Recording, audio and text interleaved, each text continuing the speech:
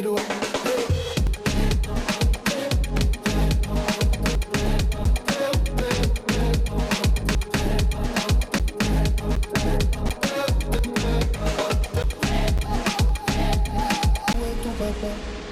Dis-moi où est ton papa.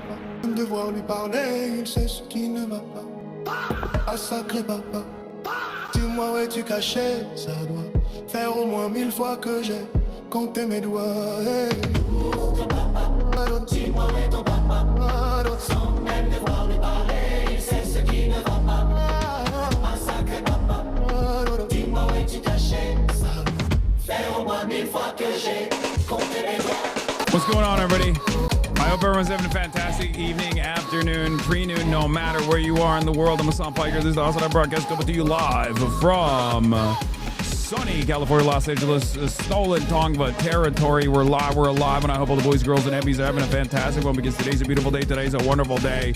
Today is Wednesday, ladies and gentlemen, boys, girls, and MBs. It's Wednesday, hump day. You already know what it is.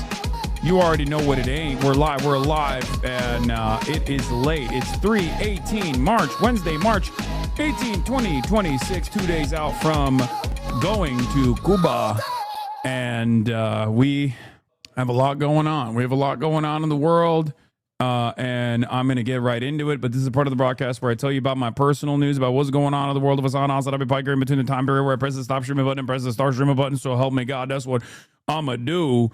Let me tell you, ladies and gentlemen, boys, girls, MBs, we're live.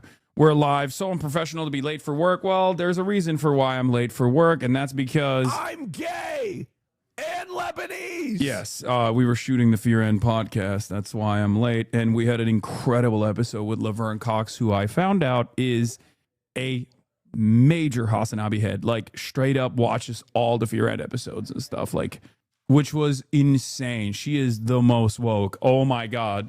She is so, it was great. It's so incredible.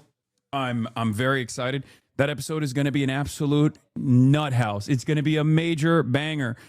Oh my Lord. It's going to be so sick. So, without further ado, that's basically all I've been doing. I've been working on the Cuba trip, working on all that stuff. Which is part of the reason why I'm late, or not really. We were just shooting the podcast, but like you guys know I'm a chud ass loser, got no fucking life. You already know. And yes, I did the Patreon app with her as well, and it was awesome. You guys flirted per Austin show. We flirted a little bit afterwards. It's not for you. It's not for your eyes to see. But yes, Operation Epstein Fury, Day 18, Strait of Hormuz still closed. Israel hits gas fields. Energy markets blow up. Trump wants Cuba. Grid is back. Illinois PAC primary results and more. 2 days out from Cuba. Get in now. www.twitch.tv/HasanAbi. You already know. I'm going right into it because obviously we got so much news to cover. She wants some HasanAbi. Yeah, but when she was flirting with Austin at the GLAAD Awards, I didn't realize it was like, I thought it was just like one of those things where like she thinks I'm hot, you know what I mean? Because there's a lot of people in the industry that are just like, I kind of know a little bit about Hasan and what he stands for, and he's woke and he's hot. Like, it's not like that. Like, she is a straight up HasanAbi head. Like, she is a parasocialist general. Okay, she's a part of the parasocialist brigades, and she is the brigadier admiral on it. Yeah, and also a Majority Report watcher as well. It was fantastic. So I didn't even send the meme. How the fuck did you get that? Yeah, don't worry about it. Anyway, play the clip. Need context, Unc. LNG and helium production is going to come crashing down. Yeah, I know. Don't worry. We're going to talk about all of that. I feel so bad for the Qatari people. Like, they're like, I feel the worst out of the Gulf states, like the ones that are getting hammered the most unjustly. Because like every single one of the Gulf states has played a role, including Qatar to a certain degree, as far as like this indecent, unholy allegiance with Western supremacist forces. But like Qatar is the one, and I'm not just saying that because I've been there. I'm not just saying that because, like, you know, the pearl of the Gulf obviously funds my entire operation. That's not the reason why I'm saying this, but Qatar is the one Gulf state that literally has a much better relationship with Iran and has to have a much better relationship with Iran, partially because they share a gas field, right? They have the same, they tap into the same natural supply, and they literally have a collaborative partnership with the state of Iran. Out of all the Gulf nation states, like, it's the one that unironically does have to play ball with Iran, which is part of the reason why a lot of people, Mike from Taiwan, W Raid, Michael from Taiwan, yeah. Do they share, like, Mr. Burns in Springfield Public School? Nobody glazes Qatar like Tucker Carlson glazes Qatar. Yeah, I mean, he might be, you know, a little bit more involved in the finance side there, but Bahrain is the pearl of the Gulf. Everyone knows this, bro. No, Qatar is the pearl of the Gulf. Oman is the Switzerland. Did you have a good morning? I had a great morning. I love shooting a good ass podcast episode. When we have a great guest on, it just fucking gets me excited. Massive hit on Aramco, Saudi Arabia. Yes, we're going to get into situation monitoring in a second. Okay. We are going to monitor the situation. This is Laverne talking about you. Oh, here it is. I know that Hasan is someone everyone wants. Okay. This can't get back to her, but she's so fucking hot. It's crazy. Anyway. And when I found out that she's 53 years old, I could not fucking believe it. But, and a man who streams 8 hours a day probably does not have the time and attention that I need. Yes, bro. Yes. She's here, bro. No, she left. She just left the house, so I can say it. Isn't that crazy?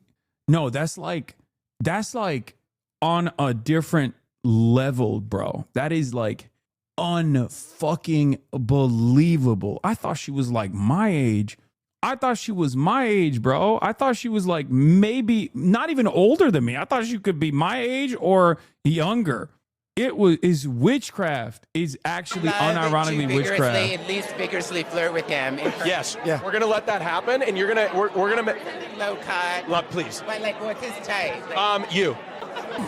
So, dress to impress as you are now. I'm an actress, so I can, for an evening, I have to ultimately be myself. But of course, I can role play. Absolutely. For the right man, but I don't need to do. Yeah, bro. Honestly, she said black don't crack. Yes, that is part of it. But I think HRT also. Oh my God.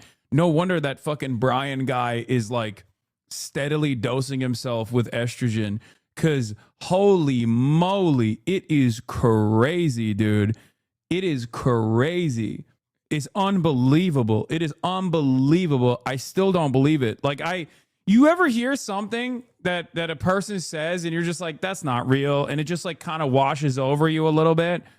This is that. Like when she says she was 53, I could not believe it. I still don't believe until it. He's earned it. I love that. And you don't need to. He's going to dedicate 2 hours exclusively to you. Yes. I mean, I'm just like, I mean, in theory, it would be great to like date him, but I'm like T literally ages you. It's true. It really does. That's why the fucking Trent twins are like, they look like they're 50 years old, even though they're like 20, Libs on the timeline, having a normal one. What is this? Real Donald Trump at Pete Hexit. You missed a boat. Yeah, I mean, this person is like a straightforward fascist, right? So who gives a fuck about what they have to say? We already know, like... Yeah, okay, you're annoyed by Kate Willett, so you want the fucking fascist government to assassinate her as she's on a fucking humanitarian aid mission. Like, it's just, you're a goddamn sociopath. Like, fuck you. You're a fucking freak. You're a freak-ass bitch for saying this shit. Ugh. Anyway, whatever. Fuck them. I don't even think these people deserve any fucking attention. What's happening on the Dan Le Batard show talking about Cuba? Oh, I saw this. I need to hit my boy up. I think that's the one area we finally found it because I love Dan. I love Dan Le Batard, but he is Cuban. He is from Florida. He has a very different attitude about it than I do. And I want to actually have a conversation with him after I go to Cuba and come back. first in private and then maybe even in public. But yeah, it's definitely something I saw, and I think a lot of people are very frustrated because he has a very liberal audience, very progressive audience, and yeah, look, it's not. I don't want to do this thing where I'm just like fuck you, because like he is a very kind person. Okay, he's a very kind person. He's a very sincere person. He's a very nice person. He has a lot of great opinions in general. But like clearly this is an area of disagreement, but I think there could be a constructive conversation here. I obviously it's like, it's personal, right? I mean, he's Cuban. It's personal. So it's I would say it's a blind spot. I think he would say I'm being a silly little fake LARPing revolutionary who doesn't understand the plight of the Cubans that come from the government and its mismanagement or something like that. But never give up on the unks. They have the most agitprop to detangle. Yeah, it's all good, and I think we'll have a conversation about that. But like I said, you can lean into the empathy of someone like Dan, and have him, regardless of.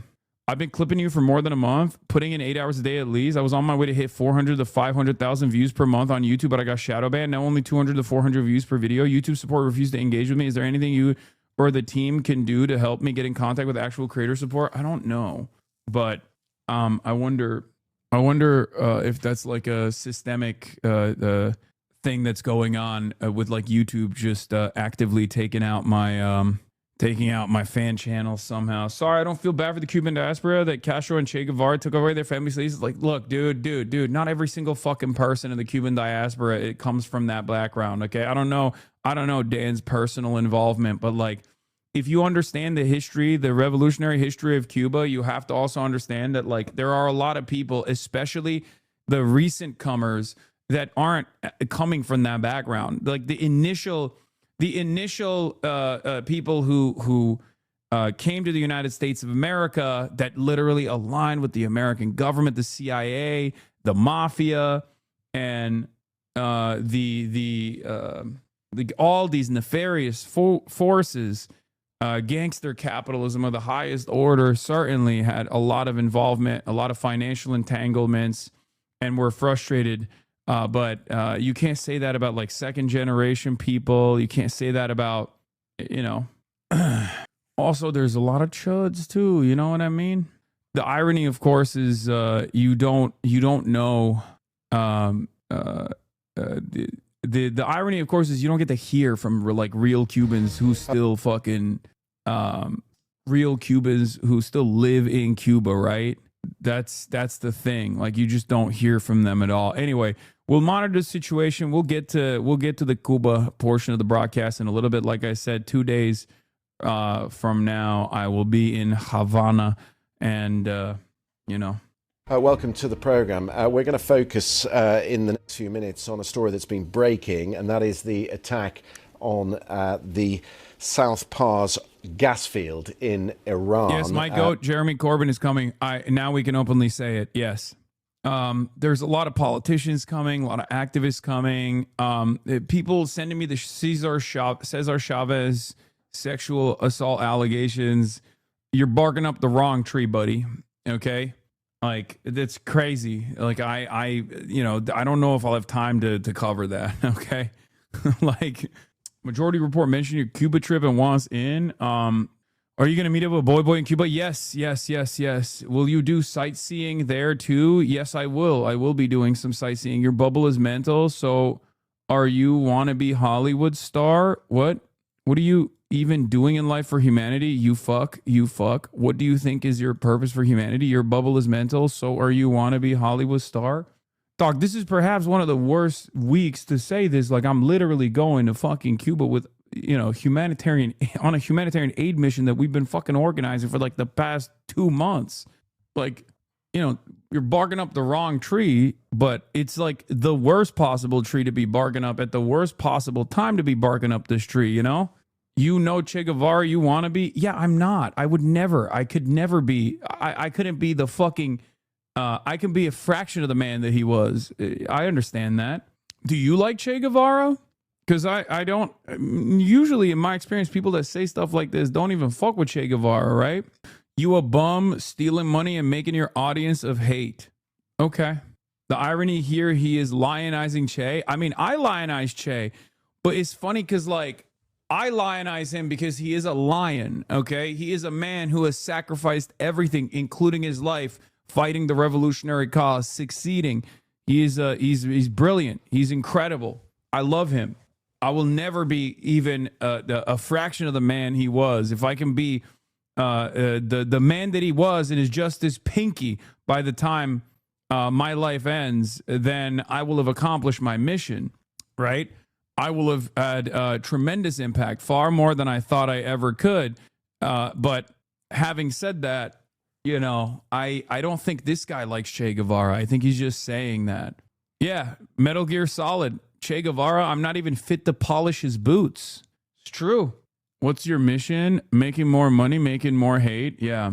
Famously, that's my mission. That's why I don't run any ads, and I'm entirely sponsored by voluntary subscriptions, the Piker Broadcasting. Famously, that's my mission. That's why I don't run any ads, and I'm entirely sponsored by voluntary subscriptions, the Piker Broadcasting services, sponsored by you, the people, for you, the people. I don't know why you would consider that to be theft, but I guess this guy does. But, you know, didn't you just spend like 50 minutes talking about how to meet people with empathy, not hate? I did, but I don't think this guy heard that. You keep your audience of hate. If there is no drama, there is no viewers, and you know it. I don't know what you're talking about. Are you saying, are you considering like global affairs and you know, geopolitical movements to be drama? Is that what you think is going on? Like going to, like, covering you know, American imperialism is just drama? Is that what it is? Because, like, I've been doing this for years and years, right? Like, it's not, you know, I mean, I'm glad that there's more people paying attention to it, but I was doing it when there was no one paying attention to it, and I will do it even in the future if no one pays attention to it, right?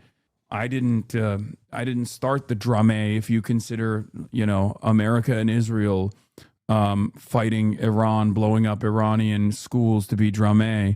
No drama, no viewers. That's your whole concept. All of it, politics, all MSNBC, TYT, all hate. Thrive to the hate to the other side. Got it. Anyway, thank you, Ultimate Weapon X, for the 5 gifted subs. All right, let's continue with the drama. Bro Mission TYT, that's a 40-year-old chatter. Raging Hoppa, thank you for the 15 gifted subs. Adding on to the drama. Hasan, will this wake up Trump's cattle? Midday futures? No, it won't. All right, let's continue. Trump is now at 100% approval. You know, there's no break in MAGA. Trump's approval with MAGA GOP is literally 100%. 90% of MAGA GOP approve of U.S. military action in Iran. Those who disapprove of Trump are not MAGA at this point. Importantly, MAGA makes up the same share of voters as it did when Trump won in 2024. We'll obviously talk about that. That's why I'm laughing when you say, like, will this wake up the hogs? Nothing will wake up the hogs. The hogs are in a cult. Okay. Closed presents, thank you for the 20 gifted. Are you going to stream from Cuba? How is that going to work with the whole grid collapse? I'm bringing my own power. I'm bringing my own internet. I'm bringing my own gear. Okay. Anyway, let's start here. I'm an Afghan Moroccan girl that was raised Russian. I want to talk with you about things. Moved to Barcelona, Spain 2 years ago due to Holland being done with Dutch politics where I was born. Okay, cool. I don't take, you know, like individual conversations like that. You know, there's 31,000 people in the stream with you. This news coming to us from a news agency linked to the Revolutionary Guard Corps in Iran. It's reported the fire teams were dispatched to contain that blaze. South Pars is a portion of the world's largest natural gas field. It's shared by Iran and Qatar. The Qatari Foreign Ministry condemned the attack as dangerous and irresponsible. What affects one side of the field does have the potential to affect another. It's one big basin, and the two countries do liaise on how they manage it. And in response, Iran's issued evacuation orders for 5 energy facilities in the Gulf, in Saudi Arabia, the UAE and in Qatar. And as a result, there you've just seen on your screens, oil prices suddenly climbing again, topping $108 a barrel in early trading. That's up 5% on yesterday's prices. I've just been watching, in fact, as the indices turned red. The benchmark for UK gas price also rising by nearly 6%. Let's bring in our North America business correspondent, Samira Hussain. And the reason for that, not least the retaliation that Iran is promising, Samira, is because this gas field, it is one. And if there's a fire at one side, as I say, it potentially has an impact on the other side of the gas field. Right. So the enormity of this kind of an attack, because it has such a cascading impact on a large swath of Iran's oil and gas reserves, it really could have quite a huge impact in terms of how much oil is getting out of Iran. Now, you couple that with already these statements by the international maritime organizations that is saying it is just far too dangerous to have any kind of military escort for these ships through the Strait of Hormuz. You're seeing an intense amount of pressure on oil prices, which is why you're seeing it go up to more than $108 a barrel. And depending on whether we see any kind of retaliation from Iran. Do you think there's an off-ramp left? There's always an off-ramp. It's just entirely dependent on if America allows Israel if America cuts Israel out of the equation, there's your off-ramp, right? The off-ramp will never happen as long as Israel is still leading the pack. I think Israel doing this unironically will create an off-ramp because like Israel, with collaboration with the American government, by the way, at least according to Barak, Israel's most loyal soldier, Ravid, Barak Unit 8200 Ravid, reported that this was in partnership. This strike on the Iranian gas fields was actually in partnership with the American side, or at least they informed the American side that they were going to do this, and they were not stopped, right? And for that reason, it leads me to believe that Israel is trying to get Iran to go up the escalation ladder and retaliate, which is, I suspect, already has happened. I don't know. I was on a podcast, so I don't know if they did. But like America might come out and say, we didn't authorize this. But as long as they don't actually stop Israel, or as long as they don't actually turn around and restrain Israel in some way, it's utterly irrelevant. And Iran, I suspect, is already striking back, which will absolutely melt the energy markets because, you know, it's tit for tat. It's tit for tat. Israel doesn't want an off-ramp, and the faster America recognizes that, or the faster they understand that this is going to be punishing for them, the easier things will be. This is the goal of the Iranian government right now, which is to offer enough of a military deterrence going up the escalation ladder as they get hit over and over again, to literally strike at the heart of capital. Capitalism is very powerful. It's a domineering force. It's the hegemonic cultural attitude. It's the economic organization around the globe, right? But capitalism is also very weak at moments like this. It creates an opportunity for countries to engage in anti-imperialist acts by not just directly punishing people militarily, punishing troops militarily for invading their country, but also hitting the center of capital. And the Gulf assets sitting right there within striking distance of Iranian missiles creates a unique opportunity. And that's exactly what's going on. I mean, Iran did not do this up until this very moment, partially because they wanted to wait, partially because they thought, hey, you know, we're going to be restrained. As long as you don't hit our refinement processes, we won't hit the other refineries. But, you know, obviously there is a lot of I mean, there are targets that they could strike that they haven't struck thus far. But now that they've been hit, of course, Moin Rabbani has LTAKs on Iran. I don't think so. Israel has just bombed Iran's largest natural gas processing facility in the Bushehr province. Israel stated that it conducted this attack in full coordination with the United States. The attack is consistent with Israel's strategy of aiming to destroy not only Iran's military industries, but also its industrial base and its economy. Israel's objective is not regime change, but state collapse. In this particular case, there is, I believe, an additional motivation behind the Israeli attack. Iran has repeatedly indicated that if its energy infrastructure is attacked, this crosses a bright red line, and it will retaliate with attacks on energy infrastructure throughout the Persian Gulf.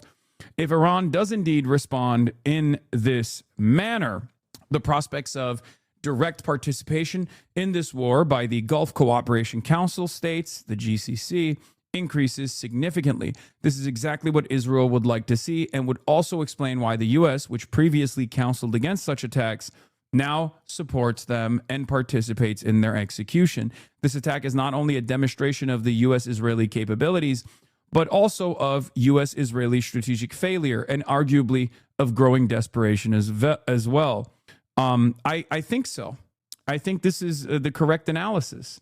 I think the situation has gotten to, the situation is completely outside of the control of the Americans at this point, and they're actively trying to bring in other regional partners and even global partners to try to create the necessary diplomatic pressure against Iran, because they understand that they cannot open the Strait of Hormuz militarily. And as long as Iran can sit there and keep lobbing missiles at any ship that dares cross the Strait of Hormuz without getting the proper clearance from the Iranian side, it's closed.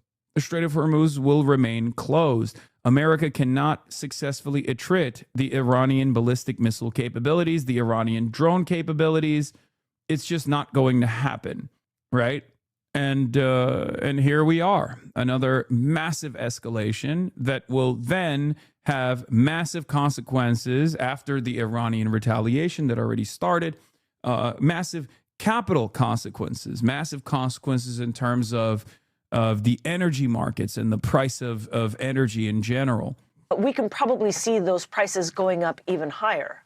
Yeah, Germany's Friedrich Merz has been speaking in the last hour, Samira, saying that it's to everyone's detriment, this war, and that is reflected. And yes, the secondary impact here that you also have to consider is that it is in Israel's best interest, at least in the short term and maybe in the long term, whatever their design is, to cripple the Gulf as well. So if Iran and the Gulf states are fighting amongst themselves, that's also an upper hand for Israel. Israel wants no Iran and a weakened Gulf, right? A weakened Gulf is much easier to dominate. A weakened Gulf is much easier to dominate. It actually boosts Israel's capabilities in the region. It actually makes Israel play a much larger role in the region. This is the reason why Israel is the unsinkable aircraft carrier in a resource-rich region that America has always placed a lot of emphasis on. Israel has expansionist goals, as we know. And as long as there's no political pushback whatsoever from the weakened Gulf states that are terrified, then Israel can do whatever the fuck it wants. And so this is a mutually beneficial situation. And I'm sure Iran knows this as well. That's part of the reason why Iran has been somewhat restrained in their retaliatory strikes. And that was until this very moment where they did not light the refineries on fire. But now who knows where this goes? By this strike, because Iranian gas, which has been flowing to Iraq, has suddenly been suspended. So Iraq now suffering from presumably a gas shortage as a result of this. Everybody is affected in the energy markets by what is going on in that Gulf region. Absolutely. And if you look at the impact, especially when you're looking at the Asia-European sort of trajectory in terms of getting things out of that Strait of Hormuz, you're seeing quite an intense amount of pressure. Now, we know that some Iranian oil is getting out to other countries, that the other countries have made individual agreements with Iran for their ships. So, for example, India has been able to get some stuff out of the Strait of Hormuz, but it's really an ad hoc. And so it might be alleviating a little bit of pressure for some countries countries. It's not the kind of blanket movement of goods that we saw before this war. And of course, the concern is that these energy prices, if they continue to climb like this, it could push the entire world into a recession. A global recession is very much possible. Yeah, a lot of pressure coming from Washington, particularly on those NATO countries. I wonder if you could respond to this, Samira. We've just had this from Johnny Beale, our defence correspondent, who says John Healey, the defence secretary here, has had important discussions today with defence ministers from France, Germany, Italy and Poland on the Strait of Hormuz. He said that they'd discussed working with allies to reinforce regional security and protect British interests. But he's not giving any response to whether the allies would send shipping to the Gulf. And according to President Macron, that's only going to happen when tensions are eased in that area. He's not going to send ships to the Gulf if there's still a hot war in place. Well, absolutely. And I think that we've already heard from many of European countries saying exactly that they're not going to be going in to protect any vessels going through the Gulf region because it's frankly too dangerous. And we're seeing that international organizations are also saying that it's just frankly too dangerous. So what those discussions are is, it's interesting to know that they're having these discussions regionally amongst allies, but really the conversations need to be had with Iran in this case. I mean, there is a case to be made, as we've seen with other countries like India, who have made individual agreements with Iran to say, hey, look, don't target this particular ship. It's not going anywhere else but to India. And you could presumably see a situation like that happening, where you're seeing more and more individual countries that are creating these opening one-on-one discussion channels with Iran in order to protect their own best interests. Iran's Revolutionary Guard has issued evacuation warnings right after, obviously, for Gulf energy sites after Israeli strikes on Bushehr. Here we are monitoring the situation once again. Warnings for several oil and gas facilities across the Gulf. It comes after Israeli strikes hit a key gas facility in Iran's southern Bushehr province. The plant processes natural gas from the South Pars North Dome field, which Iran shares with Qatar. A spokesman for Qatar's... Yeah, remember, this is a shared gas field, okay? This is a shared gas field with Qatar. It's ridiculous. Like, it's so clearly trying to light the entire region on fire. Like, Israel recognizes that they cannot accomplish their military goals with the current bombing campaigns. Okay? They can't. And that's precisely the reason why they are trying to spread the pain around with no interest whatsoever in what happens to the rest of the world, the energy markets around the globe, basically lighting the region on fire, hoping that America will be stupid enough to put boots on the ground. Why is it bad if Iran loses? First of all, Iran's loss in this situation would mean 93 million people are now living under a failed state. It's devastating for the entire region, right? If that's what you're asking sincerely, in this circumstance, the best possible outcome from this is that America realizes that they got punched in the face. They got a bloody nose. They cut Israel out of the equation and decided to de-escalate and decided to stabilize the region so that Iran does not collapse and turn into a failed state, because 93 million people living in a failed state would be terrifying. But wouldn't a better government be better for the people there? So this is a common question that people ask. While there could be a better government in the future for Iran, right now they're in war, right? So it doesn't matter. The domestic concerns are secondary, utterly irrelevant in this process. The American and Israeli government's interest in Iran is not to bring about a new government anyway, right? It's not to bring about a new government in Iran. It's very clear that they are trying to actively destabilize. Israel's goals here are to actively destabilize Iran, to turn it into a failed state, similar to Libya, so that they are easier to dominate, so that they can't actually present any sort of response to Israel when Israel follows up on their expansionist agenda, right? Are you with AIPAC? What do you think? Foreign Ministry has condemned Israel's attack as a dangerous and irresponsible step. Well, the IRGC has named several facilities in Saudi Arabia, the UAE and Qatar, saying they will be targeted by military strikes in the coming hours. It said that repeated warnings had previously been issued to Gulf governments, accusing them of pursuing what it described as a dangerous path. And we're live this hour with our correspondents in Tehran, Dubai, Ramallah and the White House. We're going to first to Tehran. We're going to speak to Mohammed Val. So we're hearing more about this targeting in the province in southern Iran. What do we know? Yes, we know that As-Salwiya in Bushehr has been attacked at one of the biggest oil and gas facilities in Iran, and that fire broke out in some sections of that facility. The authorities say they are putting the matter under control and that the area has been evacuated of the workers of the factory. But at the same time, Iran says this is a red line. The armed forces have issued an evacuation order for many facilities in the Gulf region. I'm going to tell you some of those, the names of some of those facilities. Al Jubail Petrochemicals in Saudi Arabia. Also the Samarf refinery in Saudi Arabia. You have Ras Gas Lafan in Qatar, and also other facilities in the same countries. So about 5 or 6 oil and gas facilities in the Gulf region are now under threat because the Iranian armed forces have said that in the next few hours they are going to... Another spider of the exact same kind just fucking came down on my desk and escaped. I don't know where it went. Remember that one spider that was like dangling over my head? Exact same spider. It's a cellar spider. It's harmless and fine. I don't know what kind of spider it is, but it's not harmless, especially if it fucking crawls up this mic and like tries to bite my face. Okay? Real men don't let spiders come on their desk. Yeah, this one's nutting on my desk. He's saying hello. Cellar spiders don't bite. Okay, that makes it a little bit better. Show it to Kaya. I'm snitching on Maya. Okay, everybody calm down.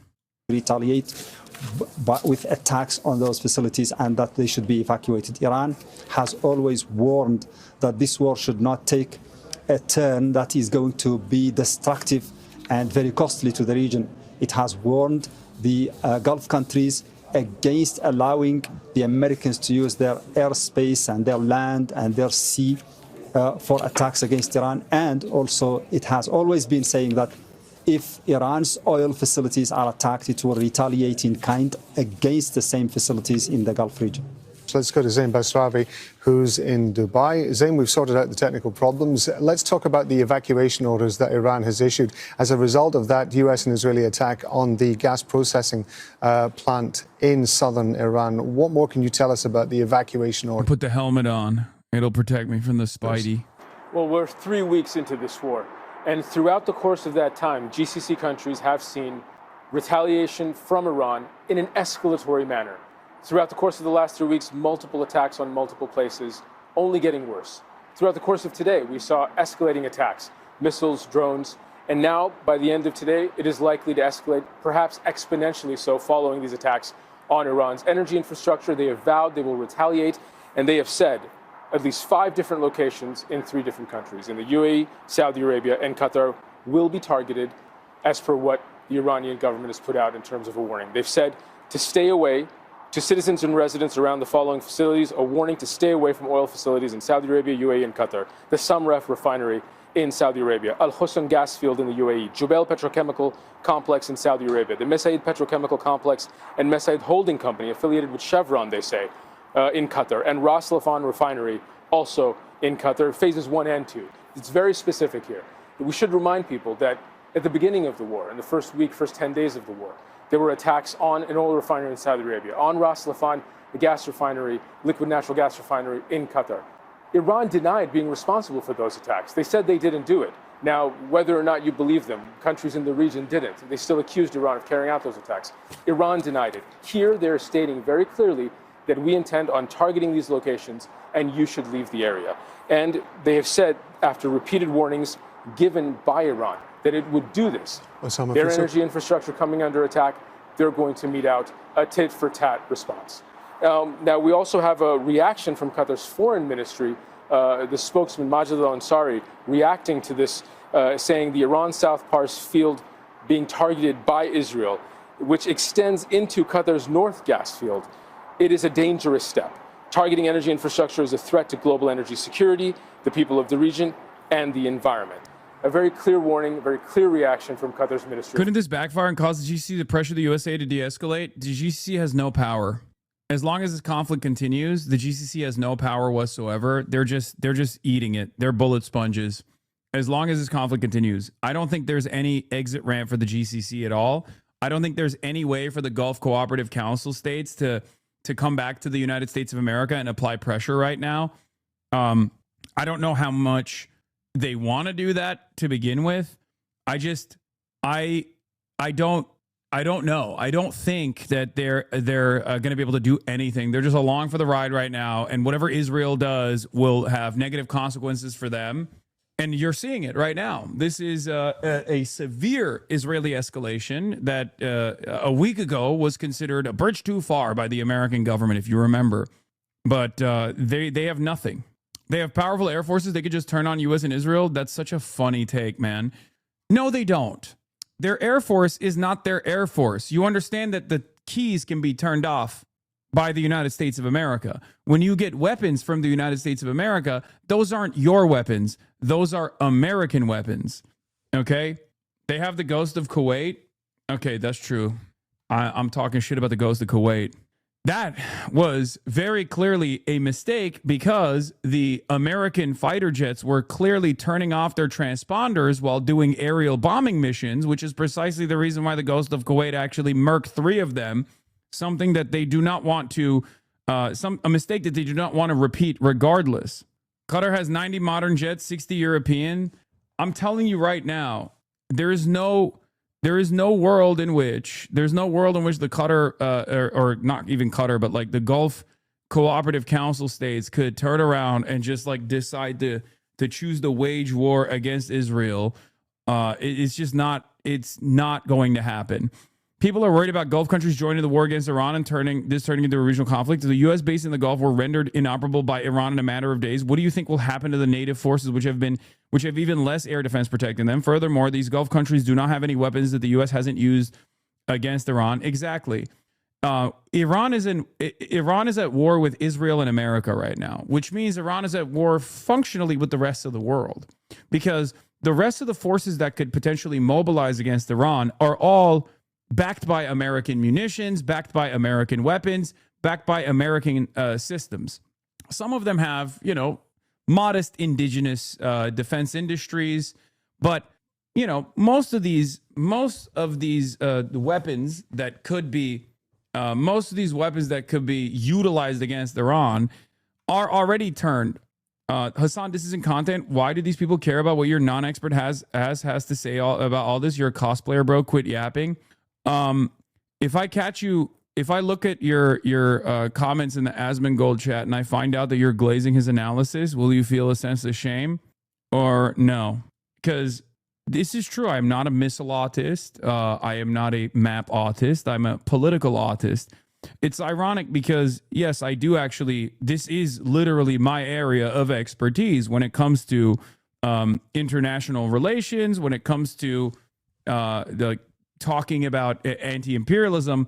Not only do I have a degree in just this, but also on top of that, I've spent the last decade or so talking about exactly this scenario.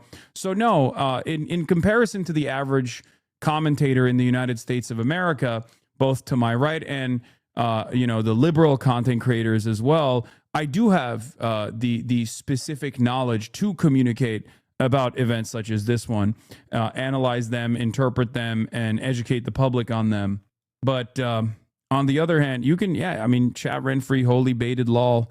It basically goes to show exactly what you're trying to get out of this.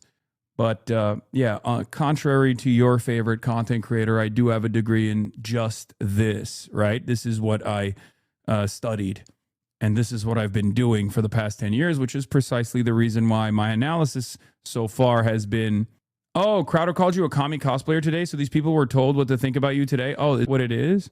Yeah, Steven Crowder is a great example of a person who is not very knowledgeable, but simply regurgitates American Enterprise Institute talking points, for example. That's like one great example. He's a bad person overall and not very knowledgeable on these issues as well. They're just, repeating whatever kind of talking points they're getting from, Israeli think tanks. So if you want to hear that, you can go and get that pretty much everywhere else on the internet. This is the one area where you will hear a sober assessment on the way things are going, which is precisely the reason why, if you're confused, a lot of people tune in here. A lot of people tune into this broadcast because they look to like mainstream media. They hear things from the administration. They hear things from the government that is explaining a very different scenario than the one that's unfolding in real time. And that's precisely the reason why a lot of people come here and they're like, can this guy make sense of what I'm seeing and what I'm experiencing, as opposed to like what the government is telling me? Because the government is saying, things are great. We're winning the war effort. And yet the situation on the ground shows a very different reality, right? Anyway, these as far as the Gulf nation states like waging war against Israel, that's laughable. That'll never happen. And as far as the Gulf nation states joining the battle against Iran, well, Iran is basically fighting against them already. So they don't have a massive force to mobilize anyway. They don't have massive forces that they could possibly mobilize. It would be laughable to expect that like the Saudi military would do boots on the ground military warfare in Iran. That's even more laughable than the American troops landing on Iranian soil and conducting any sort of military operation. So from the Iranian perspective, they're already fighting against every single one of these countries because they're fighting against America. America dominates every single one of these countries. American weapons are held in the hands of the militaries that they could potentially activate, right? It's not going to happen. Foreign affairs there. Zain, it's worth remembering, of course, that apparently there are Gulf countries meeting in Riyadh later to discuss the security challenges that the region is facing. What more do we know about that meeting? Well, in the beginning of the day when the meeting was announced, it was really going to be addressing the last few weeks, a status quo kind of. Can the GCC states deploy an embargo like they've done in the past? Well, currently, Iran is already doing a de facto embargo, which is why I think the GCC states adding into that embargo would mean nothing. I mean, it would increase the pain in the energy markets, which are incredibly fake, right? It's more fake than it has ever been. But, adding on to that is not really going to do anything because, like, there is already a de facto embargo that is enforced by the Iranian blockade. Continuous bombardment of these Gulf Arab cities as far as the retaliation. But just to illustrate the day's events, how dynamic this conflict is, there's been targeted assassinations, attacks on energy infrastructure, Israel saying they're going to kill anyone in the Iranian leadership that they want to, Iran saying that they're going to use more potent and precise weapons and more heavy weapons to carry out its retaliatory attacks on whoever they deem necessary, wherever they deem necessary.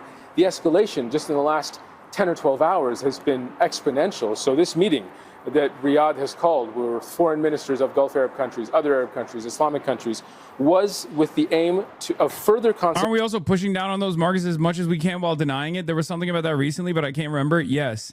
Currently, as it stands, the oil futures don't actually match the limited supply. And there is going to come a point where like the lack of commodities is going to catch up with whatever the market manipulation that's taking place.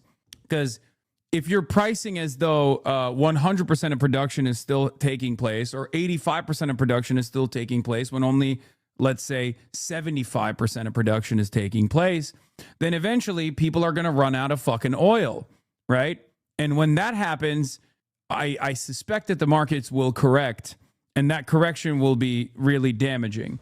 It's very interesting, though, like watching watching the oil markets move in a way that is not anchored around the real amount of barrels that are passing through has been truly interesting, because this is the one area where like you have to abide by the fundamentals. You're kind of you can't lie about how many barrels of oil are readily available, right?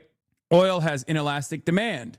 Oil is a commodity that you just can't lie about. This is not like a complex financial vehicle, a tool that you can just say is going to be fine in the future. You can't like price in.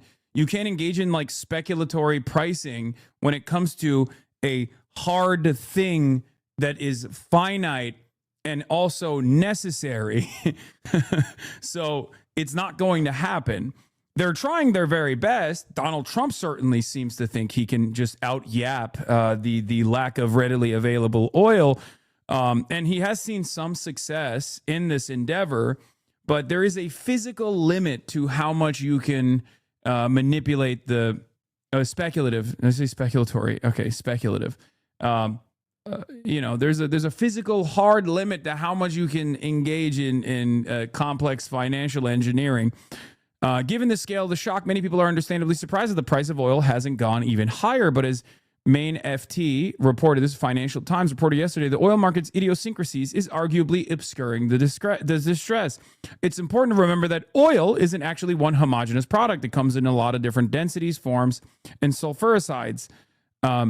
And therefore has a myriad different uses, buyers, prices in different parts of the world. You know, you got the sour crude, you got the heavy crude, you got the light, beautiful oil that comes out of the fracking in the United States of America. Heavy crude is utilized for jet fuel and things like that. The type of crude that is being restricted right now is different than the type of crude that's available in the United States of America, for example. They're sweet and they're sour. There's so much to learn about this, okay?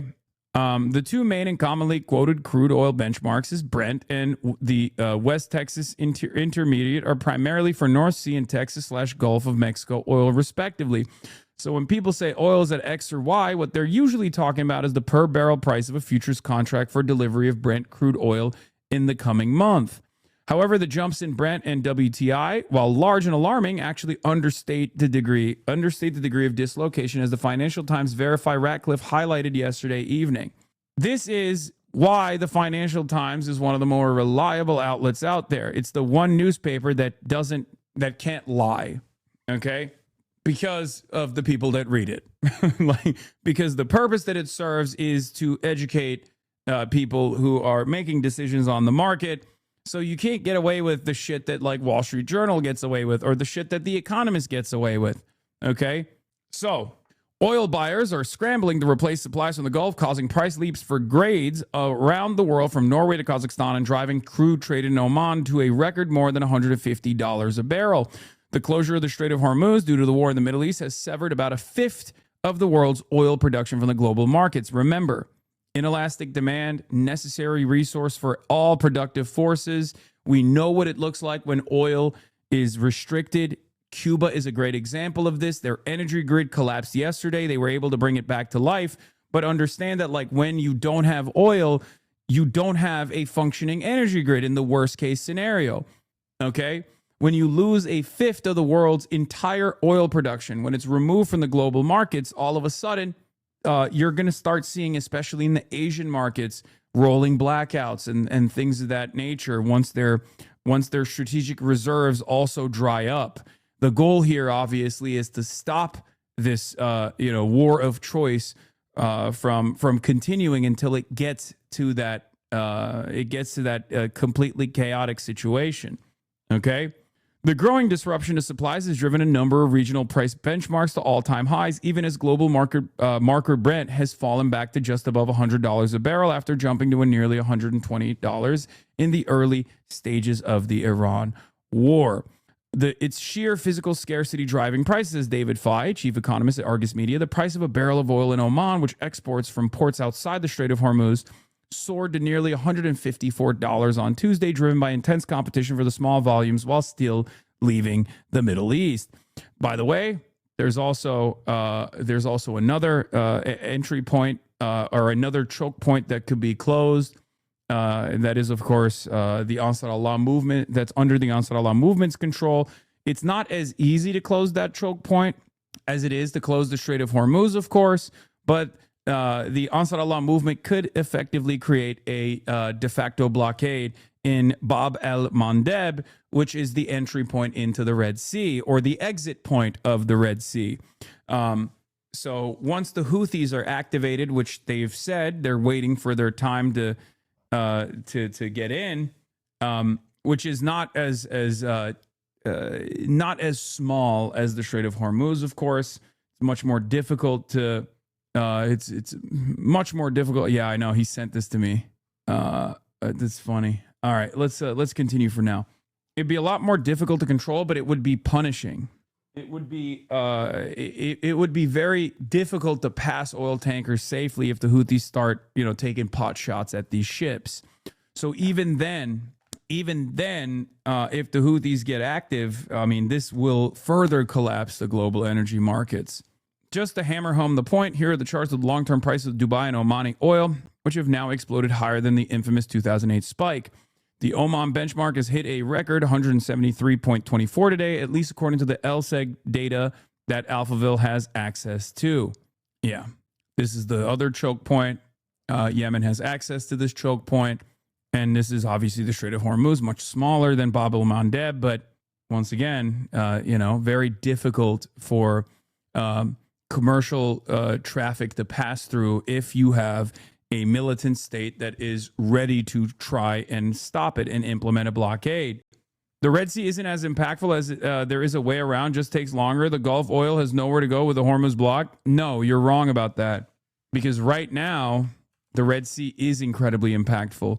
Because 15% of all of the oil that is refined by Saudi Aramco can get to a port on the Red Sea side. The goal for all of the 20% of the world's entire oil and gas comes from this little area. Okay, that's just where it is. They can't get out of the Strait of Hormuz. Iran is controlling it. But what they could do, technically, there are some pipelines.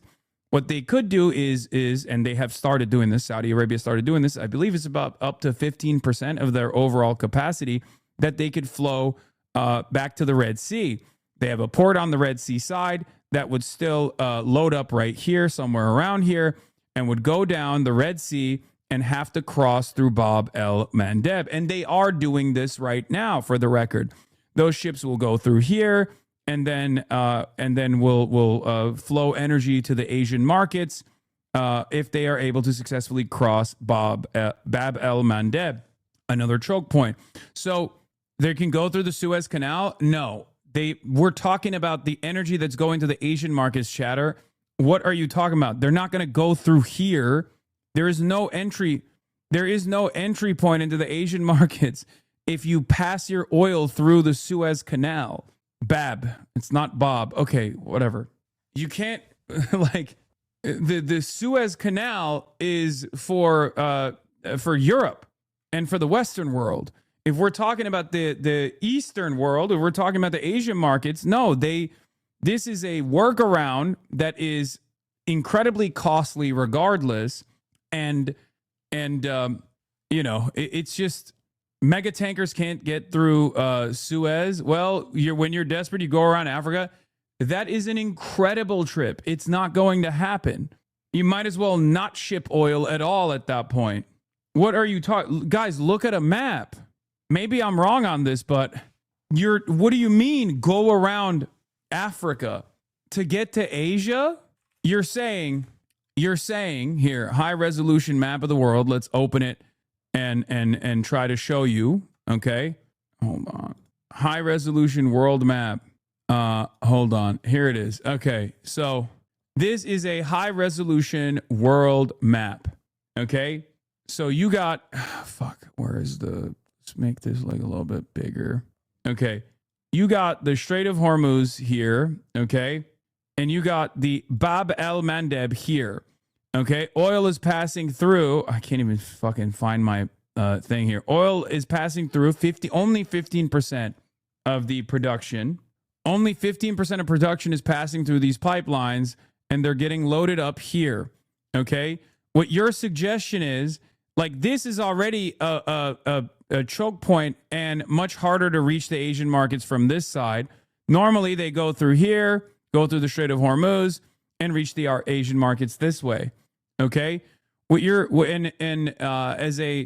as a contingency, some of the oil that passes through the Saudi Aramco pipelines can go to this port and then go through the choke point between Djibouti and Yemen and reach the Asian markets that way.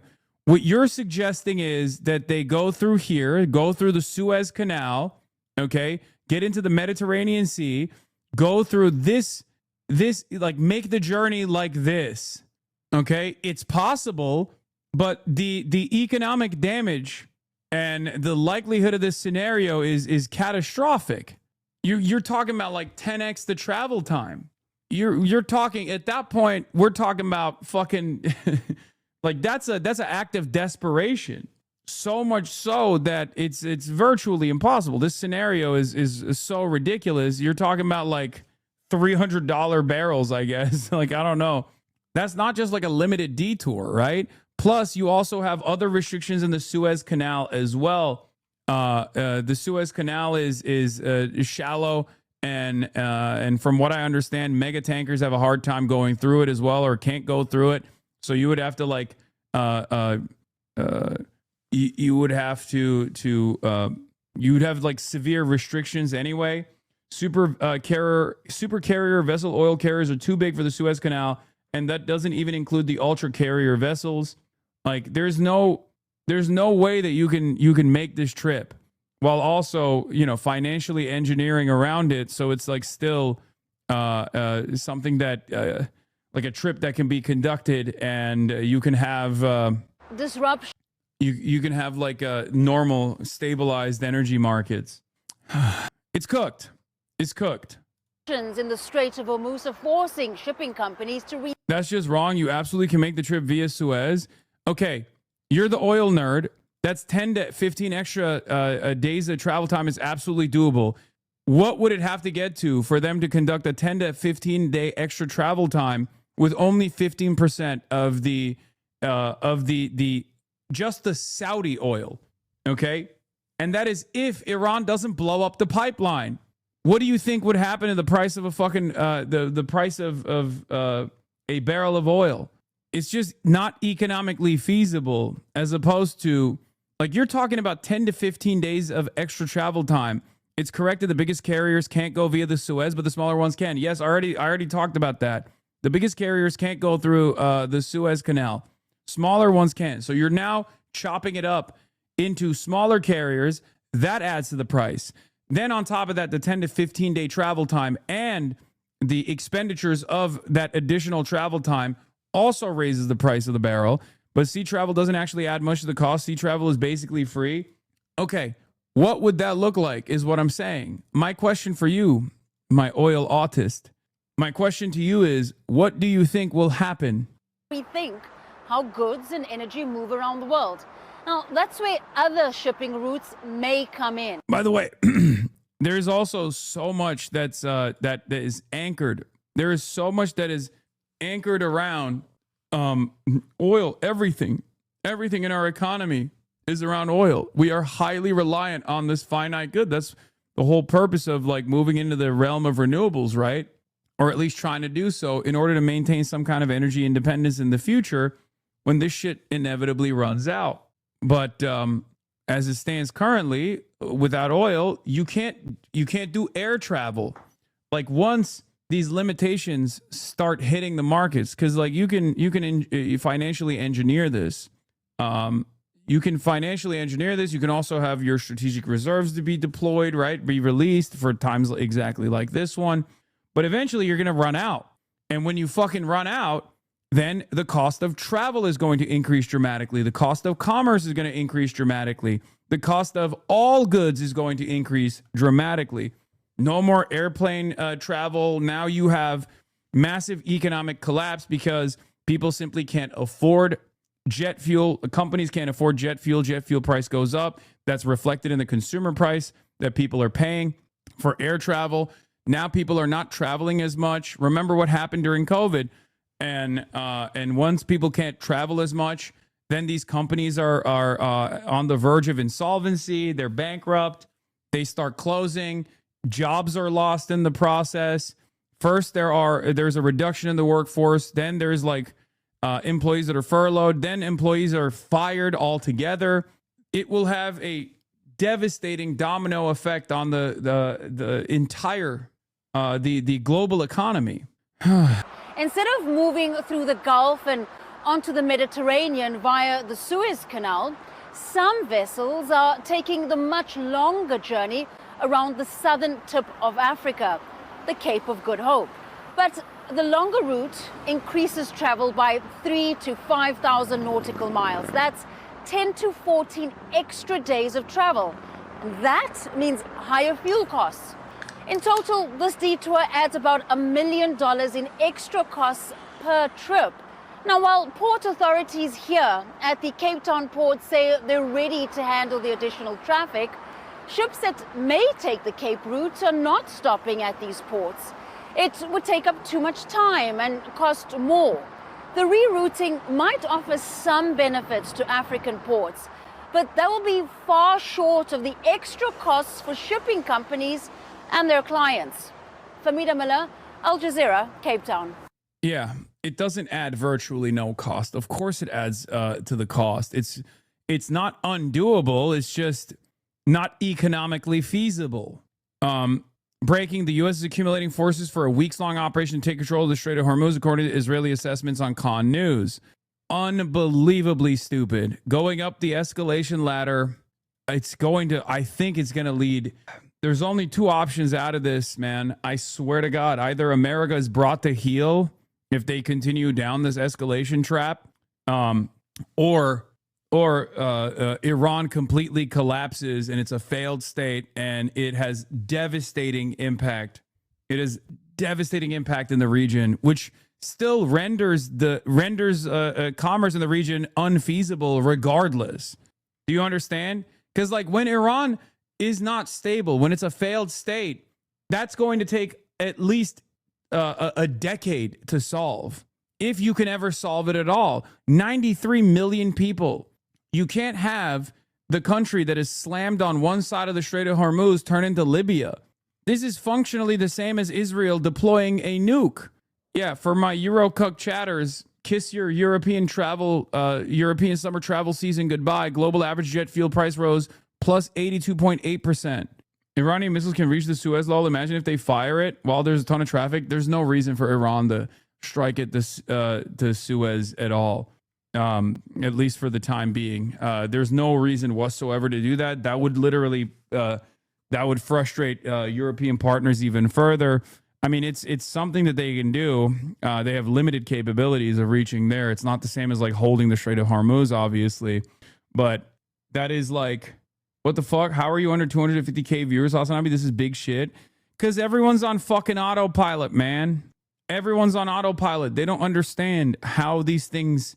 They only respond to like immediate action where they're like, whoa, this is a big deal. Let me go tune into the HasanAbi broadcast. But like a lot of this stuff, especially here in the United States, is very far away from us, both as far as like physical proximity, but certainly far away from us because it's considered unthinkable. Like the American government will protect us. But the collapse is happening in real time. And it's, I wouldn't even say it's a slow burn collapse. It's actually much faster, much more accelerated than I could have ever imagined. But Americans are just like sleepwalking into complete collapse of the energy markets. It's very interesting. Just to be clear, these crazy Gulf oil prices reflect how some Asian refiners are simply desperate to secure the crude they need and are happy to pay it what it takes to get it. Norwegian oil naturally takes longer to ship. Meanwhile, the current Brent and WTI contracts are for May delivery, when there should be a lot of supply coming from various strategic reserves, leading to a big divergence. They therefore reflect different oil markets, but that doesn't mean that the Gulf oil price craziness isn't worrying. These benchmarks are directly exposed to export disruptions and therefore capture marginal scarcity more effectively than the Atlantic-linked crudes, JP Morgan's analyst argued in a note yesterday. They pointed out that Asia is already feeling the crunch. JP Morgan's emphasis in bold below. Early signs of demand destruction are emerging in Asia as product prices surge and spot barrels become prohibitively expensive. Timing effects further reinforce this divergence. Typical voyage from the GCC to Asia takes approximately 10 to 15 days, while shipments to Europe require closer to 25 to 30 days via the Suez Canal, or even 35 to 45 days if rerouted around the Cape of Good Hope. As a result, the impact of disrupted Gulf flows will hit Asian markets earlier and more acutely, whereas Atlantic Basin benchmarks such as Brent and WTI will remain cushioned for longer by inventory overhangs and slower supply adjustments. Gas station in Japan says, sorry, out of gasoline because of Trump, not photoshopped. So maybe now you understand why I'm saying the best possible scenario out of this for the entire globe is if America takes enough of a bloody nose here that they see no other option other than decoupling from Israel and de-escalating. Do you understand? Because any sort of further pressure here, like achieving Israel's military goals here, would be a devastating scenario that doesn't actually solve the problem that we're experiencing currently. Okay? Because the Iranian state, being a failed state, still has tremendous capabilities of doing terrorism on the Strait. Okay? It's just you can't outdo you can't have the most like efficient the military campaign that simply makes this 2 nautical miles that you need to traverse with oil tankers become easier to control. Okay? As long as there's instability on the Iranian side, even if Israel's military goals are accomplished and Iran is a failed state, that geographical choke point is still very much there. And you cannot dominate Iran militarily and successfully enough to overcome whatever kind of insurgencies that will pop up and continue to harm the traffic, the likelihood of traffic and oil flowing through. There's only one option out of this, which is de-escalating. The only way out of this is through de-escalation and by stopping this conflict altogether. Unfortunately, JP Morgan's analysts therefore reckon that those wild Oman and Dubai oil prices are likely to prove a harbinger for the larger oil benchmarks if the Strait of Hormuz isn't reopened pronto. Again, their emphasis below. The apparent stability in Brent and WTI should not be taken as evidence of ample global supply. It reflects a temporary buffer created by regional inventory overhangs, benchmark competition, and policy interventions. If the Strait does not reopen, this divergence is unlikely to persist. Brent and WTI will ultimately reprice higher as Atlantic Basin inventories are drawn down and the global markets is forced to clear at a materially tighter supply level. I said this a couple days in, that America securing the Venezuelan heavy crude could make America the sole energy provider of the planet if the Gulf is destabilized, right? The problem there, however, is that it would still take a decade of bringing up, building the refineries and the trade routes that you would have to redesign. Like there is no one has the capacity to sit out global collapse for 10 fucking years as America becomes the primary oil and primary energy supplier of the rest of the world. Do you understand? I mean, Canada has oil too, no? Yes, Canada has oil. You got Norway. Norway could reactivate some of their, they have, plenty natural supply. You have Russia. But even then, these countries cannot make up for the existing supply routes. These countries cannot make up for the entirety of the Gulf falling apart, because that's even larger than just all the 20%. Hey, maybe stupid question, don't flame me, I love you, but I absolutely don't hope this happens. But is there any world where U.S. wins and actually brings diplomacy to the country? Sure, they steal the oil, take anything they want, but do you think there's a chance? No, not even a little bit. No, I mean, look at Iraq. No, not even a little bit. Yeah, I mean, this is also true. U.S. doesn't have the reserves to replace 20 MBPD of oil. Even if it did, it would probably cost trillions of dollars in infrastructure. This has to be the biggest cell phone in U.S. history. No, I mean, that's what I'm saying. Like, they would have to it would take, there's a runway for this. Like, you have to literally design refineries. We have some refineries that handle heavy crude, right? We have refineries in the Gulf of Mexico, Gulf of America.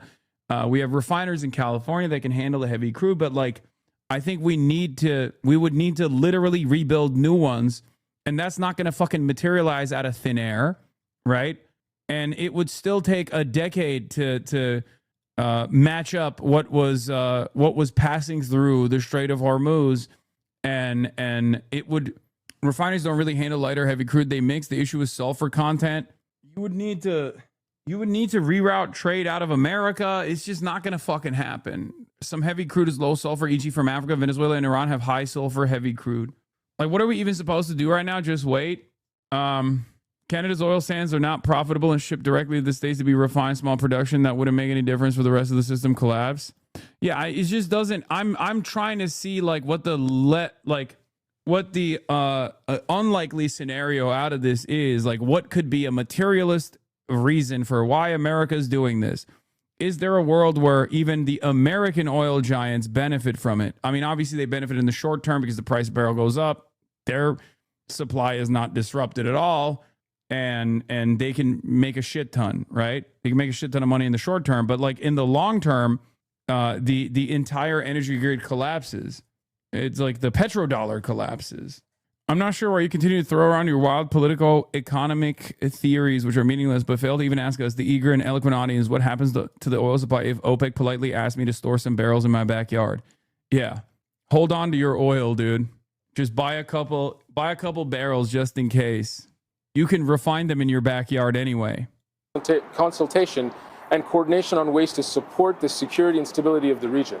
It's going to take on a great deal more urgency and immediacy now with these attacks lined up by Iran, planned for the coming hours. What the leaders in the Gulf Arab states, these people caught in the middle geographically and politically in this war, will be trying to do is bringing political pressure to bear, bringing diplomatic pressure to bear, to try to have the voice of reason rise up above the din of all this violence. But the reality is, the longer this conflict goes on, the more weapons that are used, the more severe the attacks are by Israel and the United States against Iran, by Iran in retaliation, the softer the voice of reason becomes. And that's really the challenge for Gulf Arab leaders that are continuing to push for diplomacy as a way forward. That's Zain Bashravi breaking that down for us from Dubai. Zain, thank you very much indeed. It's unbelievable because, like, the solution is so clear. This problem did not exist, okay? 18 days ago, this problem did not exist. We created this problem, okay? And the easiest way to have avoided this problem was to tell Israel to fuck off. And we did not do that. And here we are, bouldering down the imminent crisis that we refused to face.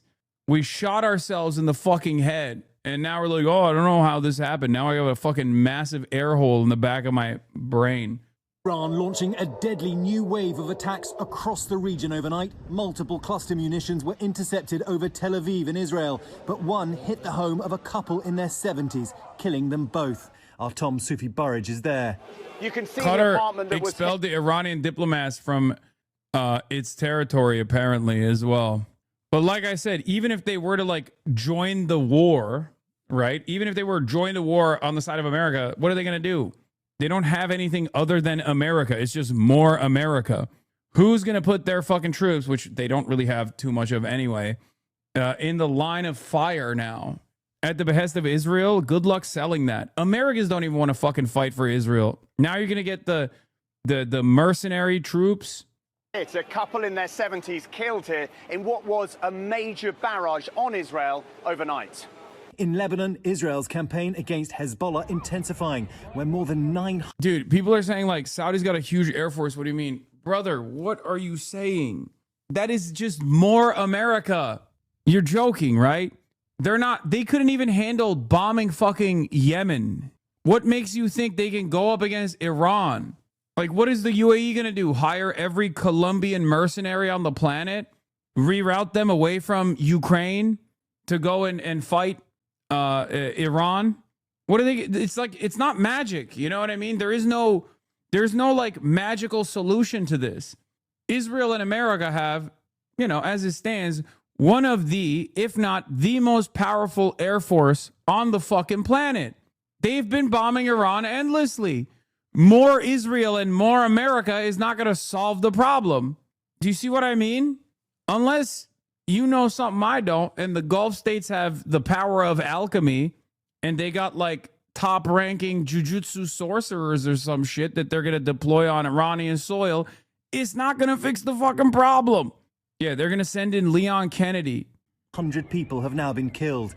The IDF demolished this entire building. Meanwhile, these fucking psychopaths are the Israelis are also bombing the fuck out of Beirut. Okay, they're just like, it's so crazy to me that Israel in the middle of all of this is like, well, time to take over southern Lebanon in its entirety. Like, it's so psychotic. It's literally the same Nazi trap that Adolf Hitler fell in. It's very different than doing this to Gaza and Syria and Lebanon and fighting the network of resistance piece by piece, okay? Now you got Iran. Now you got Iran in the fucking equation. Iran has shut down the Strait of Hormuz. It's a very different scenario. Oh. Central Beirut, air emergency personnel searching the rubble for survivors. Israel gave the alert to evacuate an hour earlier, but that came at 4 in the morning. The U.S. and Israel couldn't take these underground launchers out. What is this? Another attack on the U.S. embassy, the most serious since the war began. Flames could be seen inside the compound in Baghdad. A huge gun used to shoot drones out of the sky. And as the White House struggles to get Allied help to open the... Iran is no Soviet Union and Hezbollah ain't no America. It obviously is clear to anyone with fucking any working brain cells that you don't have to be the Soviet Union to be able to disrupt the energy markets, brother. What are you talking about? Crucial Strait of Hormuz, U.S. aircraft dropped multiple 5,000-pound bunker busters along the coastline. Yeah, nice CGI. Doesn't mean anything. Strait of Hormuz is still closed. Strait, which is a critical trade route for the world's energy supply, has been closed for 18 days, causing turmoil for global markets, sending the price of oil skyrocketing. President Trump lashed out at NATO members who were not consulted before the conflict began for not helping to reopen the strait. They insist it's not NATO's war. I think NATO's making a very foolish mistake. The president then saying he doesn't need their help after all. We don't need too much help, and we don't need... Yeah, no, totally. Bro, you're acting like the Houthis weren't hiding in caves. The entire north of Yemen is mountainous. Saudi's the 13th strongest army in the world. Oh, the Americans couldn't win against the Taliban because they were in caves. Same with the Houthis. You know this, dude. Saudi's the 13th strongest army in the world. Okay. If the Saudis couldn't defeat the Houthis, what makes you think they can fucking defeat the Iranians? The IRGC is infinitely more powerful than the fucking Ansar Allah movement is. The Ansar Allah movement is a fucking, a paramilitary state pretty much that won the civil war with Iranian weapons that they were receiving. Iran is the country that was shipping the weapons to the Houthis. Sure, they're fucking steadfast and undefeated and they were able to push back, dig in and push back as the Saudi forces. They obviously won't beat them, but they'll be effective. Yeah, if they couldn't be effective with the Ansar Allah movement, they can't be effective against Iran. That's my point. Also, if you're riding this hard for Saudi Arabia, I suspect you're an oiler and you better be fucking subscribing and also showering the community with gifted subs. What the fuck is this? We got Saudi oil barons in the chat not even subscribing to the broadcast. It's crazy to me. It's madness. Also, once again, you think they're gonna fucking these are American weapons, so it's just more America. That's my point. Love you, bro, but you're acting like their army is the UAE's army, Lamau. Brother, what fucking Saudi national is gonna fly over Iranian airspace? Please, man. They literally stopped. They learned their lesson with the fucking Houthis and stopped doing so. You think the Saudi nationals are gonna get on a fucking fighter jet and fly over the Iranian airspace? Or are you delusional? I don't think the Saudis would be on board with that at all. They're far too comfortable. Why would they fucking do that? Any help, actually. This as the US grapples with damage to its weaponry, losing over a dozen unmanned MQ-9 Reaper drones to Iranian fire in the 2.5 weeks since Operation Epic Fury began, each drone costing millions of dollars. And overnight, the International Atomic Energy Agency says Iran's Bushehr nuclear power plant was hit by a projectile. Iran says there's not been damage to the plant or any injuries, but the agency is calling for maximum restraint in order to prevent the risk of a nuclear accident. And these dramatic images from... Yeah, also the thought of like Saudi nationals getting into their fucking American fighter jets to go die on Iranian airspace at the behest of Israel is, I'm sorry, a little hilarious to assume. Like, that is crazy.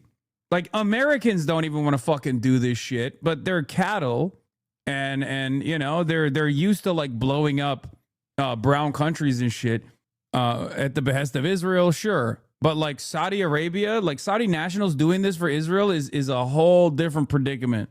Iran. Why wouldn't they? Are they anti-Semitic? Yes, America, the least anti-Semitic nation, of course, is gladly willing to die for Israel's goals. Saudis might be a little anti-Semitic and not want to die for Israel like that. Who knows? In the streets, videos circulating online show the Israelis turning their focus to local regime targets. The IDF says they've hit dozens of police checkpoints and vehicles in Tehran.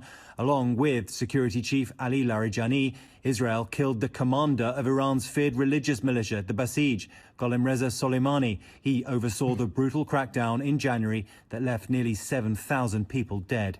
Now, the Israeli tactic seems to be to clear enough local systems of government repression like checkpoints and militia patrols. Yeah, this equation is really funny because NATO countries don't want their troops to die for Israel, okay? And you're over here being like, well, the Saudi nationals will do it. Like, that's an unbelievable scenario, brother. I'm sorry.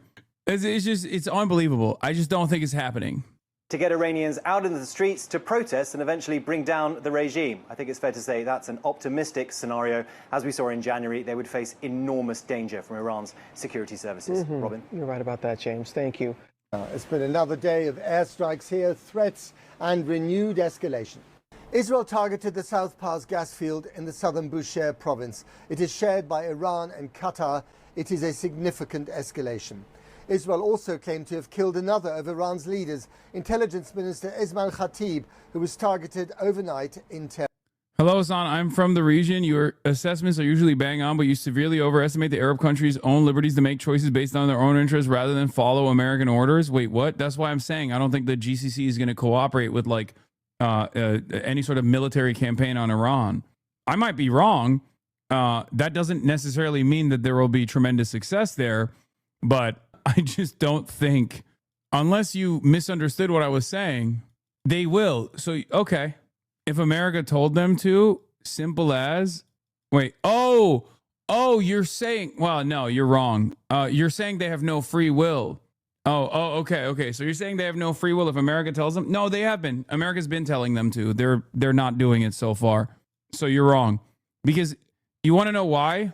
Because it's not about free will. It's not about the sovereignty of the Gulf states. They are not sovereign. We know that already. It's about the capabilities. What good is it going to do if a bunch of fucking Saudi nationals die? Like, will America actually achieve its goals? America doesn't want NATO forces in the region to be deployed against Iran because this will allow them to achieve their strategic objectives, their military objectives. The reason why America wants NATO nations to be involved in this war is so that there is more diplomatic pressure, that Iran feels isolated from the rest of the globe even further, which I think is still a strategic mistake regardless, because they're willing to go to war with America. And if you're willing to go to war with America, that means you are willing to go to war with the rest of the world. Do you understand? You're failing to consider Iran's domain expansion. Simple domain, bomb cutter. Yeah, simple domain, bomb cutter, bomb Saudi Arabia. That's their domain expansion, which they have been expanding. How are you going to Cuba if you have an American passport? Are you using a Turkish? What are you talking about? Cuba literally does not have any issues with American passports. You can go to Cuba right now. You can literally fly out of Miami to Havana right now, right at this moment. You can purchase flights right now from America as an American citizen and fly to Cuba. It's like a 1-hour flight. The war is already threatening the political economy and security model of the GCC states. It's a war they didn't choose, but they were pulled into. Yet seeking a defanged and enfeebled Iran risks a wider, more destructive conflict also correct. One more likely to ultimately end in a state collapse and civil war than any form of stable regime change. This outcome would generate greater long-term instability for the Persian Gulf region than de-escalation and a viable off-ramp. The reality is that the GCC's options aren't ideal given the very real risks of a wider war and prolonged instability in their immediate neighborhood. But a diplomatic off-ramp remains the only path that offers any chance of a more stable and lasting end state. Every single thing that I've been saying is 100% accurate, okay? Like, it doesn't take much. It doesn't take much to like to recognize this. It's not like you have to be a brilliant tactician to understand that like blowing up and destabilizing a massive country in the Gulf on the other side of the Strait of Hormuz is going to be good for the energy markets. It's going to be devastating for the energy markets, even if you feel like you have successfully attrited Iran's capabilities of closing the Strait of Hormuz. You can never fully ensure all of the oil tankers crossing through because of the physical proximity that any militancy can have to the strait. Another senior Gulf official said the only acceptable outcome of this war would be Iran so defanged and enfeebled that it could never imperil its neighbors again. Yeah, it's not going to happen. Iran. Elsewhere along the Straits of Hormuz, the US says it used deep penetrator bombs to hit Iranian missile sites. In Lebanon, heavy Israeli bombardment flattened buildings in Beirut. While in the south, the IDF ordered those living south of the Zahrani River to move north, including the entire city of Tyre. The IDF said it would also target crossings along the Litani River. Iran continues to fire towards Israel. A suburb of Tel Aviv overnight was hit during a barrage of missiles which included cluster munitions. Blasts and drone interceptions have also been reported in the UAE, Qatar, Kuwait, Saudi Arabia, as well as Bahrain. Well, here's how day 19 of this war unfolded. Grainy videos, but a clear escalation. What you're looking at is the largest natural gas field in the world, the backbone of Iran's energy system, going up in flames. The latest conflagration in a region already consumed by fire. Israel's attack on South Pars, apparently made with US blessing, is the... I saw an insane statistic the other day that was that 27% of American debt, like overall historical debt, came from the two Trump terms so far. 27%. First time Iran's energy production facilities have been hit in this war. Iran shares this gas field with Qatar. The destruction instantaneous, the consequences massive. Qatar's response, helpless outrage. Iran's threats against energy facilities across the region, and in the last hour, this attack on Saudi Arabia to prove the point. As a direct result of this action, the fuel, energy and gas infrastructure of the source of the aggression will be set ablaze and turned to ashes at the first opportunity. Their backs firmly to the wall, the Islamic Republic is burying its leaders at a relentless pace. Today it was Ali Larijani, the all-powerful security chief, killed yesterday by Israel, along with Gholamreza Soleimani, head of the regime's street-level paramilitaries, the Basij. The intelligence minister was also killed overnight. The mourning is a message that the Islamic Republic retains a hard core of support. Even for some of its many, many opponents, though, Israel and America's war is a terrifying lurch into the unknown. Regarding Larijani's death, some people think he could have probably at some point played a role in ending the war. I feel like I'm watching videos coming out of Wuhan in like February 2020. Okay? Like I feel like we are as a community, the vibes are identical. The rest of the world has not picked up on it yet. We're hearing about stories from Italy. People are like a little bit worried, but everyone is saying, it's going to be fine. It's going to be all right. Elon Musk is going to come out and tweet, it'll be done. It'll be done by, April. It'll be gone by April. It's just the flu. It literally feels like that right now. I don't want to freak you guys out, but what is this? Relevant. This time reminds me of how I felt at the beginning of COVID when it was clear everything would come crashing at a halt, but most people could not see it yet. Yeah, I'm glad other people are seeing it too. It's pretty wild Do you mean a good outcome or a bad outcome is coming? There is no good outcome here, no matter what. There is the least bad scenario, and I've described it over and over again. The least bad scenario requires restraining Israel or decoupling from Israel altogether and actually de-escalating. Okay? That's the least bad scenario here. The most bad scenario is obviously nukes. The less bad, but still unimaginably bad scenario is Israel and America launch a war against Iran. Troops are deployed, coalition of the willing, NATO forces, boots on the ground, an extended conflict with no real solution, no immediate solution whatsoever. That leads to in a couple, I don't know, in like 5 to in like an extended military campaign. There's a destabilized Iranian state. I don't fucking know. I don't know how I don't know how long that conflict would take. People don't want this war to continue for a long time, especially given the collateral civilian damages and already dire economic situation. This war is becoming a catalogue of grim firsts. Here's another. Iranian cluster bombs raining down on Tel Aviv. These bomblets get released even when the missile carrying them is intercepted. In this case, the residential neighborhood of Ramat Gan, Eshel Street, corner of Haroe, 3rd floor. The apartment of Yaron and Ilana Moshe, both in their 70s. It seems that they were too old to make it into the shelter, and that was their death sentence. I think more vulnerable now. We've seen a decrease in the Iranian regime's fire. This is cope, by the way. Like this is cope.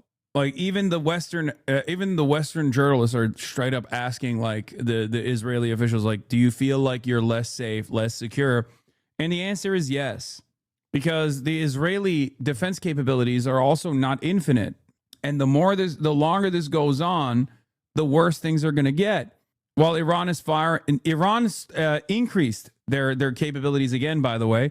Iran is firing more and they're hitting more per shot than during the first days of the conflict. Not good. Like, remember, they hit a low point on day 8 and Israel and America was like, oh, by this standard, it's fucking over, right? By this standard, it's done. It's over. We've successfully destroyed their strike capabilities. Yeah, except it turns out they have still strike capabilities. They've increased the number of missiles that they're launching and severely increased the number of drones that they're launching, as I said. But we've seen an increase in their attempts to target civilians. We've seen an increase in their willingness to use weapons. I know we broached the subject before, but do you think there's any amount of penetration of Israel's previously thought to be ironclad defense that will turn Israelis against this war? I don't think so. I mean, if October 7, if the aftermath of October 7 showed anything, Israelis don't have a de-escalation button. They just, the more they get hit, the more they get bloodied, the harder they want to fucking fight. They're truly suicidal. They're fascist. It's a fascist country. This is how fascism works. There is no restraint. There's no restraint here at all. There is no interest in restraint here at all. Israel will not stand down. Israel can only be forced to stand down. And that's where America comes into play. That are a war crime to be used against civilians. Israel prides itself on defined normality. For the record, this is why I say that this is why I have been saying that Israel is a Nazi state. Okay? Did the Nazis stand down? Or did they become increasingly more belligerent in their final days? Fascism is a suicidal ideology. Israel is a fascist country. Zionism is a fascist ideology. Why did you make it seem like you donated to Casey Tron's GoFundMe when she unequivocally said you didn't? That's awesome. Chatter tuning in from a fucking Motorola Razr phone. Japanese imperial soldier fighting the battle 30 years after it's over. Sent from the year 2024 or 2025. Amazing. Enjoy $10 gas, Chatter. Manicures in the mayhem, a trim at the barber's, a breakfast at the neighborhood cafe, and a broad consensus. Yeah, Chatter's about to come in and be like, you know, it's really fucked up that you leased that Porsche, dude. That this war against Iran is necessary. Did you have to fight this war? Yeah, it's a necessary war. We have to end it with all the terror and the fighting from Iran. I born in kibbutz Neve Tam. In 56, I was in the shelter. And now you're still in the shelter? You're still in the shelter? Yeah, 70 years, the second all the time. Whoa, whoa, whoa, whoa, whoa. Few people think that this will be the last one, and few dare to think what would happen to Israel without the support of its American protector. Presidents can change, but geography is here to stay. Well, as you can imagine, this strike on the gas field in Iran is having a huge effect on the global energy markets. For more on this, our economics editor, Helia Ebrahimi, is with me now. Helia, how has all this played out in the markets today? Well, Kathy, as Matt was just saying, Pars is the biggest gas field in the world. And after the attack, the price of oil immediately shot up 5%. A society full of fashion, the world is treating them like normal people in insanity. I mean, let's be real. It's the fucking Western blind spot, right? I mean, it took a good deal of pain for the Western world to recognize the dangers of fascism with Nazi Germany, too. Like, think about it. At the time, it was new, right? It was a new formation. It was a new ideology. It was seen as like a revolutionary one. But like, it did take a while for Western countries to move away from appeasement to be like, yeah, we got to fucking fight these guys. This is, this is unbearable. This is unacceptable. There were people who recognized the dangers and wanted to fight back against it, FDR being one of them. But even to galvanize the American population, it took Pearl Harbor, right? To directly join the battle rather than just like offer support to the USSR. So Israel can no longer be controlled. There's only one way this is going to end. I don't think so. I think Israel is so Western reliant to operate as a nation state, at least at this present formation, that the older Ashkenazis that still run the government are a little bit different than the next generation. If we don't nip this in the bud, you're going to have an Orthodox population that literally does not have, basic literacy rates that are dominating Israeli demographics right now with access to nuclear launch codes. And that, I don't know what that would look like. But I will tell you right now, Israel doesn't exist without Western support. Unlimited Western political cover, unlimited Western support. That's why I kept repeating the importance of cultural boycotts, academic boycotts, BDS of every sort. It's the least bloody way to rein in this fucking fascist state, this rogue state. Okay? It's okay. They can't use the nuclear launch code. They can't read the nuclear launch codes. What does nipping in the bud mean in this case? It means like fucking bringing Israel to heel, like telling them to cut it out, stopping them, applying as much pressure as possible. No more aid, no more defensive weapons, no more offensive weapons, nothing. You tell Israel you're going to fucking cut them out of being seen as a normal country, you remind them that they are a literal pariah state, okay? And they will change their attitude very quickly. But this might be the last chance that the world has before they become completely insane. They already are a fascist country. But at least there are some people, I think, that helm the state that could be reasoned with. Some fascists that you could bring to heel if you explain to them that they will lose all of their favorable contracts and the favorable relationships that they have with the Western world. Their security will be threatened. Their day-to-day existence will be threatened for a long enough time, for far longer than they're used to. They'll have to make different cost-benefit analyses. But which country will do this? There's one country that can do this, the United States of America. All the other countries in the world could technically pressure the United States of America to do this. And I don't think they're ever going to do that until they eat enough of the economic harm.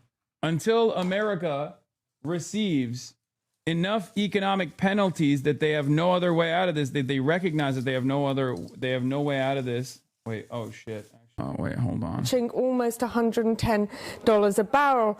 The price of European gas also immediately was impacted. You can see shooting up, that sharp tick up 6%. But it's not just oil and gas. This feeds into fertilizer, petrochemicals, foodstuffs, inflation. And I've picked out just one example, corn prices, because corn needs nitrogen, which needs gas. And you can see after the attack, won't they just partner with Russia once we hopefully drop them? It's not so simple. Dude, you think Russia can offer Israel the same protective cover that America can? Are you fucking insane? Russia's... No, the fuck they won't. The real fear there would be China. But even China would probably not isolate themselves in an effort to take advantage of, like, in an effort to turn Israel into Israel, but for China. Just shoots up. Now, there are farmers out in Iowa and all over the American heartland right now, Kathy, choosing whether to plant corn, which needs gas, or soybeans, which doesn't. And that matters because if they plant less corn, that is going to constrict supply, which is going to push up inflation later in the year. Reuters just today. So why is this gas field so important? Listen, I don't think you can underestimate how politically and financially important it is. It's set in the middle of the Persian Gulf, owned half by Iran and Qatar. It's estimated that there's 1,800 trillion cubic feet of gas there. That is more than any other gas field in the world combined. The South Field, which was attacked today, is owned by Iran. Most of that is used domestically in homes, in heating, in industrial activity. The North Field, owned by Qatar, is basically exported in LNG to Asia, to Europe, but also to the UK, Kathy. But remember, that is offline now. Mm-hmm. And we've had the Federal Reserve decision on tax today, haven't we? Yeah, really critical decision. Last time they met, oil was at $60 a barrel, and now it's almost at $110 a barrel. But they were fairly dovish today. You know, even though they held interest rates and raised inflation expectations slightly, it was the best that Donald Trump could have hoped for. You know, in a world where diesel in the US is about $5 a barrel, which touches a real political nerve in the US. Helia, thanks very much for joining us. Let's go now to Matt. Thanks, Kathy. Well, now in the US, the Director of National Intelligence has been testifying before the Senate about the intelligence that prompted the war on Iran. Tulsi Gabbard has said that while the Iranian government has been weakened, Iran and its proxies are still a threat to the US and its allies in the Middle East. Let's go over now to Washington and our US editor, Anushka Astana. Anushka.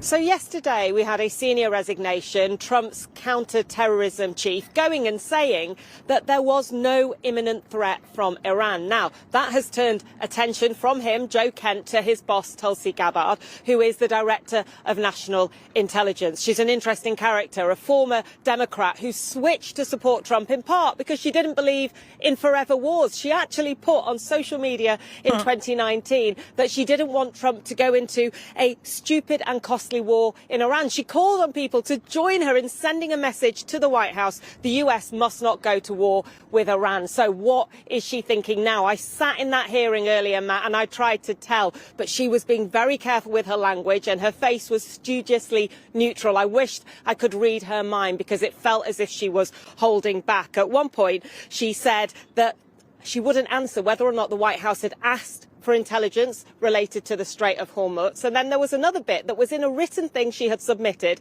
in which she said that last year strikes had obliterated Iran's nuclear capability and that they hadn't enriched uranium since then. She didn't actually say that out loud in her opening statement, but she was pressed on it later on. She did say it, and then she said it's up to the president to decide what is an imminent threat. Listen to what followed that.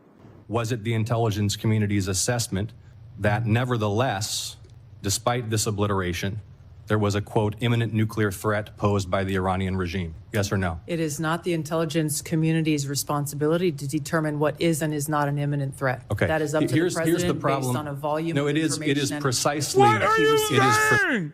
It is literally the only job. It's the one job. You have one fucking job, you animal. What the fuck are you saying? Yeah, no, the president could just like materialize threats out of thin air and we have to go along with it. Okay, fuck the intelligence community. There's no reason for any intelligence whatsoever. We don't even need to like make up fake intelligence to justify our actions. I guess shutter the operation entirely. The president makes unilateral decisions.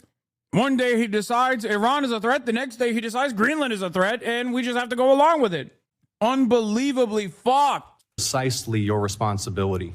So in truth, we don't know what Tulsi Gabbard is really thinking about this. And Matt, of course, I did try, as she came out of there, I tried to ask her again. Just have a quick look at asking her that question. Director, will you say that you support this Iran war? Do you support it? Could you say that? Now, look, she may just not have wanted to answer questions, but I thought it was interesting. This is a major moment for the US, and the Director of National Intelligence wasn't giving anything away. Anushka, thanks very much indeed. Well, in the last few minutes, there have been reports of explosions at Qatar's Ras Laffan gas field. I think this administration forgot why there's a separation of powers to begin with, why there's an intelligence community to begin with. It's not so that they can actually offer a check or a balance on the presidency. It's not for that reason at all. It's the perception of checks and balances that give people the confidence that the administration is moving in the appropriate way. So when you drop all of that, you have no confidence and therefore no support. You can't continue waging war like this with just the MAGA base. Something's going to give. When those gas prices start fucking blowing up in the United States of America, or even if you can overcome that with domestic production, let's say, and you offer price control, shit like that, to stave off the cost of the pumps for Americans, what are you going to do with the rest of the planet when they just don't have oil? What are you going to do when the Asian markets do not have energy whatsoever? You're going to crater the rest of the fucking planet? Years and years of allegiances that played a formative role in making you the hegemonic superpower? I mean, good luck. Good luck, I say. Now from the Qatari capital, Doha, is Dr. Tanya Thafer, the Executive Director of the Gulf International Forum. Thank you so much for coming on the program. I mean, how existential is this attack on the gas field for your country, for Qatar? I'm actually just here in Qatar, but I would like to say that this is an important escalation for Qatar. Ras Laffan is extremely important. It's where it processes mostly all of Qatar's gas, and it was just hit by a missile within the last few minutes. You know, for Qatar, this is a very serious economic hazard. And, you know, the fact that Israel struck South Pars field that's shared with Qatar put Qatar at risk. And that's why you saw a statement right away from Majid al-Ansari, the spokesperson for the ministry, raising that concern exactly. And, you know, Iran has mentioned that it is going for an eye for eye strategy. And unfortunately, the other eye is the Gulf states. And therefore, whatever happens in Iran, unfortunately, is reflected in the Gulf. Let's mention, though, that Iran has attacked or attempted to attack various energy facilities throughout the Gulf. So this is not its first attempt, but this is one of the successful ones. Okay. I mean, the Israelis started this latest round today with the attacks on the South Pars gas field, but they did so with the permission of America. I mean, America is supposed to be Qatar's best friend.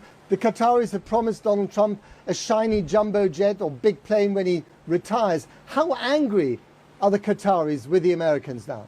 I think that's a difficult question. And it's surprising, actually, that the U.S. greenlighted this because it is against U.S. interests with the price of gases hiked in the U.S. But in terms of the Qatari stance, I think they've been very clear that they are going to continue to be focused on maintaining their core relations with the United States. You have to understand, Matt, that also the Gulf states' security is dependent on the U.S.'s military defense systems, which have allowed more than, let's say, a 95% interception rate in the case of Qatar. And so therefore, although the U.S. could be part of the problem, the U.S. is a huge part of the solution.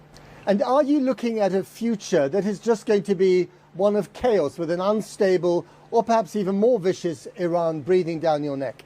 Well, that is a problem for the Gulf states. As I've said on different shows, that the war front is at the Gulf. Even so, the more that they diminish Iranian missile capacity, especially long-range missile capacity, the more so the Gulf states are going to be the main target. Let's be clear that on most days, UAE has been targeted more than Israel. So I would like that to sink in for everyone. So this is a very problematic war for the Gulf state. And when you have an injured, angry, wounded Iran across the Gulf states, it's not good news, especially if it has the capacity to attack them. Indeed. Dr. Daniel Thaffer, thank you very much indeed for joining us there from Doha. Day 19 of the war, and every day it seems some new element emerges that we haven't really seen before. And so we've seen a series of attacks. The Israelis have been more... Bro, they can't do anything. The fact that they're even landing any criticisms on America in this process is unheard of. What do you expect the fucking Gulf spokesperson to say? Fuck America? Are you insane? They're already servile. They have American military bases. They know why they're getting attacked. None of them think, oh my God, I can't believe this happened. This is so shocking. They'll say that in their public-facing communiques, but they very clearly understand why they're being attacked. They know why they're being attacked. The fact that they're even saying like America allowing Israel to strike the oil production in Iran is devastating is already like unique. It's also funny because like Israel directly struck Doha already. And all they got out of that bargain was like one Benjamin Netanyahu phone call apologizing publicly to Qatar. That's it. Successful than before in decapitating the leadership of the Iranian government, and the Americans have continued their bombing policy and they're taking out more. I thought your stance with the Gulf states are going to turn on the United States. Yeah, not right now. They can't do anything right now. She already explained it. She's like, all of our defenses are American. They can't do it right now.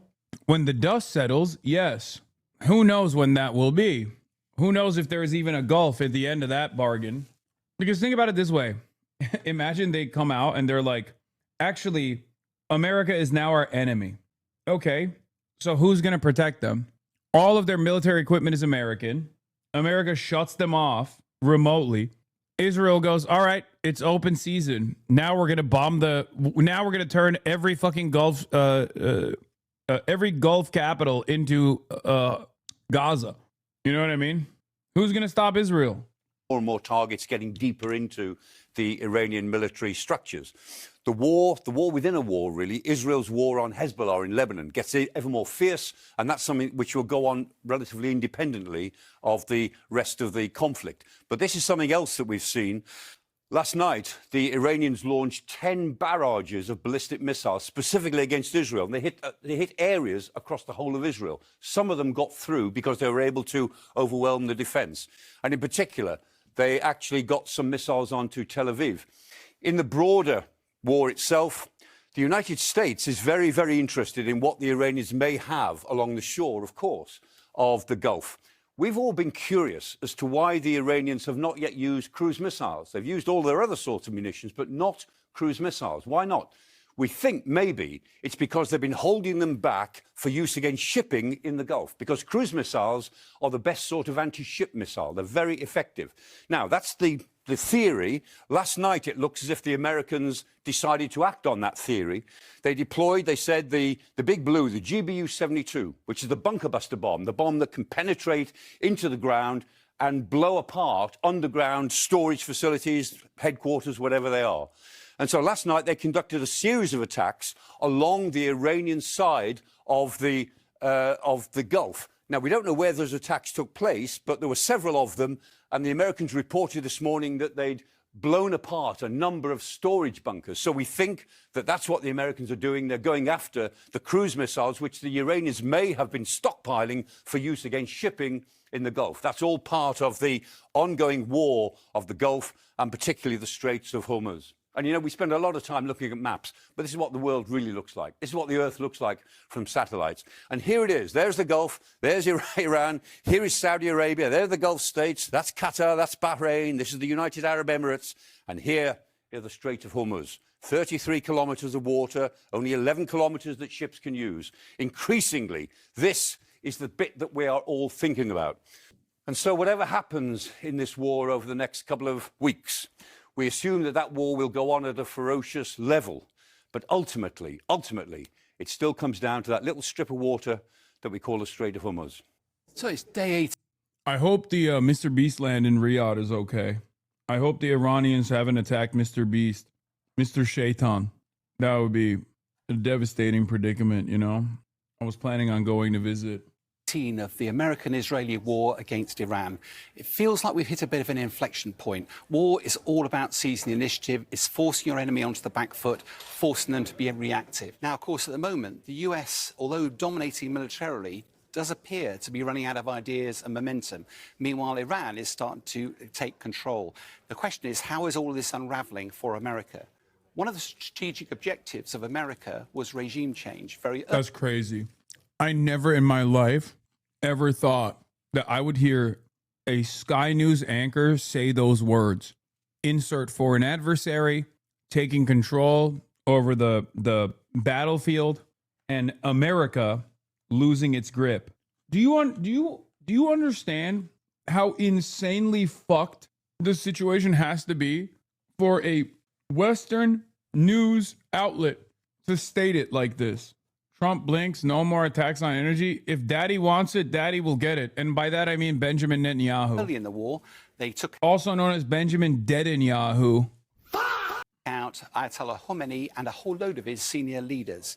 But of course, very quickly afterwards, Mushtaba replaced the Ayatollah. And over the last 24 hours, we've seen 2 more leaders from Iran, Laranjani and Soleimani, both be taken out as well. But once again, their successors have probably been already nominated. They sound as if they're more hardline and therefore potentially more dangerous. If we look at Israel's attacks against Hezbollah, Israel is conducting a whole series of operations over the border at the moment into Hezbollah positions in southern Lebanon, but also striking in Beirut. The challenge here is this actually contributing to the strategic objectives of the war? Is it actually helping regime change in Iran? Is it helping stop Iran securing nuclear weapons? And if the answer to those is no, there is a question about divergence of objectives between Israel and America. If we also zoom out... Have you ever told chat what bibi means in Turkish? You mean pipi? Pipi mi diyorsun? You keep talking about America losing this war, but you completely go over the fact that Israel's winning literally in every aspect? Okay, I think you forget something very important. If America's losing this war, so is Israel. That's it. Like, I get the point that you're trying to make here, which is like, oh, well, Israel gets to blow up whatever it wants to blow up. But like, America is still the big daddy in the equation. If America's not achieving its military goals, then Israel doesn't care about the Hormuz or Gulf states. No, I understand the point that you're trying to make. But if America, quote unquote, loses this war, then who the fuck is going to carry Israel on its back? How do you not understand? It's over. No America means no Israel. There is no world where Israel exists without America. Without America, Israel would be gone. Look at the broader region. White House is blaming Israel for the chaos. Oh, that's awesome. Decimated. Iran is still fighting back. If we look at some of the action over the last 24 hours, there have been strikes in the UAE, strikes in Saudi Arabia. We've also had 4 Iranian drones striking the US embassy in Baghdad. We don't hear any reports of casualties, but it did lead President Trump to sound surprised that Iran still had this capability.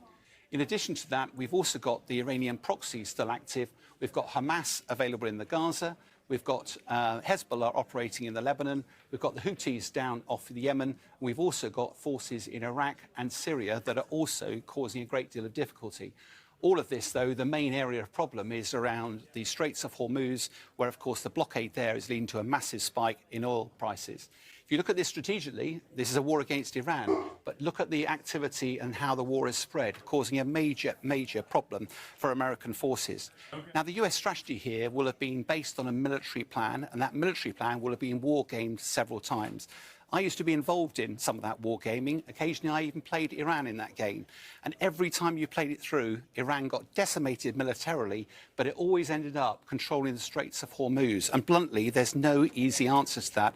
Iran's had 30 years to plan its defences there, to tailor its weapons, make them hidden deep underground, and probably got months and months of supplies, which make it very difficult. There's no simple solution unless you put boots on the ground, and at the moment that looks unlikely.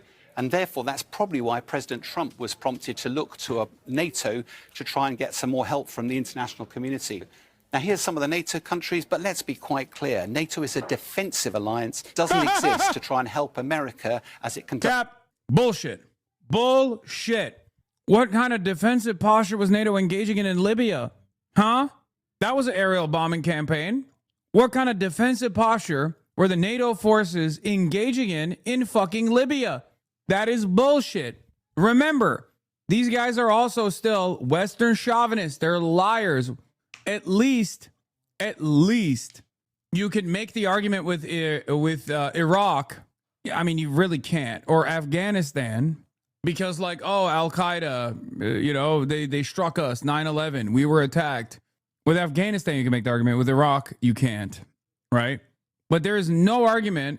I mean, none of that was defensive either, by the way, obviously. But like, America was attacked on 9/11, and they chose to you know, attack Afghanistan and Iraq. Hasan not understanding basic defensive colonialism, shaking my head. An offensive campaign against another country, particularly when it's not entirely clear that that military campaign is based on a... Afghanistan and Iraq weren't defensive, Lamau? Yeah, no shit. You think I don't fucking know that? I'm saying that there was at least an argument that America could present to NATO to say, look, we got attacked and the guy who did it is hiding in Afghanistan. We need to go and extract him by militarily occupying Afghanistan, which is ridiculous to begin with, but like they had something that they could tie to. Whereas with Libya, there was nothing. It was just purely offensive. No fake reasoning for it whatsoever. Sound legal basis. So how's this war going to end? Well, it seems very difficult for there to be a military solution to this without putting boots on the ground and a very, very long... Yeah, it's not happening. As we've mentioned, Dude, boots on the ground be crazy. of the most senior members of Iran's government have been killed by Israeli forces in targeted attacks over the past 2 days. Intelligence Minister Ismail Khatib... Not contradicting you, but the Taliban offered Osama to a third party. Yes, I know. Also, the Mujahideen initially wanted to give up Osama bin Laden, and we returned the favor by killing the fucking leader of the, what was it, like the Northern Territories? We literally played a role in the assassination of the leader of the Northern Territories, who I think he died on 9/10, and a month prior he had suggested that he could give up the Northern Alliance. A month prior to that, he suggested giving up Osama bin Laden before 9/11. Come on, say it. I'm not going to say anything. Ahmad Shah Massoud. Khatib is the latest senior official to be killed in an Israeli strike overnight. He previously worked in the office of the former Supreme Leader Ayatollah Ali Khamenei. On Tuesday, Iran's security chief Ali Larijani was... Like, Israel is going back to, you know, business as usual here, which is crazy. Tremendous civilian penalties, by the way. Tremendous civilian casualties. Like the Basij guy that they killed as a bus was passing by. Okay? They blew up a fucking commercial bus, right? And and the thing is, these targeted killings don't actually have any function. It does not achieve any military objective at all. And they're just kind of doing it for fun at this point. That's it. That's it. They're just doing it because they're bored. Oh, fuck. Yeah, on NATO and Libya, never forget that when the U.S. and NATO invaded, bombed, and regime changed Libya, they did it in the name of human rights, and in the process transformed one of the most developed countries in Africa into a place riddled with civil war and infamous for open-air slave markets. This is a fact, by the way. It was investigated and reported by several major news agencies. CNN even filmed one of the slave auctions, and it's not a minor thing. It has been documented in many known locations where auctions were set on regular schedules. I'll never forget the reporting, because in most cases, the journalists totally failed to draw any connection to the NATO invasion. It was just, wow, look at this extremely evil thing. Oh, well, moving on. Refusing to mention that the evil was 100% brought about by the US, UK, Canada, France, etc. It cannot be emphasized enough. The notion that the states of the imperial core care about human rights in the global south is an extraordinary farce. They are quite happy to produce open-air slave markets in a failed state if it suits their interests. That's it. I'm in Benghazi. It's fucking trash. Sorry. Well, now you got 2 Libyas, right? At least 2 for the price of 1. I don't know what to tell you, chatter. I hope things get better eventually. Why are you laughing? It's just, he just literally said, it's like when Turkish chatters come in and they're like, yes, to government smuggling oil and fuel. Listen, the Turks are there. They're aiding and abetting at least one of the governments. What the fuck, bro? We can hear you laughing. I mean, what can I fucking say, man? What can I say? We are the great Satan. Trump wants no more strikes on Iranian energy sites after Israel Wednesday's attack on a vital Iranian gas field. I live in Mississippi. Y'all don't know what it's like. Man, you're really gonna fucking compare Mississippi to Benghazi?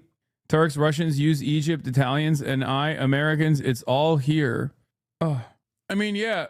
Mississippi's ass, but come on, dude. At least they don't have open air slave markets. I mean, actually, I don't know if Libya still has it.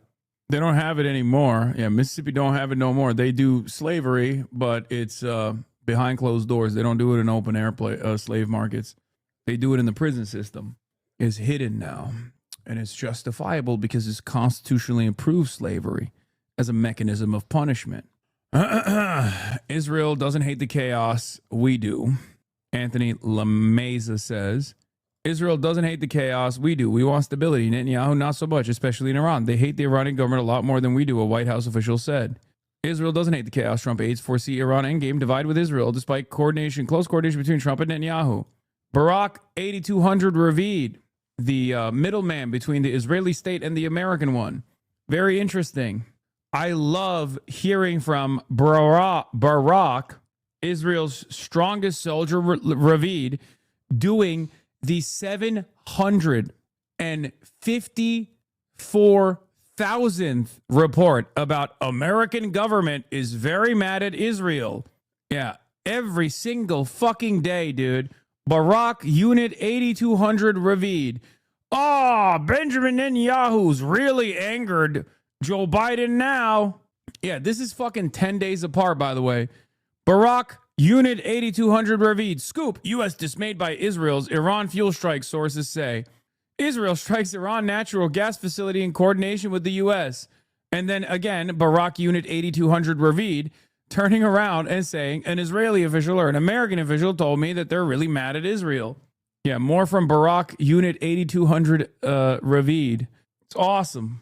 It's great. Things never change. That's just, Israel is going to bomb more civilians tomorrow, and Barack Ravid is going to report on how America is really mad at Israel once again. How do you know about 8200? Brother, it's like half of my chat. What do you mean? Of course I know about Unit 8200. Half of them are in here watching every day. Half of them are in here being like, oh, why don't you use Zapar on Kaya again? Hasan, you are Hamas, terrorist. Here. Iran, write this one. This will get him. Terrorist. Iran Morad, write he is a terrorist this time. We will get him. Trump knew South Par's attack and approved of it, but now he's against strikes on Iranian energy sites, believing Tehran received the message that it must reopen the Strait of Hormuz. Trump opened the future attacks on Iranian energy facilities depending on the Iranian retaliations, or it's just fucking bullshit. The Brandonization is complete, dude. It's awesome. I'm really mad. It's the same fucking actors writing it too. It's literally the same guy writing the same article over and over again. Okay? It's awesome. Red lines and disagreements between Israel and yet another American head of state for the 750,000th time. Surely this time is different, guys. And yes, Barack Ravid was literally an Israeli spy. He served as an analyst in the IDF surveillance unit, Unit 8200, until 2023. I simply can't take another 700 Barack Ravid fake U.S.-Israel tension stories. We did this for 15 months with Biden. Ravid published 30 plus of these, and no policy ever changed. They're curated by White House officials and Ravid to create artificial distance between the president and unpopular wars. Are you not afraid to go to Cuba? Why would I be? Killed in an Israeli attack in Tehran. Larijani was appointed Secretary of the Supreme National Council last year and recently said the U.S.-Israeli war set the heart of the Iranian nation ablaze. And Gholam Reza Soleimani, the commander of Iran's internal security unit, was also killed by... They kill revisionists in Cuba, bro. Israeli forces on Tuesday. He was sanctioned by the U.S., European Union and other countries for his suspected role in suppressing dissent in Iran. Back to you, Mohammed Val, in Tehran. The Iranian president confirming in the last hour that the intelligence minister was indeed killed. What effect, what impact is this having on the Iranian state and the system? Well, fully generally speaking, it's a very hard blow on the government here and on the people who support the government. Of course, we have seen with the gathering today, thousands of people paying tribute to those two leaders who were killed yesterday. And now we have this new assassination. There is no doubt. Nobody can deny that this is a very challenging situation for the government here and for the country, particularly the segment of the population that still hopes that this government will remain in place during and after this war. But there is also that spirit of defiance among the people, particularly among the leaders, saying that, you know, when the late Supreme... Why can't Iran manage to kill even one single notable dude?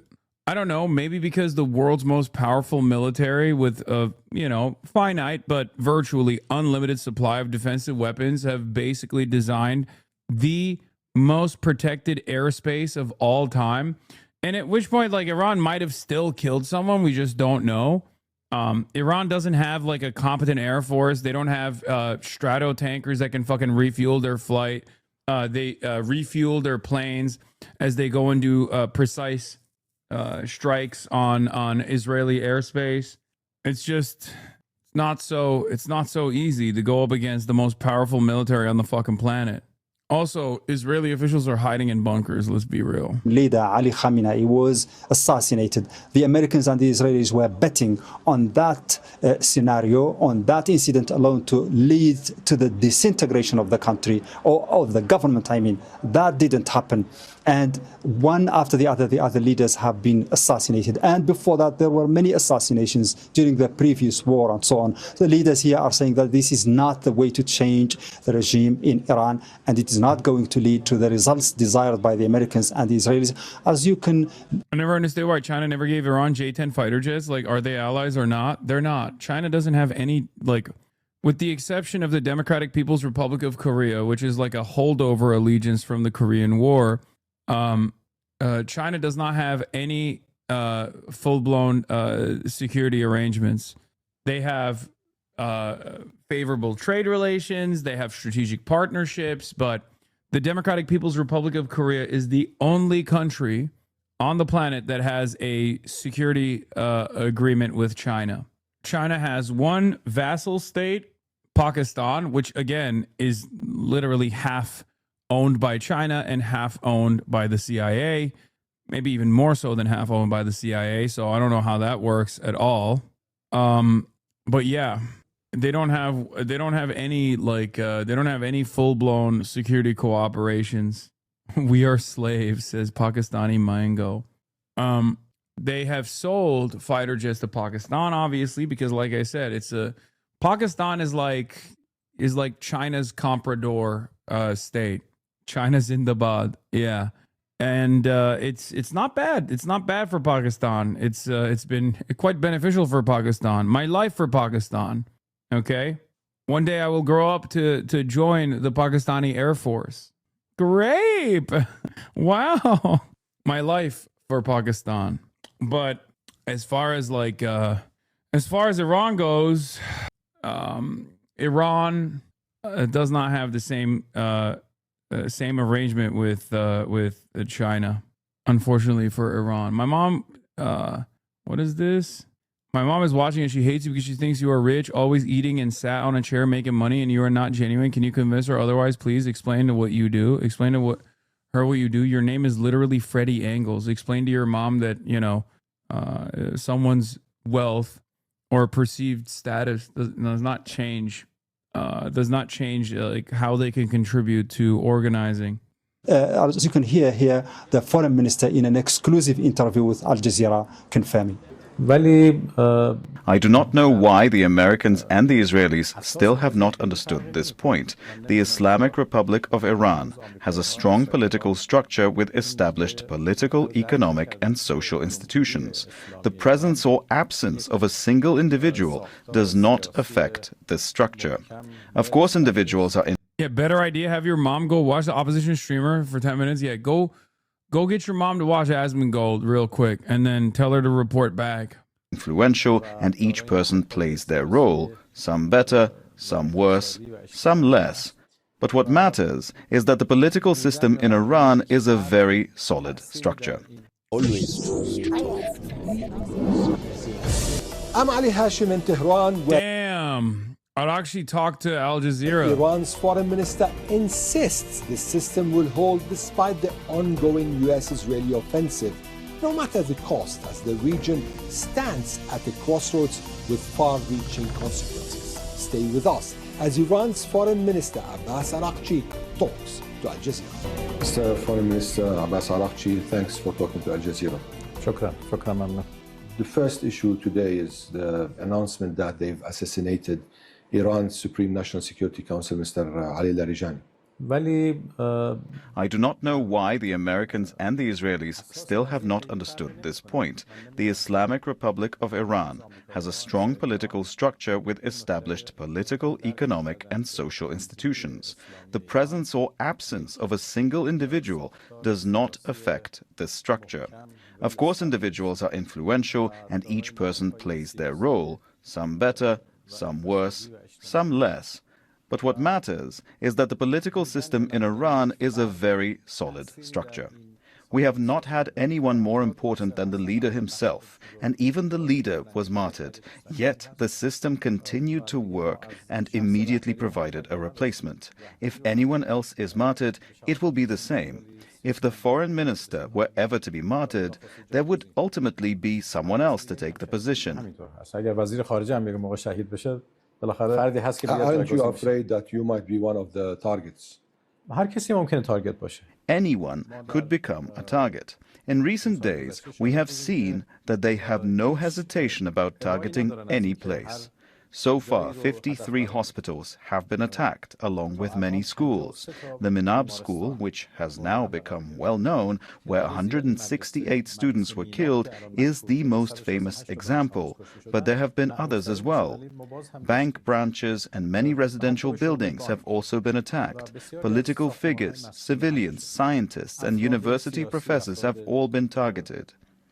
It is even possible that the foreign minister could be attacked. But like everyone else, we are standing firm and working for the goals and interests of our country, and we have no hesitation about giving our lives for it if necessary. You are in the middle of a war, and it's an American-Israeli war on Iran. At the same time, Iran is in a wider war. It's launching rockets towards Israel, towards American bases, and also towards neighboring countries.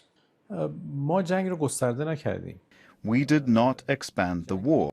Even Israeli Atlantists are saying the same thing as Araghchi. Yeah, this is Citrinowicz, Dennis Citrinowicz, Middle East National Security Intelligence expert, non-resident fellow at the Atlantic Council. And Citrinowicz says, another expression of profound lack of understanding of the Iranian system.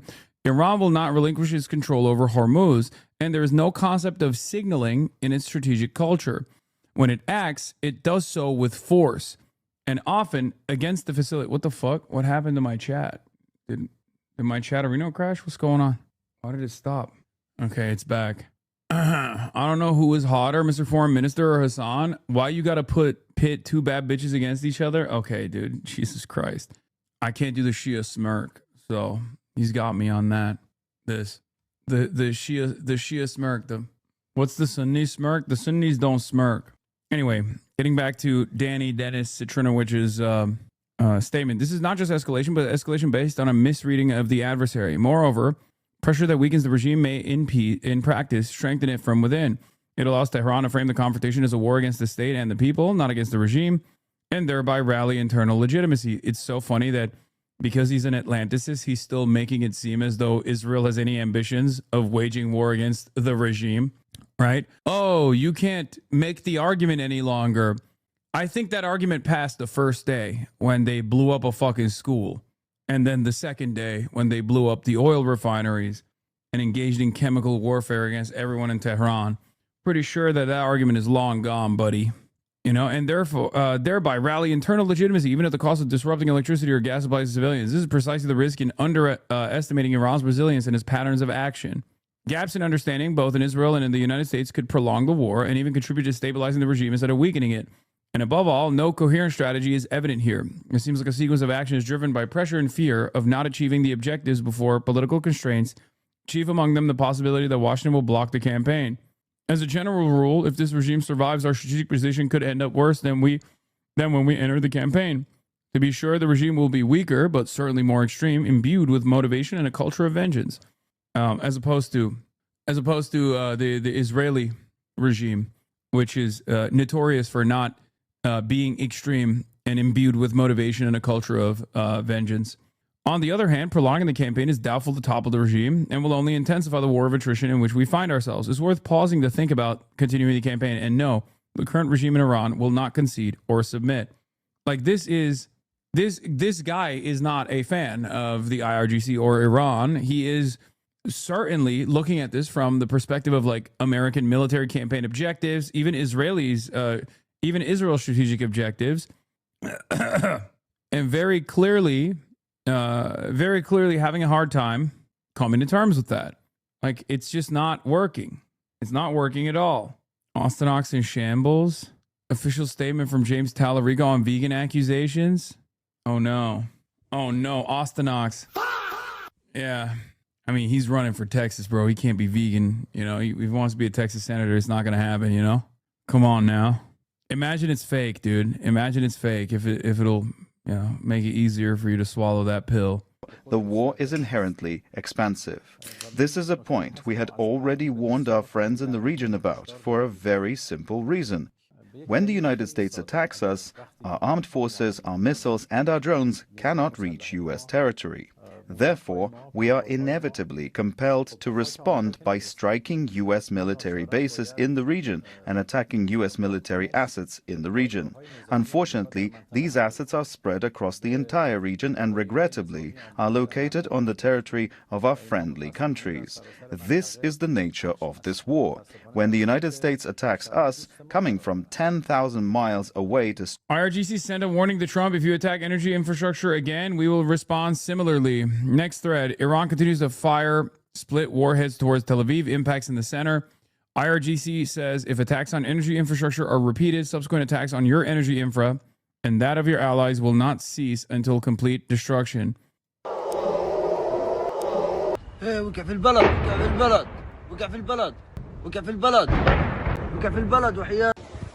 they actually hit any oil sites then? They did. They hit some infrastructure. I thought the Iran military was defeated. Me too. I'm always confused. I'm always confused whenever I hear my favorite president, Donald Trump, come out and say, like, we've accomplished all of our objectives. Iran is dead. We killed the 87-year-old leader who had cancer. Like, they're obliterated, pulverized, smoked. And I'm always like, yeah, I love my president. Obviously, he would never lie to me. So he's, you know, it's victory. Every day he tells me it's victory. Every day I get excited all the same. It's actually pretty cool because, like, every day I get to experience the same joy of watching the mission accomplished banner get posted up. And I'm also wondering, like, because they keep saying, like, the Strait of Hormuz is actually open. And I look at it and, like, the only tankers that are crossing are the Chinese ones. And I'm like, I guess it is technically open, but for China, but for nobody else. You know, they keep unfurling the banner and it gets me excited every day. What a treat.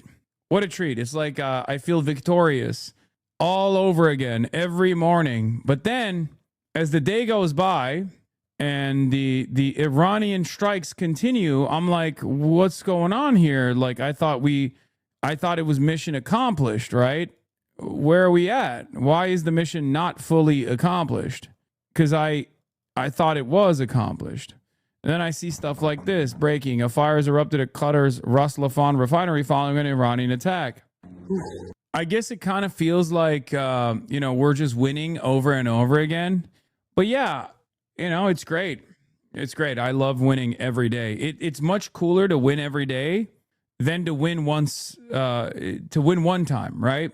Like, because to win one time you're not going to feel that good. But to win every day, it feels good every single day.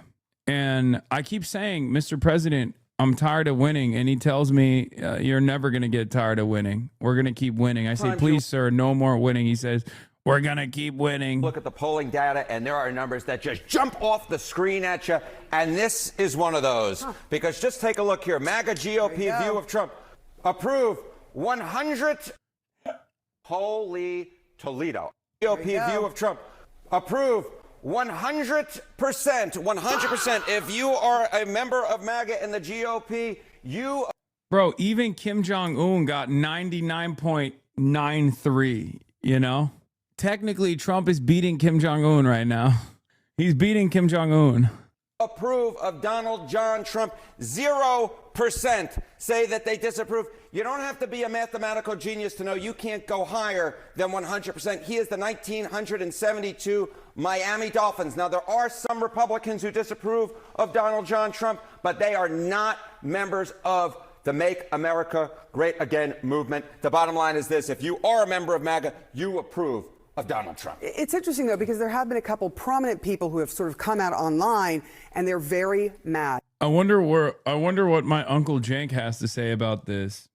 About 100% of crackheads say they love crack and want more of it. 0% of crackheads disapprove of crack. Actually, that's not true. I feel like if you ask crackheads, if you polled crackheads on crack, you would get like worse numbers than this. You get like 85% of crackheads that say they love crack and want more of it. MAGA is worse than crackheads. This war with Iran because he promised no new wars. Is there any sign that people might be leaving MAGA relative to... That kind of makes sense then. No, just a silly way to present it. They're basically saying 100%. No, it doesn't. No, it doesn't.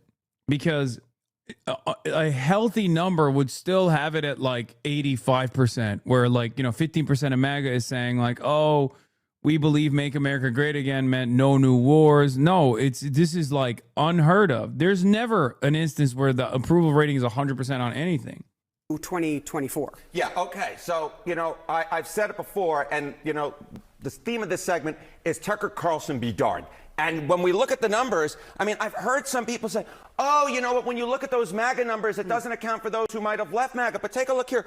Americans who identify as MAGA, in November of 2024, it was 28% of Americans. Now it's basically the same. If anything, it's slightly higher at 30%. The bottom line is this. The MAGA base within the GOP is not shrinking. It's the same size. If anything, it is slightly larger than it was back in 2024 when, of course, Donald Trump won a second term. So that 100% that Donald Trump has approval among MAGA GOP.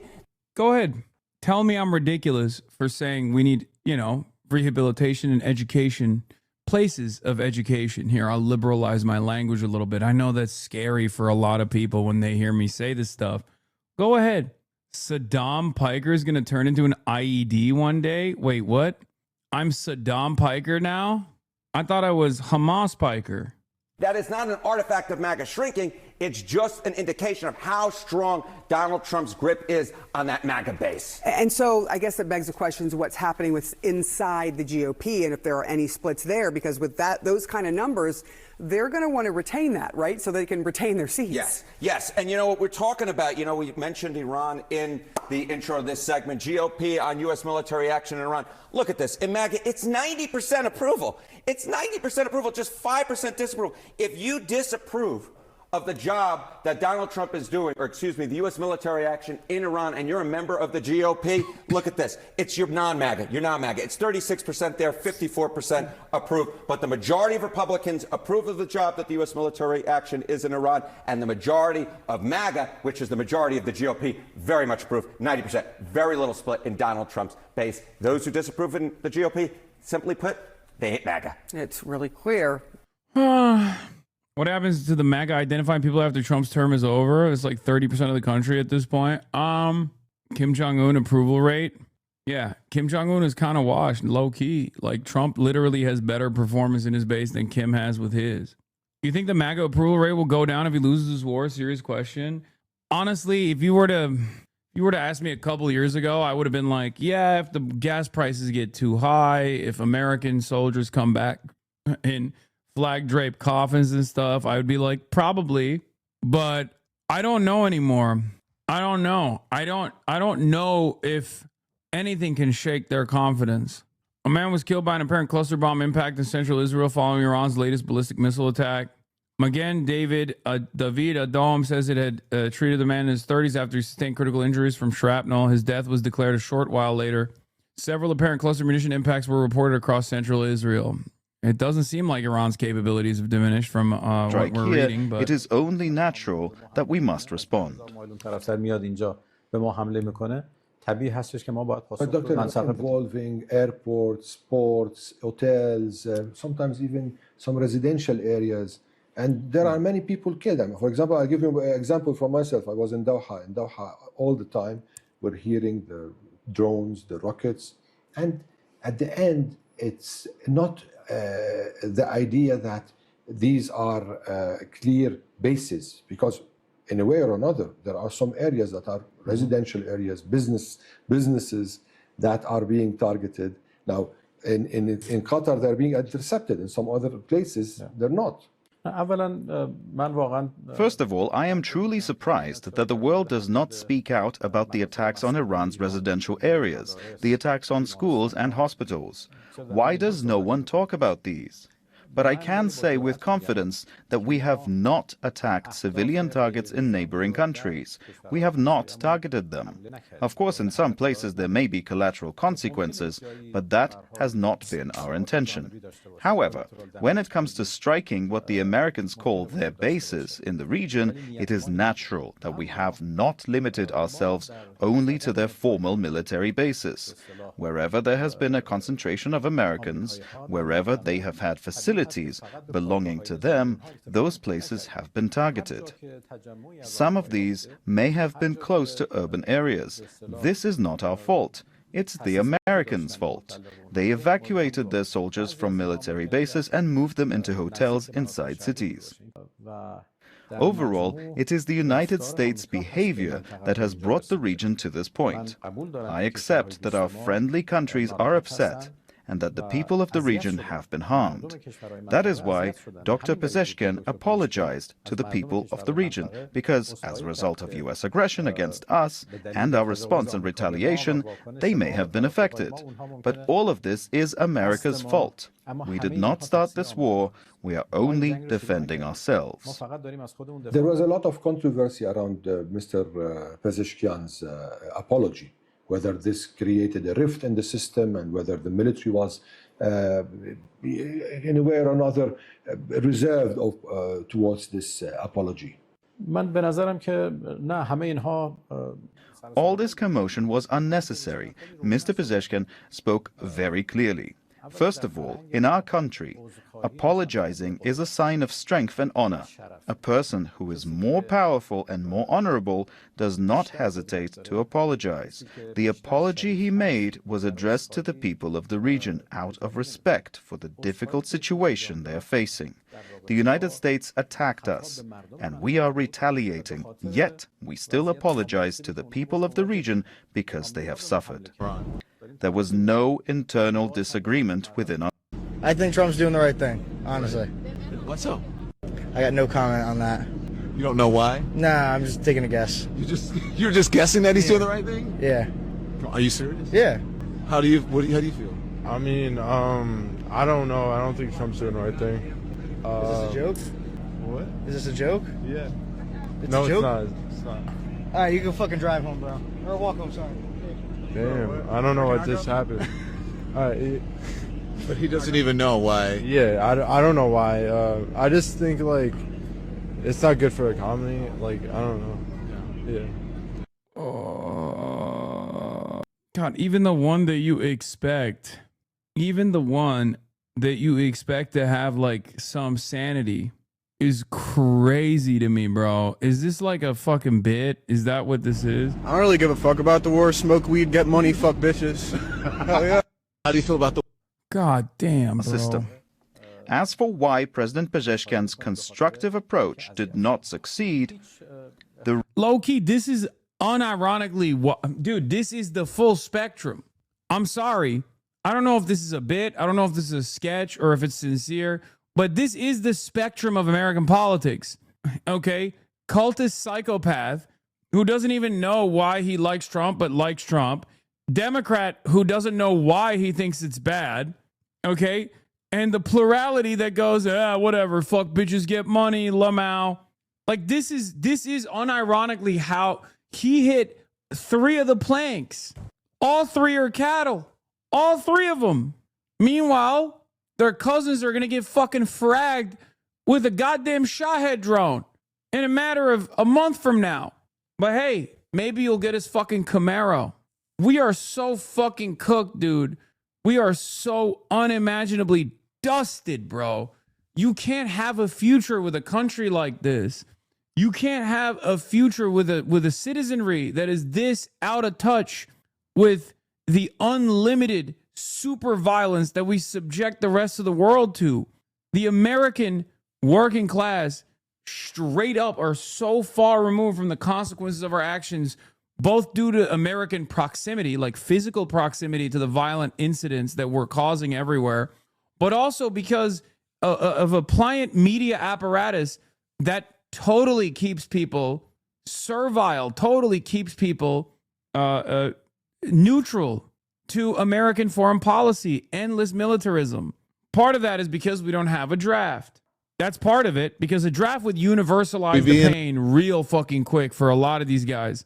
Okay? Part of it is because the American state, due to its distance, doesn't ever get impacted, rarely ever receives blowback other than like 9/11.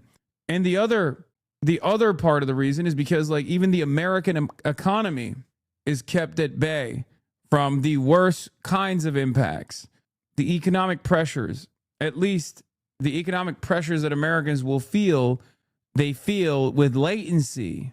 You're kind of being a liberal right now. I'm just saying, man, it's so discouraging to see how much those in the imperial core sit around and have the capacity not to think, sit around and have the liberties not to fucking think about like where their tax dollars are going. Motherfuckers in here are calling for the draft. Holy shit, fuck off. I mean, might put an end to this fucking war business very quickly, because that's part of the reason. Because the people already signed up for it. It's voluntary, right? Also, it's completely outside of our control anyway. 41,713 individuals in this chat. If every single one of them demanded a draft, it wouldn't even change the reality one bit. Have Los Pollos on the stream? I would love to. He hates me. In Iran right now in a war? We should. We absolutely should. We should? We should. There's no question. You support it? Fully. Tell me why. 100%. You have a very oppressive regime that is a threat to democracy around the world.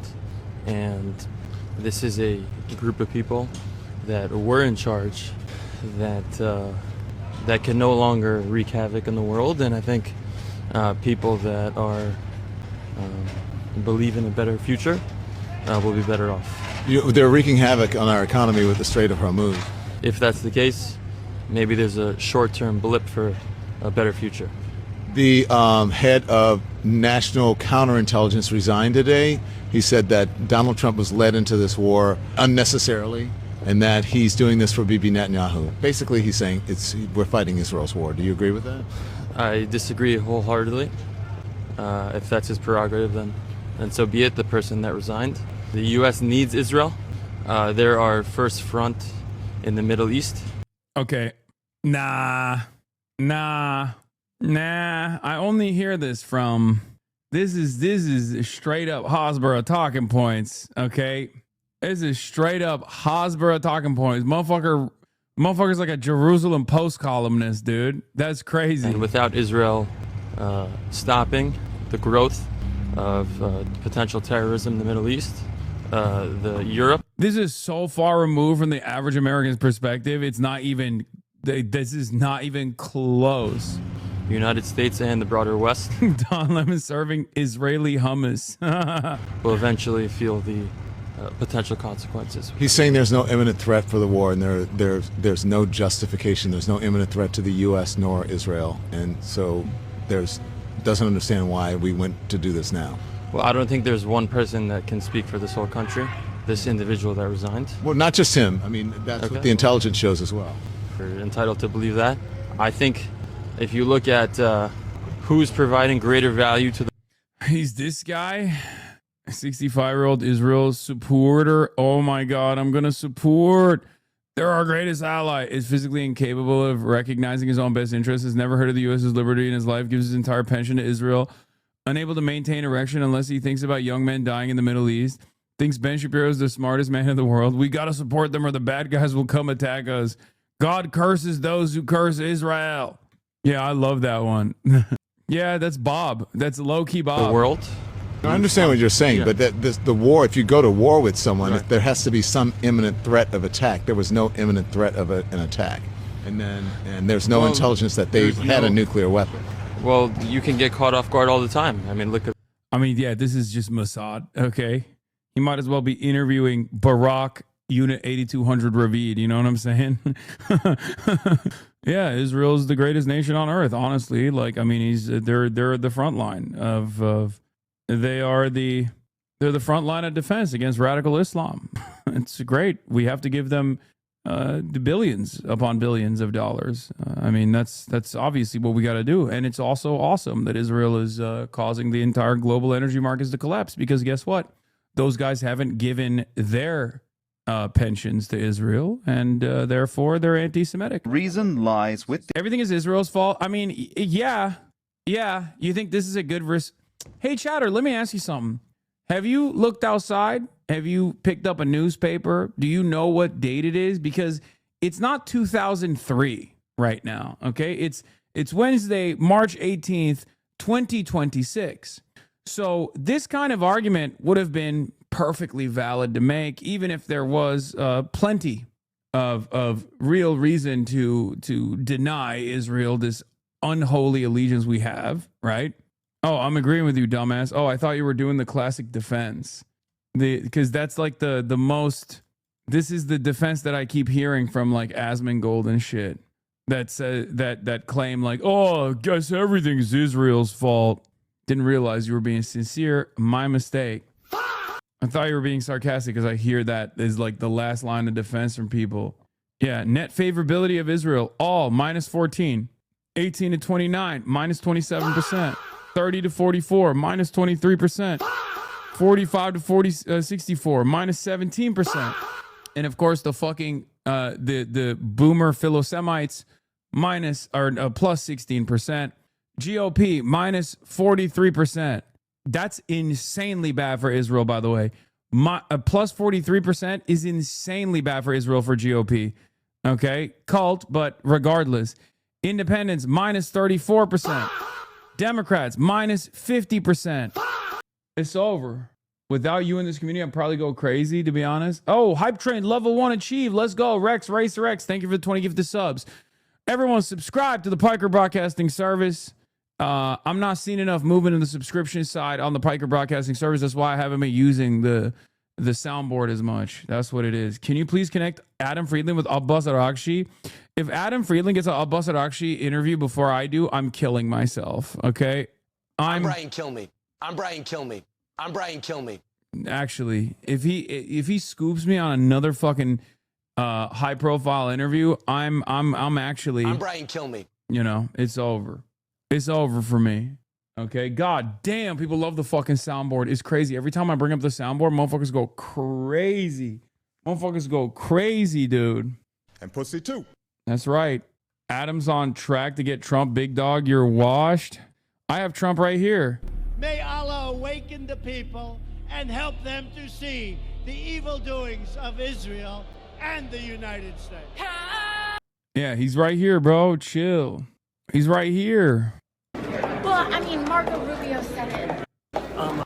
Iran's foreign minister Abbas Araghchi, Israel has no regard for the repercussions of the normalization of its heinous methods of terror.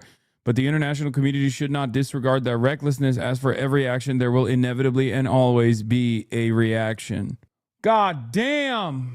Yoit Spipes, thank you for the 10 gifted. Holy moly, we're going crazy. Ham and fist, calm like a tom. Hear the crow. Thank you for the gifted. China learning. What is this? China is closely studying the U.S. War with Iran and learn from American military tactics and weaknesses, especially for a potential future conflict over Taiwan. Officials say China sees an advantage as the U.S. shifts attention to military resources from Asia to the Middle East, weakening its presence in the Indo-Pacific. The heavy use of U.S. weapons and rising costs are also viewed as beneficial to China. Yeah, no shit. Of course. You know who else also said that? Not just me. Motherfucking General Raising Cane, dude. If you hit the Alex Jones liberal soundboard, I'm leaving chat. Chatter, gift subs right now, and we'll get Megaphonics to leave the chat. This is the China. Here's the Director of National Intelligence, Gabbard, and her assessment on the predicament. Keep gifting subs right now if you want me to hit the liberal and cause Megaphonics to leave the chat. Uh-oh. Megaphonics, you hear that? You hear that, Megaphonics? Damn, okay, this is getting serious. Why'd you toss that out there, Megaphonics? Ripophonics, dude. Bro, why'd you put a wager on it? I'm just farming, brother. I'm farming. Hype train level 6 complete, dude. God damn. God damn, hype train level 6 complete. The people it's a level 7 and 48%. People are demanding the liberal. If we get to level 8, I'm blasting it. I'm being used for your greed. It's coming. Hype train level 8, and I hit it. The IC assesses that China continues to rapidly modernize its military forces across all domains in pursuit of its goal to achieve world-class status by mid. Liberal. Happy fun, la la la. Human smuggling, fentanyl deaths, forced government euthanasia, chopping up children's genitals, la la la la la, la la la la la, la la la la la. God, you paywall the soundboard, shaking my head. I mean, I gotta sing for my supper every now and then. You know what I mean? I keep forgetting to demand people subscribe, and then people don't subscribe. Sometimes you got to sing for that supper, baby. The IC assesses that China continues to rapidly modernize its military forces across all domains in pursuit of its goal to achieve world-class status by mid-century. This includes building a force with the aim of being capable of deterring U.S. and allied forces in the region, and to achieve their stated objective of developing the ability to seize Taiwan by force if necessary. However, the IC assesses that China likely prefers to set the conditions for an eventual peaceful reunification with Taiwan short of conflict. The IC assesses that China continues to rapidly modernize its... No crazy war! No crazy war! Yesterday you yelled at me, but you kind of betrayed me because I was saying you shouldn't run because you're doing a lot building the grassroots base. I said you should create a PAC or nonprofit org to get your fans and channel and the local seeds. You have a fan in all 50 states, you could probably run effectively. No crazy war!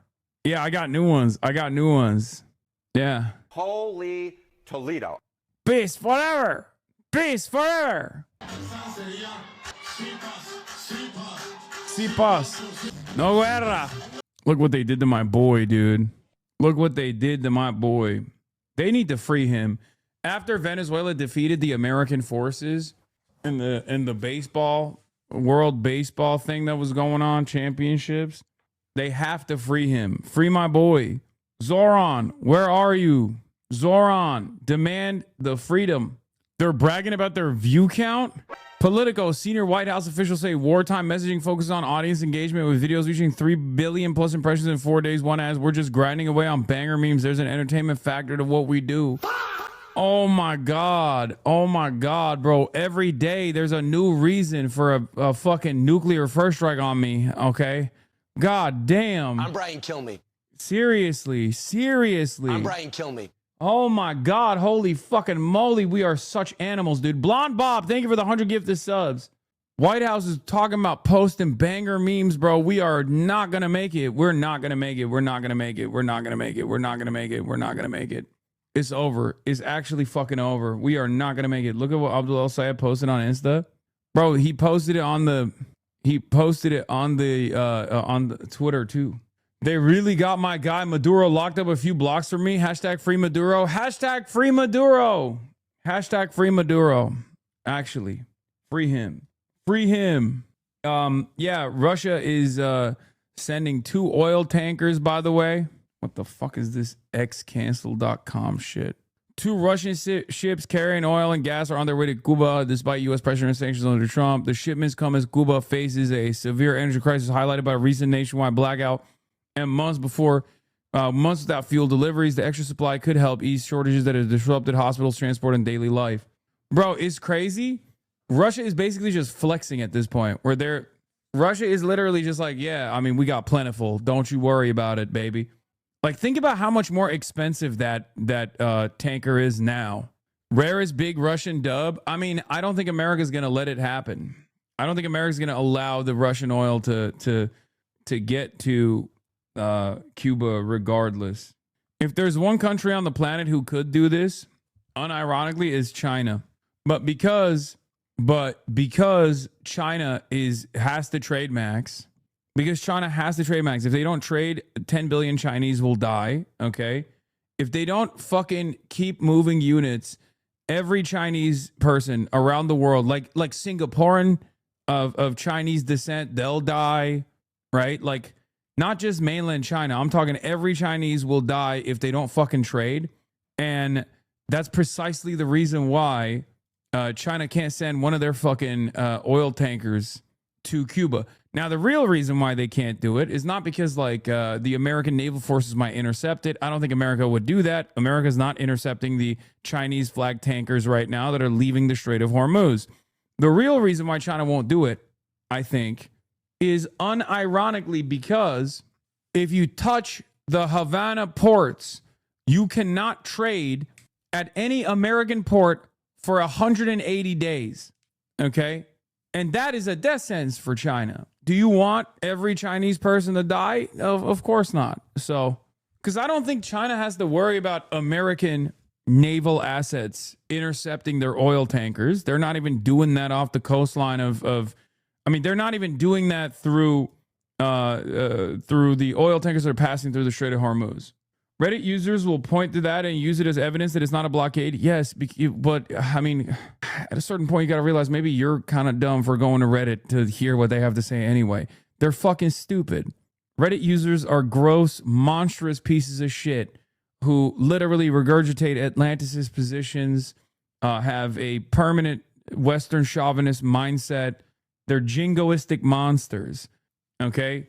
And I'm surprised many Reddit users haven't killed themselves in this last, in this last 18-day debacle. It's got to be real hard that they're finally following on your fantasies of permanent war at the behest of Israel, but the guy doing it is Donald Trump, so you're conflicted and you can't say that you like it because you hate Donald Trump. You love war, right? Not war. You love war, but you hate Donald Trump because Orange Man is bad. But Orange Man is conducting this war, so now you can't say that you love war. So I assume Reddit users are killing themselves in confusion because they, on the one hand, want this kind of death and destruction because they get off on it, but they hate Donald Trump.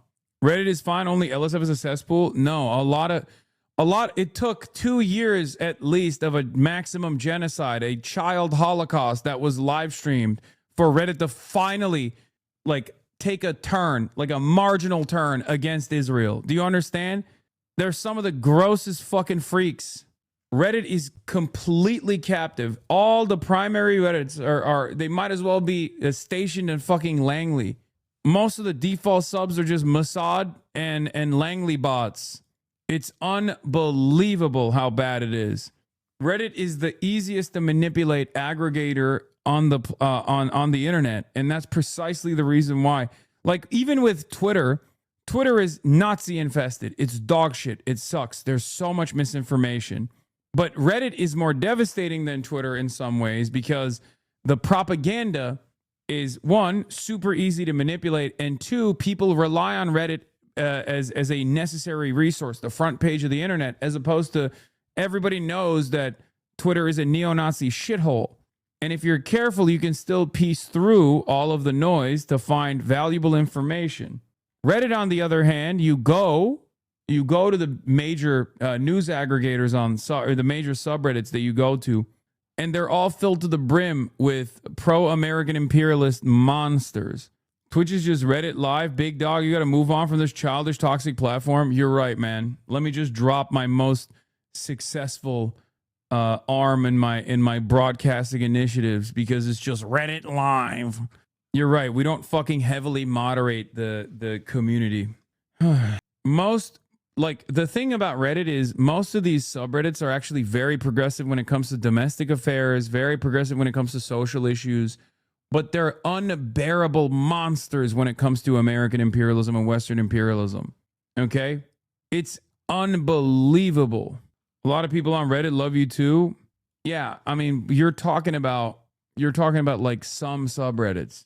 Go ask any Redditor what they think about China and you will understand, okay, what I'm talking about. The United States and President Trump himself. Immediately after Dr. Pezeshkian's statement, the US president posted a tweet describing the apology as a sign of defeat and declaring that Iran had been defeated using very insulting language. In reality, Mr. Trump killed this approach from the start. He prevented the emergence of a new atmosphere and a new perspective between us and the regional countries. Ultimately, everything about the current situation is the Americans' fault. They must answer, not only to their own people, but also to our people, to the people of the region, and to history in the future. This war is not our war, not the war of the American people, nor the war of the region. It is America's war, a war that the United States itself chose. It's a war of choice. Yeah, but you're losing friends. Alongside with this war, you're losing friends. Because now, for example, in countries like Oman, Qatar, UAE, Bahrain, Saudi Arabia, which you had a deal with in China, Kuwait, Iraq, Turkey, Azerbaijan, many countries in the region. Our people are our best friends. First and foremost, we must protect them. We must not bargain with the lives of our people because of friends who are making mistakes. Our friends have given the United States military bases over the past 47 years. Over the past 47 years, our friends have built very good relations with the United States, which has been our enemy. They have provided a wide range of services to the United States, and they can... Where did Redditor's political views come from? Langley, the American State Department. Also, one thing I gotta mention here, this is what bitty bitty users think about your... Yeah, I already covered this.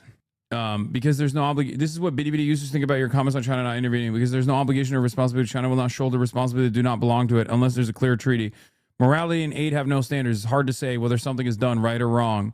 Assuming China sends troops to help Iran, even if it's for justice this time, what happens after the war? For example, would Iran prioritize supplying oil to China forever, even if other countries offer higher prices? If so, how is China any different from the United States? Conversely, if Iran retains its autonomy, it's all cope, man. It's cope. I get it. I know China is strategic and doesn't engage in world affairs. I know.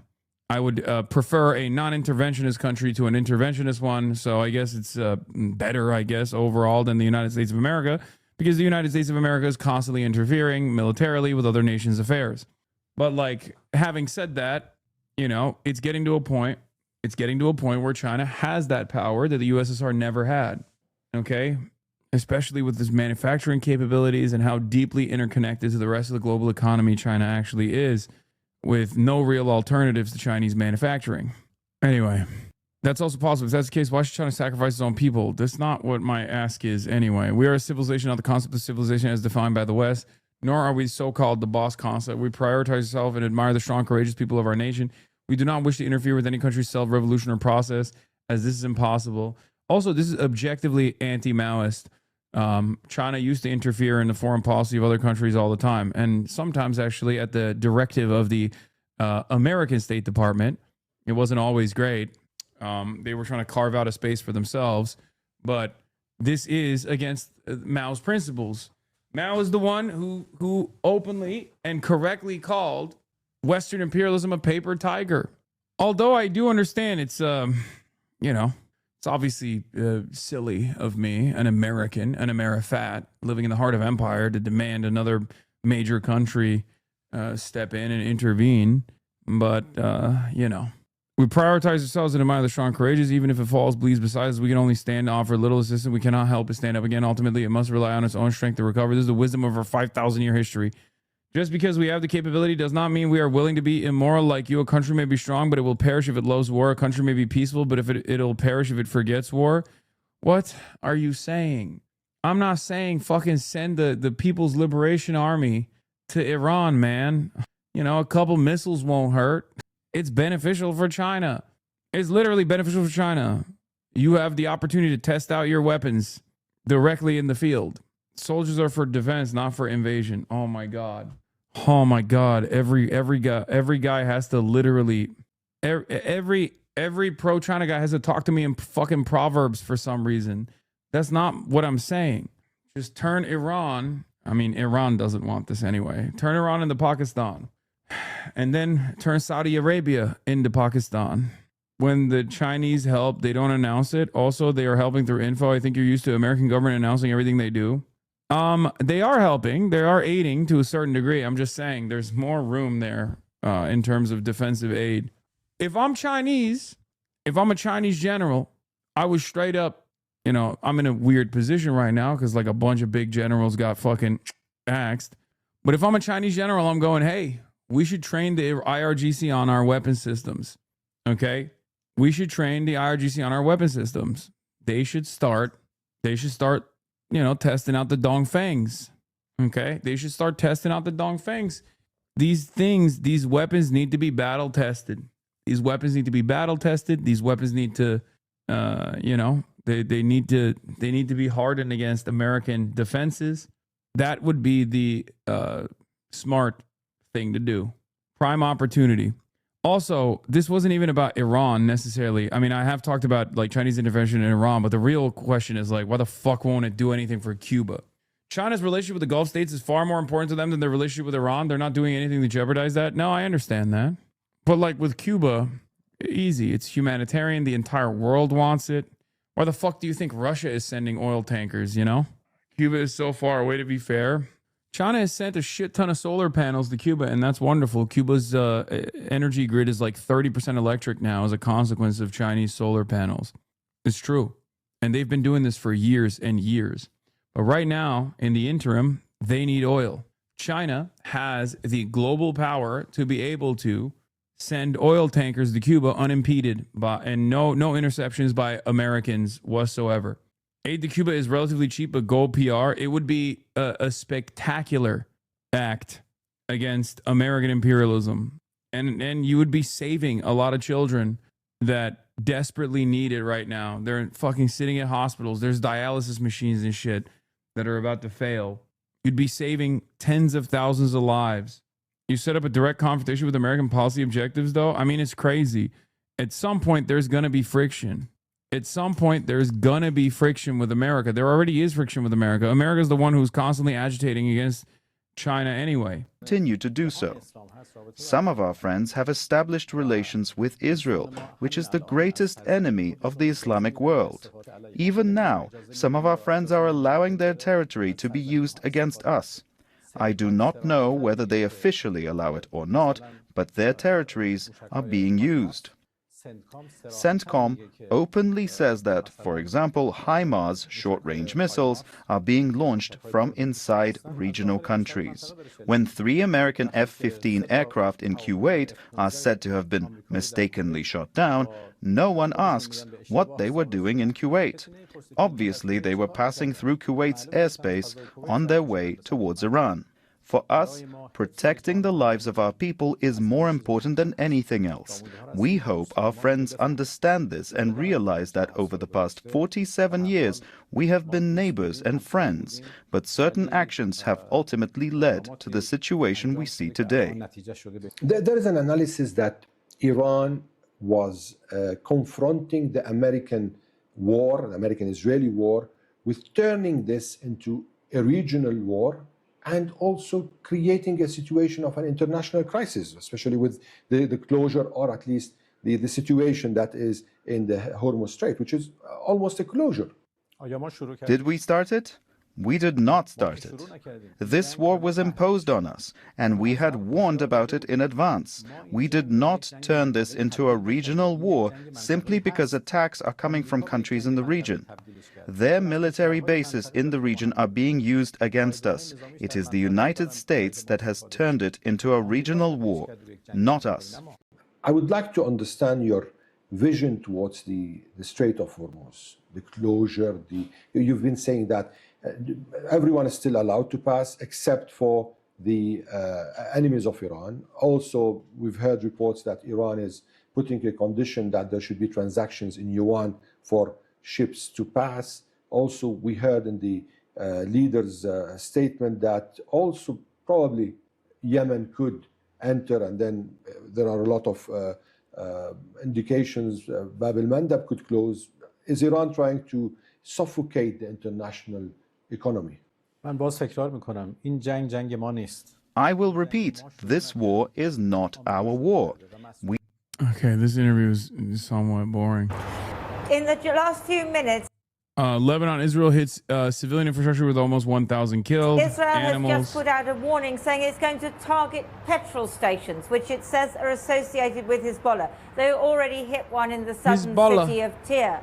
What they say they're doing is attacking any infrastructure, even if it's government and state infrastructure, which they think Hezbollah might use. Well, Hezbollah is not just a military organization, it's a political party, it's a movement. People from Hezbollah might use any infrastructure. They might use the road out. Yeah, bro, Israel is so fucking devastating in Lebanon right now. They got Channel 4 being like, they got Channel 4 revealing the truth about Hezbollah. Hezbollah is a political party on top of the militant branch, right? Kataib Hezbollah spokesman says that the group will stop striking the U.S. Embassy in Baghdad for 5 days if the IDF stops bombing South Beirut and if the CIA leaves the embassy compound. The U.S. Embassy has come under attack by the Iraqi militia drones several times this week. Holy shit. Groups within the Islamic resistance in Iraq have long talked about intervening if Iran were attacked or being willing to supply fighters if Hezbollah requests them, but directly tying ceasefire to their attacks to the cessation of attacks in Dania, to my knowledge, is new.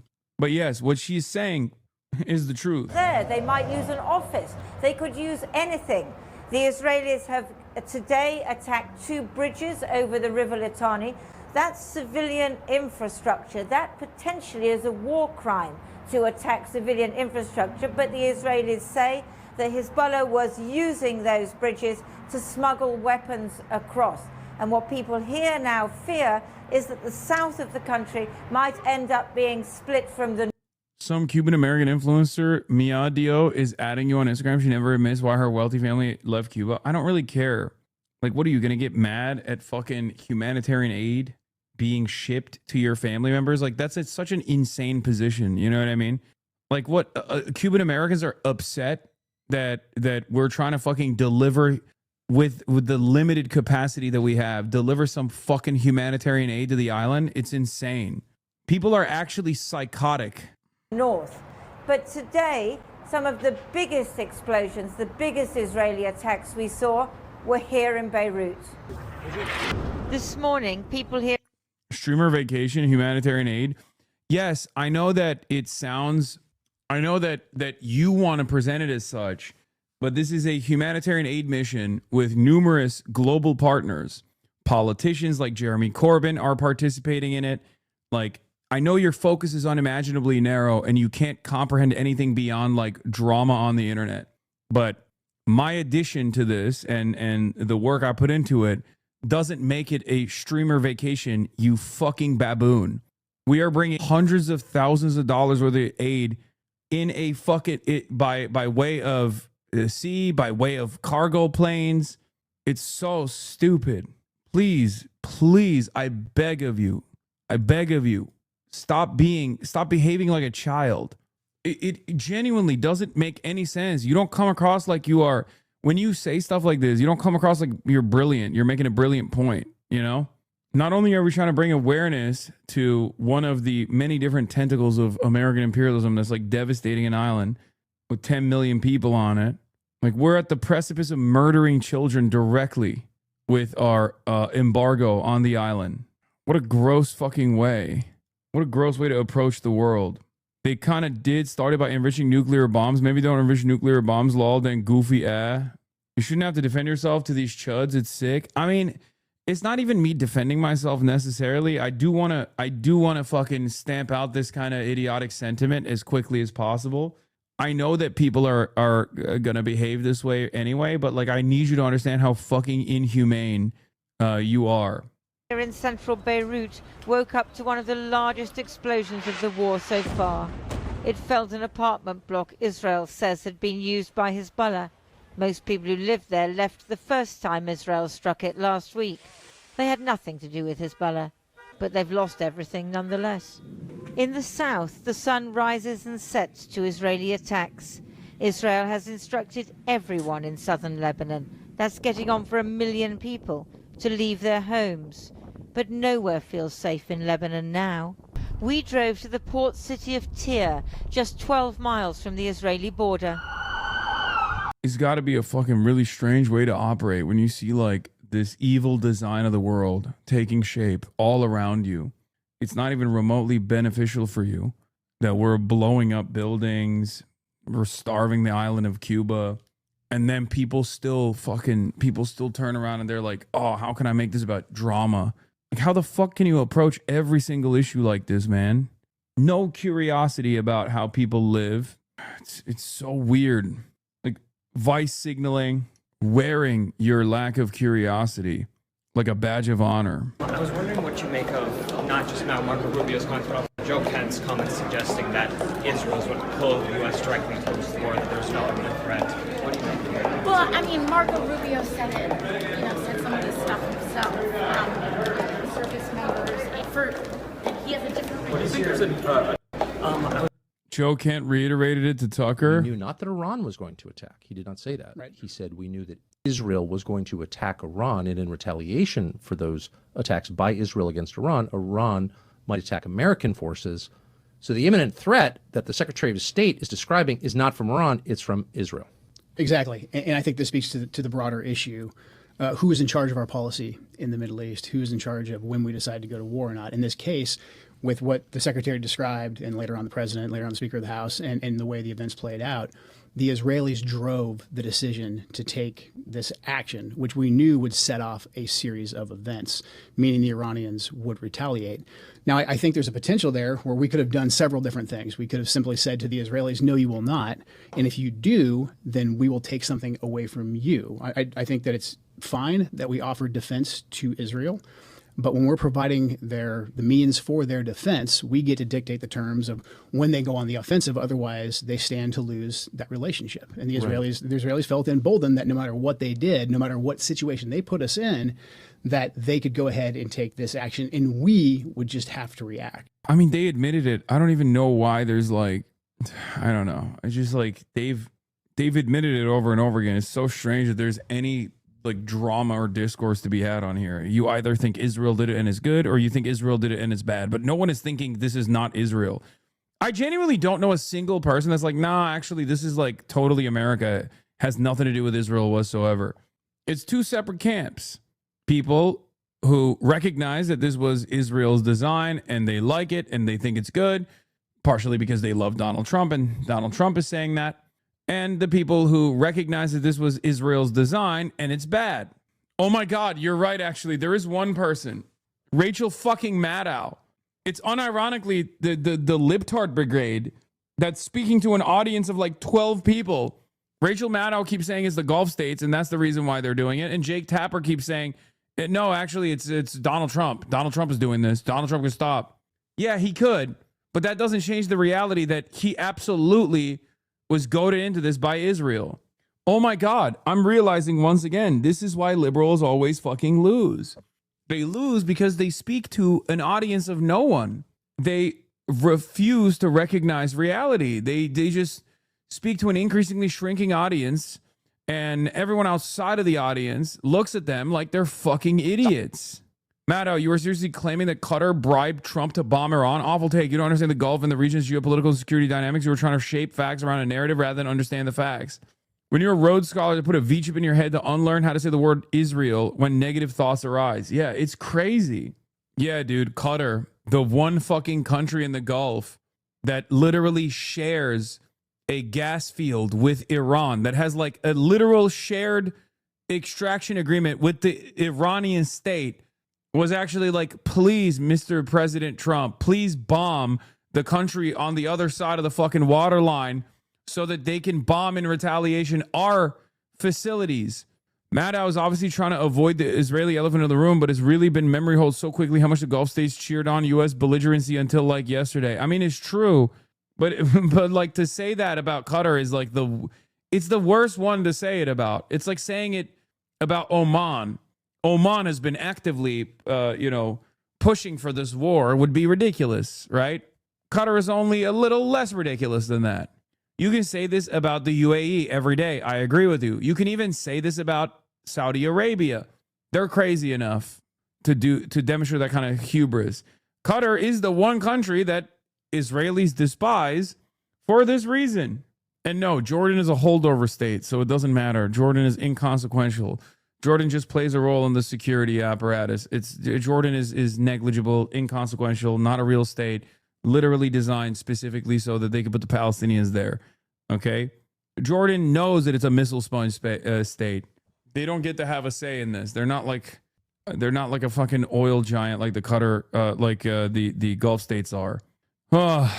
Andrés Manuel López Obrador, Presidente de Mexico, AMLO, said this: I'm on retreat, but it pains me that they seek to exterminate the brother people of Cuba for their ideals of freedom and defense of sovereignty.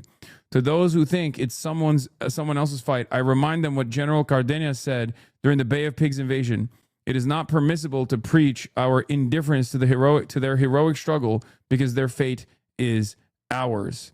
Accordingly, I invite everyone to deposit into the Banorte account of the Civil Association Humanity with Latin America, opened by citizens, writers, and journalists to buy food, medicines, oil, and gasoline, and help the Cuban people. Let each person contribute what they can. It is retired, not on retreat. Now I see why you don't want to run for office. Imagine a debate where a moderator says, what did you mean when you said Jordan isn't real? No, there could be a time when that kind of statement is broadly recognized. World Health Organization is preparing for the possible nuclear incident if Iran war escalates. Nice, dude. This feels like a scam, like he's hacked. No, this makes total sense. AMLO's my goat. 100% Trump thing is so crazy. Yeah. USG Strait of Hormuz planning update. I wonder what would happen if we finished off what's left of the Iranian terror state and let the countries that use it, we don't be responsible for the so-called strait. He wrote straight. So-called straight that would get some of our non-responsive allies in gear and fast. President DJT. Anyway, Jason Hickel has some statements about Cuba as well. He said, let me tell you something about Cuba.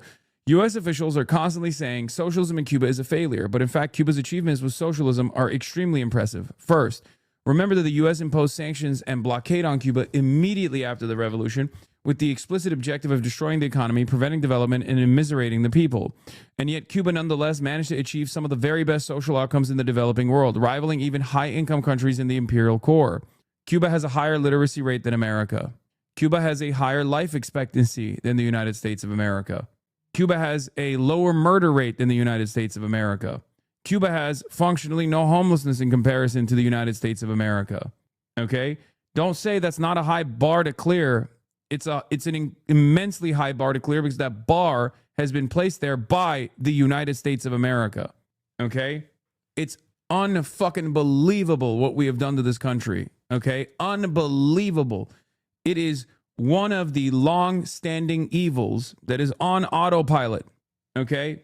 The pressure on Cuba intensified dramatically after the fall of the USSR, which was a key trading partner, which, by the way, we, once again, pushed Cuba to the hands of the USSR, okay? We kept doing terrorism over and over again. We kept activating sleeper cells inside of the country. We took all the people that were super wealthy, the ones that left initially, that were super wealthy, that fucking hated the revolution, hated the expropriations that took place, and we used them as terror cells against Cuba. We tried to do terrorism on our own soil and then blame it on Cuba. It's fucking insane. Can you imagine another country doing what we've done to Cuba because they don't like, I don't know, our policies around housing? Like, because that's technically what this is, right? They don't like that Cuba has a different economic organization of society. Israel. The pressure on Cuba intensified dramatically after the fall of the USSR, which was a key trading partner. The blockade bit harder, and Cuba was forced into a severe economic contraction known as the Special Period.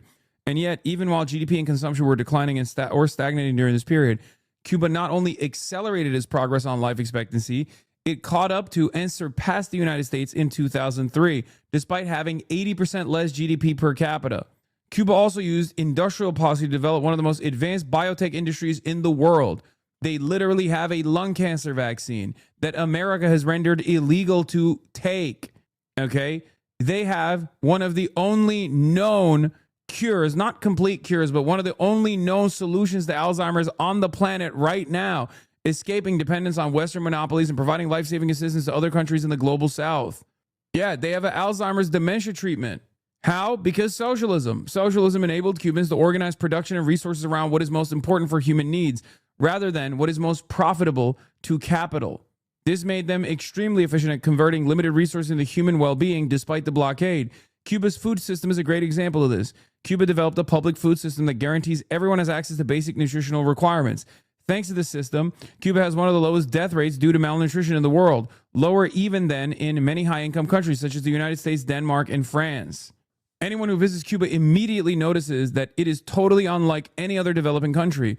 You just don't see people homeless, starving, or begging on the street. People certainly aren't rich, but nobody lives in misery. People have dignity. They have freedom. They have sovereignty. I always find myself thinking, what could Cuba be like if it was not for the U.S. blockade? What if it had been allowed to develop freely? It is not difficult to imagine the heights of human progress the Cubans could have achieved. The U.S. blockade is tightening, strangling the country of basics in order to destroy that potential, to destroy that dignity and sovereignty. They are doing it not because socialism failed, but because it has succeeded, and that reality cannot be accepted. Here's the life expectancy in Cuba in blue and the average high-income countries in green from 1960s onward to 2005. Here's Cuba's death rate from malnutrition compared to selected countries. Think about that. There's a particularly odious type of apologist who claims the sanctions against Cuba don't actually cause any suffering or prevent development. This is wild because the U.S. government itself claims exactly the opposite. The first U.S. State Department memo on sanctions against Cuba was written in 1960. It promoted imposing an embargo to deny money and supplies to Cuba, to decrease real wages, and to bring about hunger, desperation, and hardship to the Cuban people.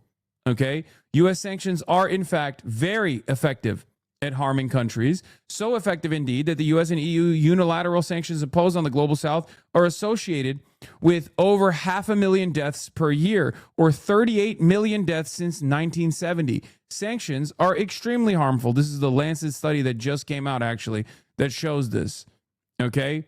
The effects of international sanctions on age-specific mortality across national panel data analysis. And this is the Cuban embargo and the goals of the Cuban embargo, the original intent. This is declassified information from the National Archives. You can go and see it if you want to. The only reason why you don't know anything about Cuba is because you're incurious. The only reason why you don't know anything about Cuba is because you've been lied to about Cuba your whole fucking life. Okay? Why do U.S. sanctions have such power? Because the U.S. not only prevents U.S. companies and U.S. subsidiaries around anywhere in the world from trading with Cuba, a major blow when U.S. companies have monopolized so many key goods, including intermediate parts necessary for industrial development. It also uses its dominance in the global financial system, the SWIFT, and as the issuer of the world's reserve currency to police third world transactions with Cuba, creating a regime of secondary sanctions that creates penalties for any country trading with Cuba. I'm applying for a journalism visa for this trip to Cuba. Okay, I got a journalism visa. I can't pay the Cuban state the $90 necessary to acquire this journalism visa with regular cash. I can't go to a website and pay the Cuban government to get this visa. I have to get a U.S. mailer check, a U.S. Postal Service check to be able to pay it. Do you understand how fucking insane that is? It's a competent, functioning sovereign state. Do you understand what level of restrictions exist for this country? So when people say, oh, dude, it's not the sanctions. What are you talking about? America's done nothing. People could just trade freely with Cuba. It's fucking bullshit. Okay? It's fucking bullshit. Someone with a courier in Washington, D.C. has to bring a U.S. Postal Service money order to pay for the journalist visa. Think about how nutty that is. There's no PayPal, nothing. Can't do it. That's why people get urged to bring cash when they go to Cuba, like hard cash when they fly to Cuba, so they can just like pay for everything with hard American dollars, because tourism is basically the lifeline, the only fucking industry that allows there to be foreign capital that enters the Cuban markets. The U.S. sanctions regime against Cuba is one of the most severe and longest lasting sanctions regimes ever in history. And in the recent escalation, the U.S. threatens crippling punitive tariffs on any nation supplying oil to Cuba, creating a total fuel blockade with the explicit objective of causing economic collapse and regime change. These are heinous crimes against the civilian population that poses zero threat to the U.S. or to anyone. Any sane person can see this. It is disgusting that anyone would seek to minimize this fact. This is Marian L. Tupi saying, this is misleading on many levels, but let me point out one obvious falsehood. Cuba has not been blockaded as when, for example, the Royal Navy blockaded French ports during the Napoleonic Wars. It could not do business with the U.S., in part because communists stole American property on the island. Communists did not steal American property on the island. The United States and Cuba had a sugar sale agreement. Once Batista was overthrown and the Cuban Revolution succeeded, the United States was frustrated by this. Okay? Cuba was getting oil from the USSR. American refineries, American-owned refineries, were being utilized to refine the oil that they were getting from the USSR. America said, we are not allowing you to do that. Those are our refineries. That's when Cuba took over the refineries. And then America said, we're no longer purchasing the fucking, we're no longer getting the sugar from you guys. Fuck you. So then Cuba had to transfer all of their agricultural products to Russia in exchange for materials and parts necessary for industrial development. They didn't just take American property, okay? They said they would pay back the funds to purchase the property with the stolen assets, with the price that they would pay for Cuban sugar.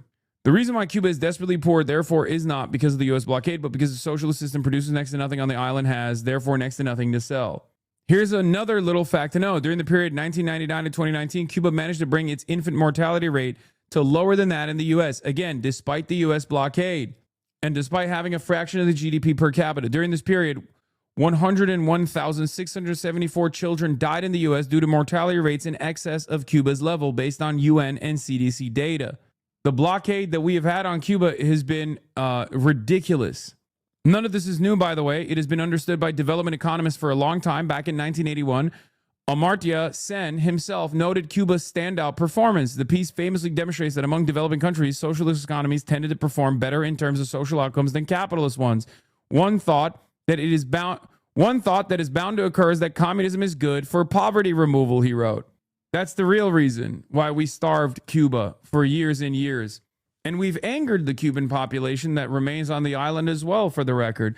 This isn't to say that there aren't any Cubans that don't hate their government. Of course there are.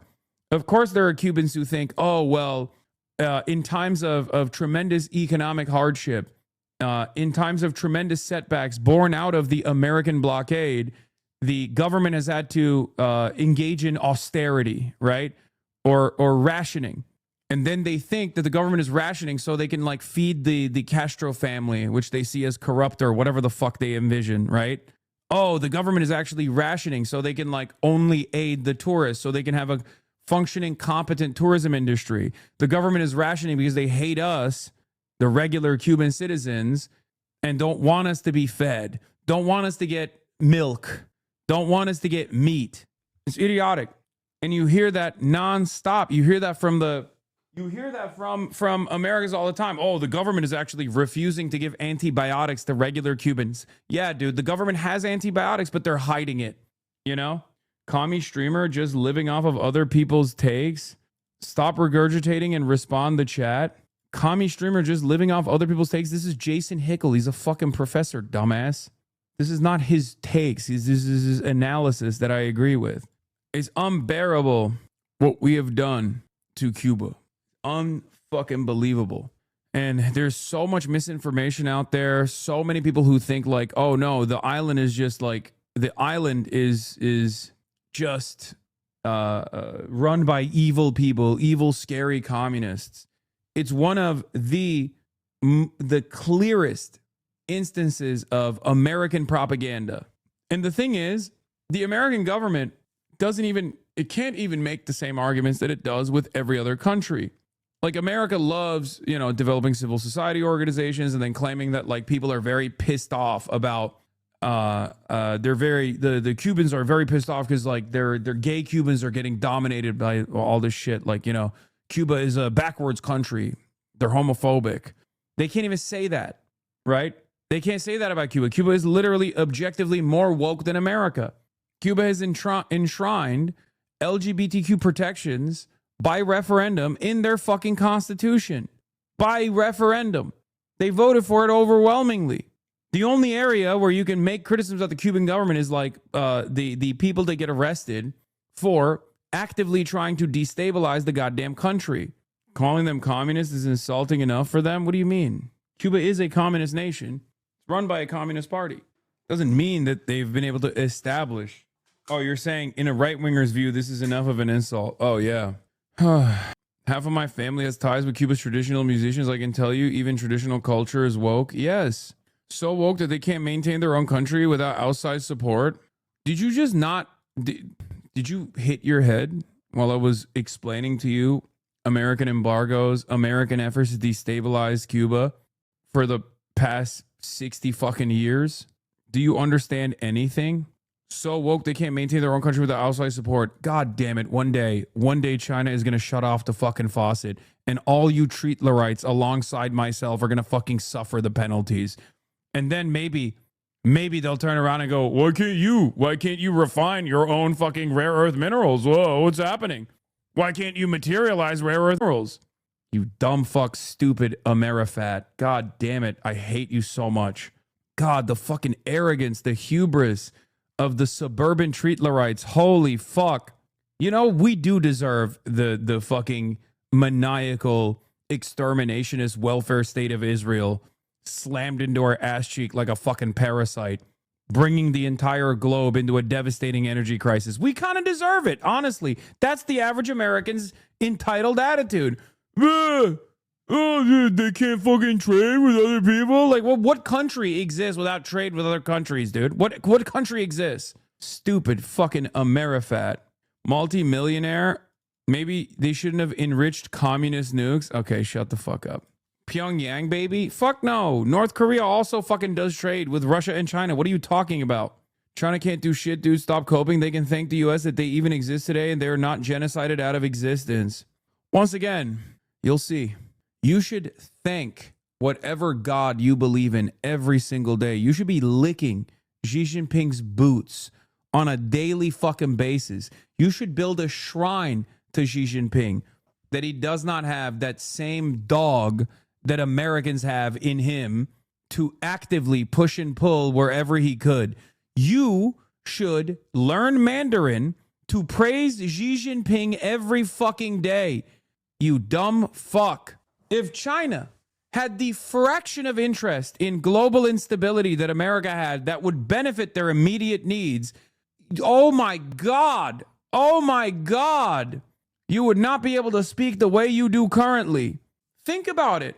You're wearing clothes that were made in China by Chinese hands, with a phone that was made in China with Chinese hands, raw materials that were procured and refined in China with Chinese precise manufacturing, talking shit on the internet, on the internet that relies on infrastructure that once again gets components that were built in China by Chinese hands, talking mad shit. Wrong. I'm a nudist and use the Trump phone. Castro took away my family store and held my grandpa in jail for a week. I've never met Castro. I've met my family, and based on that, I can say we 100% deserved to have that shit taken away. I'm so ashamed in how vile my family is, wishing for the deaths of our relatives and former countrymen. Our former store is now a pizza parlor. I hope to eat there one day in a Cuba free of embargo. Oh, that's awesome. Respect, chatter. Oh. Oh, Jesus. Is not having that dog in them why China still trades with Israel and doesn't help Cuba? China does help Cuba. I'm just saying they could do more. China has helped Cuba tremendously. Cool. Still won't be able to have a family. Still won't have a home. Maybe you and your rich friends should start praying. I don't know if you're talking to me. I agree with you on most things, but you're wrong. USA also produces products that China relies on just to use technology. It's not all one way. I cannot remember exactly what it is, but it's produced in Virginia region, so we both benefit from each other. Do you mean the internet? Are you saying DARPA? No, it's like a mineral in the Virginia region. Oh, it's quartz. Yeah, China's getting one product versus America getting 8,000 products. Many such things are produced in Virginia prefecture. Yeah, also, I don't have an issue with global trade. I'm not insane. Americans, however, talk like they could exist without global trade. That wasn't my argument. My argument isn't that global trade is bad, okay? I was responding to that one chatter was like, oh, if Cuba's so successful, why can't this island nation materialize oil out of thin air? Like, that's literally what that chatter's argument is, okay? Like, why can't Cubans figure out the practice of alchemy and materialize oil from the ground where no such product exists? It's a fucking island. The fuck do you want them to do? Yeah, I mean, this is a classic yellow parenti on the Cuban Revolution here. If you don't want to call them socialists, call them whatever you want. Post-capitalist, whatever. I don't care. Call them camels, window shades. Doesn't matter. As long as you know the countries we're talking about, you can look at any one of those countries and you can evaluate them in several ways. One, comparing them to what they had before. And that, to me, is what's very compelling. That's what's so compelling about Cuba, for instance. When I was in Cuba, I was up in the Escambray, which is like the Appalachia of Cuba, very rugged mountains. The people, very poor they were. And I said to this campesino, I said, do you like Fidel? And he says, sí, with all our souls. I remember his gesture, with all our souls. I said, why? And he pointed to this clinic right up there on the hill, which we had visited. He said, look at that. He said, before the revolution, we never saw a doctor. If someone was seriously ill, it would take 20 people to carry that person, because you'd go day and night. It would take 2 days to get to the hospital. First, because it was far away, and second, because you couldn't go straight. You couldn't cross the latifundio lands. The boss would kill you. So you had to go like this. And often when we got to the hospital, the person might be dead by the time we got there. Now we have this clinic up here with a full-time doctor. And today, a doctor in Cuba, when you become a doctor, you've got to spend 2 years out in the country. That's your dedication to the people. And a dentist who comes 1 day a week. Slavery! And for more serious things, we're not more than 20 minutes away from the larger hospital. Slavery! What the hell? They're enslaving the doctors. Which, by the way, is a normal process that exists in countries like Turkey as well. I know to the average American, this is unfathomable. But when you get a fucking free education to become a goddamn doctor, okay, you get to work in areas of need. This is also the same in Turkey as well, which also has a nationalized healthcare system. Just so you understand, every competent fucking country on the planet that has a fraction of the interest of taking care of its fucking citizens understands this basic necessity. Americans, on the other hand, treat this like it's fucking slavery. They literally think it's slavery because they're fucking stupid. This is one of the biggest problems with Americans, is that they lack the imagination. They've never traveled outside of the United States of America. It's such a massive fucking country. So they just literally cannot comprehend a world that exists outside of the United States of America. So it doesn't exist because the average American lacks object fucking permanence. This system that exists in Cuba exists in virtually every fucking country that has a socialized system of healthcare. That's in the Escambray. He said, that's freedom. We're freer today. We have more life.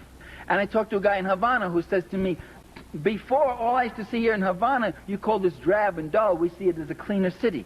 It's true, you got the paint is peeling off the walls, but you don't see kids begging in the streets anymore, and you don't see prostitutes. All we used to have was prostitutes. Prostitution used to be one of the biggest industries. And today, this man is going to night school. He said, I can read. I can read. Do you know what it means to be able to read? Do you know what it means to be able not to read? I remember when I gave my book to my father, I dedicated a book of mine, Power and the Powerless, to my father. I said, to my father with my love. Gave him a copy of the book. He opened it up, looked at that. He'd only gone to the 7th grade. He was a son of an immigrant, a working-class Italian. And he opens the book, and he starts looking through it. We do this to get doctors for the Army, Navy, and other armed forces, free medical school for 5 years of service after you get your MD. Yeah, but that's not slavery. And he gets misty-eyed, very misty-eyed. And I thought it's because he was so touched that his son had dedicated a book to him. That wasn't the reason. He looks up to me and says, I can't read this, kid. I said, that's okay, Dad, neither can the students. I mean, that's not something, I mean, don't worry about that. I wrote it for you. I mean, it's your book, and you don't have to read it. You know, it's a very complicated book, academic book. He says, yeah, I can't read this book. And the defeat that man felt. That's what illiteracy is about. That's what the joy of literacy programs is. That's why in Nicaragua you got people walking proud now for the first time. They were animals before. They weren't allowed to read. They weren't taught to read. So you compare a country to what it came. My lab mate from Cuba referred to it as slavery when talking to liberals. It's just so crazy that the reactionary Cubans unironically have some of the most like right-wing attitudes I've ever encountered in my fucking life. It is mind-boggling. Mind-boggling, dude.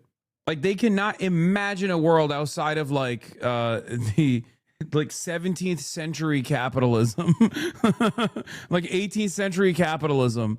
It's crazy. Came from, with all its imperfections, and those who demand instant perfection. The day after the revolution, they get up and say, are there civil liberties for the fascists? Are they going to be allowed to have their newspapers and their radio program? Are they going to be able to keep all their farms?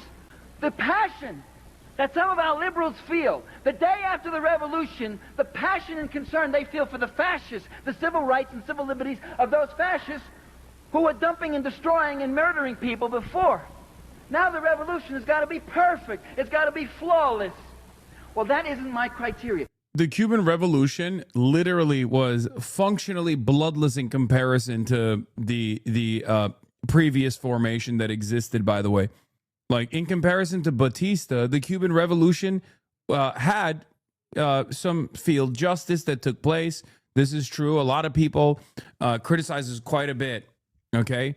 Except the people that were executed for being the executioners and the torturers under the Batista regime. And according to the American government's own internal assessment, the number of deaths in the Cuban Revolution was marginal in comparison to the Batista regime. Marginal. My criteria is what happens to those people who couldn't read. What happens to those babies that couldn't eat, that died of hunger? Yeah, the Cuban Revolution was the most people's revolution that has ever happened in human history. Fidel only landed with 82 men with big beards and got through the swamps with 13 and fewer weapons. How do you think they won that? Yeah, because the people were agitated. They were ready to go. And that's why I support revolution. The revolution that feeds the children gets my support. Not blindly, not unqualifiedly. Government that tries to stop that kind of process, that tries to keep those people in poverty and illiteracy and hunger, that gets my undiluted animosity and opposition. This is your Ristorante Castel Nuovo. This is the Chatter's uncle's market that turned into a pizza restaurant. Maybe I'll go check it out when I'm there, Chatter. After the revolution, literally, there was a counter-revolution almost immediately. The same thing happened with Chile, and Allende was nice. And so if you put down the counter-revolution like Fidel told him, well, let's just say things might have been different. Yeah. There's also been entire books written about the role of women in the revolution. Yes, women played a massive role in the Cuban Revolution. Cuba is so fucking woke, dude. It's unbelievable. That's why you don't ever hear about the American propaganda that normally works with like Afghanistan or whatever. It doesn't work in Cuba at all. So you never hear about that. They'll just be like, I'll tell you what the lines are. The Cuban government is disgusting and corrupt. They refuse to give antibiotics to the Cuban people, which is such a funny thing to say. Like, tackling Cuban medicine is one of the worst angles to try to criticize the Cuban government, because they have a higher life expectancy and they have a better medical system than we do objectively. Like this is the one area that they put a tremendous amount of effort into. Okay. They'll say the Cuban government withholds antibiotics from this population. They withhold, Castro refused to give milk to the children. You can't even hunt your own animals on the island. You'll get thrown in jail for it. They force the doctors into slavery. That's another one.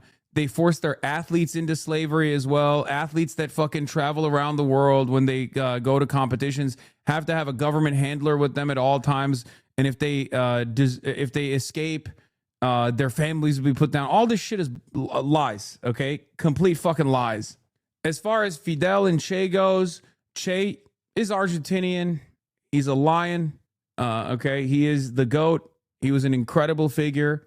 But because he's Argentinian, you can't really hold it past him. When he was growing up, he wrote extensively, and he wrote some unfavorable things. Okay, he wrote some unfavorable things people always point to. They'll also say that they were homophobic, which is ironic because Fidel literally apologized. Fidel Castro apologized for his initial homophobia. Okay, I think it was like was it in the 80s when Fidel Castro had a perspective shift and openly released a statement apologizing. Don't put that. Wait, what do you mean? Don't put that. He grew out of being Argentinian. Someone said, don't put that on him being Argentinian. What do you mean? He was the greatest Argentinian of all time. The fuck are you talking about? Every Argentinian should be writing endlessly and reminding people all day, every day that Che Guevara was Argentinian. Yeah. Fidel Castro takes blame for persecution of Cuban gays. He cried. Fidel Castro said he is ultimately responsible for the persecution suffered by homosexuals in Cuba after the revolution in 1959. The former president told the Mexican newspaper La Jornada that there were moments of great injustice against the gay community. If someone is responsible, it's me. In the 60s and 70s, many homosexuals in Cuba were fired, imprisoned, or sent to re-education camps. Mr. Castro said homosexuals had traditionally been discriminated in Cuba just as black people and women. But nevertheless, he admits he didn't pay enough attention to what was going on against the gay community. At the time, we were being sabotaged systematically. There were armed attacks against us. We had too many problems, said the 84-year-old communist leader. Keeping one step ahead of the CIA, which was paying so many traitors, was not easy. He said, I'm sorry to the gay community. In 1979, homosexuality was decriminalized, and more recently, there have been efforts to legalize same-sex unions, which they did. Anyway, yeah, he went woke. Like, are you going to tell me he's bullshitting? That's obviously a very real thing he dealt with. Yes, Americans cannot comprehend. Americans cannot fucking comprehend what Cuba, revolutionary Cuba, looked like and what we tried to do. Okay, they tried to kill him 638 times. Yeah, they did. They tried to poison him. They tried to fucking use like comical means of trying to murder him. They tried to blow up his cigars, bro. The CIA was the most indecent, is still the most indecent institution on the planet. But like the shit that they were trying to do to this man is crazy. They tried to use one of his ex-girlfriends to assassinate him. She fell back in love with him. It failed. She turned. It's beast mode. He seduced her. It's kind of crazy. I think a lot of Zoomers don't know why, even in the United States of America, motherfuckers used to ride for Fidel Castro. Motherfuckers used to ride for Che Guevara. It was such a common revolutionary figure that there's still a holdover meme about like the Che Guevara t-shirts, right? There's a reason why people were wearing Che Guevara t-shirts, not because he's hot, even though he was, and so was Fidel, but it was because these dudes had maximum aura, okay? They were mogging the entire state apparatus on a daily fucking basis. Che Guevara would literally, on his off day, go and work with the regular fucking workers. He'd be carrying bags of cement. He was like, I ride for this shit. I live for this shit. Che Guevara literally spent the last half of his life trying to liberate Africa. And motherfuckers still talk shit and say he was racist as an Argentinian teenager. The fuck do you mean? Going to Cuba will change your life, man. It's one of the reasons I'm here and got radicalized, because I went to Havana and never seen people with more solidarity in life. It will touch you. Yeah. They were pulling up his old tweets to be like, bro, I can't believe what you said when you were in your 20s. Fucked up. It's not even a question. The shit that we try to do. The shit that we try to do to Cuba. There is no justice in this world, okay? There is no justice in this world. It blows my fucking mind. And I still hear from motherfuckers. Every damn day, people will be like, yo, it's the worst country. Oh, it's because of communism. Yeah, really? Twitter commies will come for you on God? Wait, what? For what? Operation Northwoods was the peak of our insanity. The false flag plan to frame Cuba? Yeah. I mean, JFK was an anti-communist. And even JFK was like, all right, guys, that's a bridge too far. We can't do a 9/11 on America, okay? But like, that's the OG. Well, the OG 9/11 is Chile. But this was like, you know, the 9/11 that I've said famously that America deserved, okay? That 9/11, we were going to do that to ourselves, blow up parts of fucking Florida, and then blame Cuba for it so we could justify a war with Cuba. And JFK was like, no, that's crazy. I'm an anti-communist, but that shit is that's a bit wild, don't you think? Maybe we shouldn't do that, actually. JFK did begin the Cuban Missile Crisis by being belligerent to the USSR for zero reason and putting nukes there. Calm down. He was crazy himself. Wait, what? I know. I'm saying even for that man, it was the CIA was a little bit too crazy. It was my whole family store. My abuela was the youngest of 24 kids. You can show, chat, the restaurant. It's in Varadero, where the wealthy Americans and mafia went on vacation. The DuPont Mansion and the Hemingway's boat are still there. As the only grocer in the city, we were close to them and picked up their capitalist brain rot. Anyway, yeah, this is the GOAT. Yes, of course I'm familiar with him. Are you kidding me? Cuba de Gureshi, Mihail Lopez Nunez, Madalya Libre Fidel Castro. I love that it's a Turkish socialist magazine that you linked this from. But yes, this is the greatest Olympic wrestler of all time, maybe the greatest Olympian ever. He's a heavyweight wrestler who won 5 straight Olympic gold medals going all the way back to 2004. It is said that this will never be accomplished. Bro, Fidel gave the CIA spy a weapon in her hand and said, kill me if you dare, but I know you love me. They proceeded to make love. She even wrote a book about it. If young Fidel went to Miami nowadays, Clavicular, ASU frat leader Duke Dennis, and Marlon would sit down and take notes. He's got the most aura and riz of all time. Yes. For Americans, they were able to successfully make the island suffer.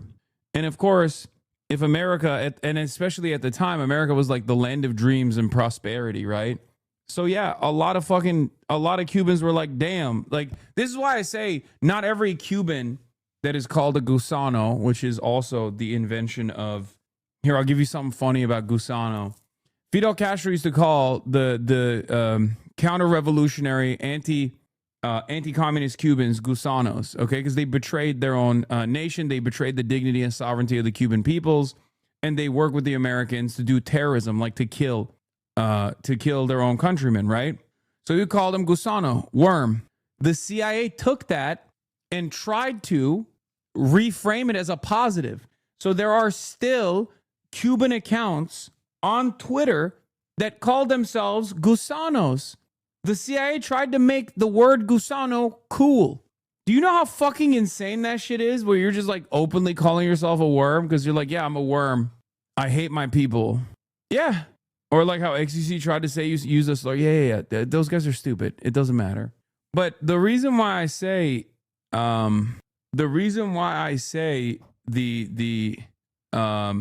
that like not every single person that took up arms against the Cuban Revolution was, immensely wealthy slave owner, whatever the fuck, is because, of course, when America is this like massive continent of prosperity 90 miles away and you're suffering in comparison, and maybe you don't like the communist government, it's very easy to be fucking brainwashed. The American government also literally kidnapped Cubans to straight up brainwash them in the foster program. They had like a Peter Pan initiative where they would just like take Cuban children and ship them to the United States of America to literally put them in the foster care program. Yeah. Operation Pedro Pan. Isn't that fucking crazy? Like this is like shit that we understandably get disturbed when like Russia does, right? My aunt and uncle were Pedro Pan kids. Yeah. Yeah, I've covered this before. In 1996, a Cuban pilot observed a U.S. government fumigation plane spraying. Oh, this never stopped, by the way. This never stopped. They would use like Cessnas. They would use, because it's 90 miles off the coastline.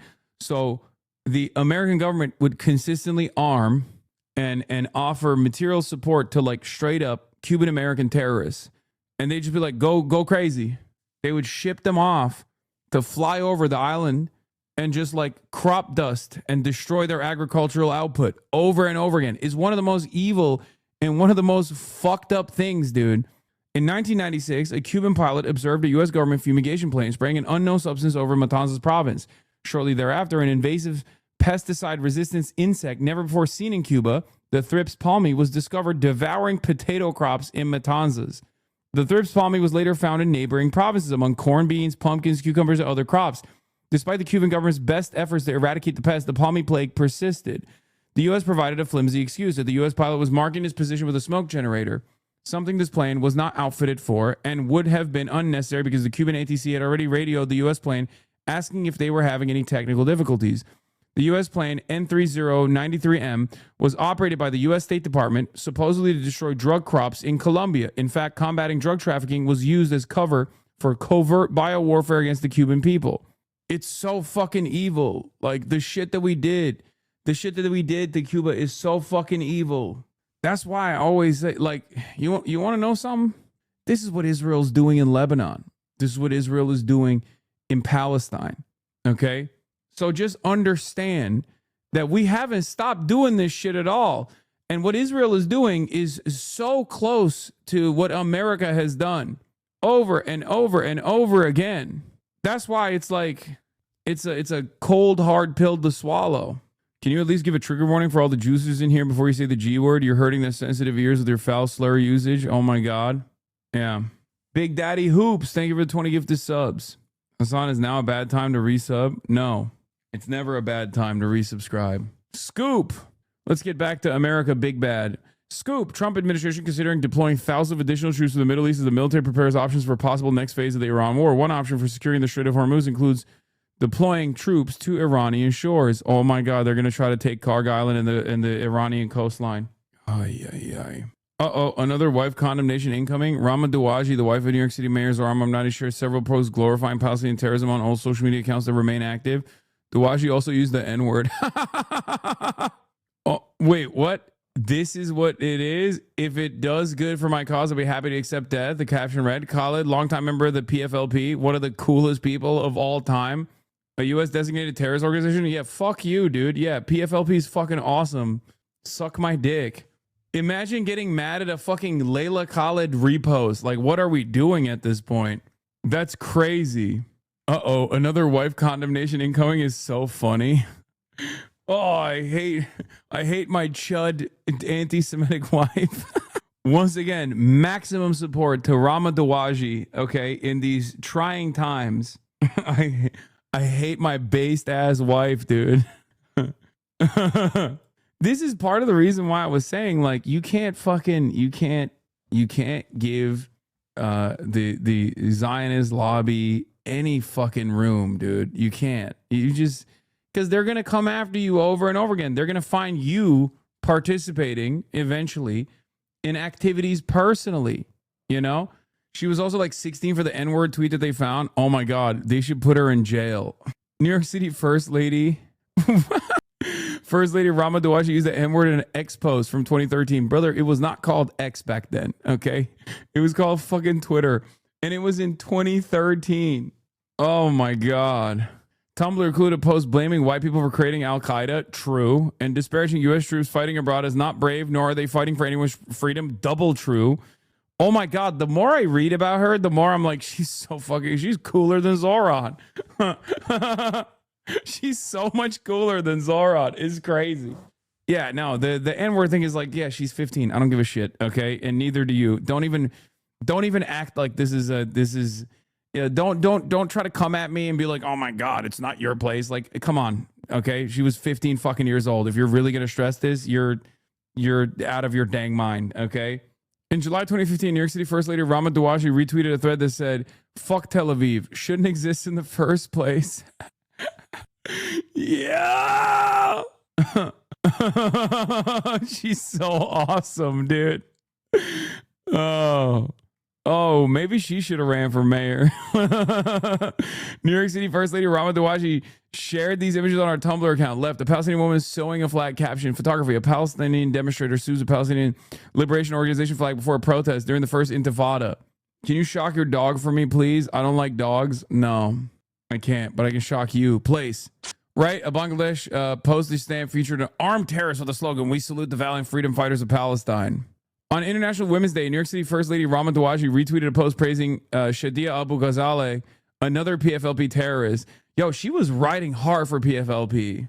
Ghazaleh participated in the bombing of an Israeli bus and led several other terrorist attacks. Ghazaleh was killed in 1968 when a bomb she was building in her home, which she intended to use to blow up a building in Tel Aviv, exploded accidentally. New York City First Lady Rama Dawashi, we already saw the N-word thing. Tumblr included a post blaming white people for creating Al-Qaeda.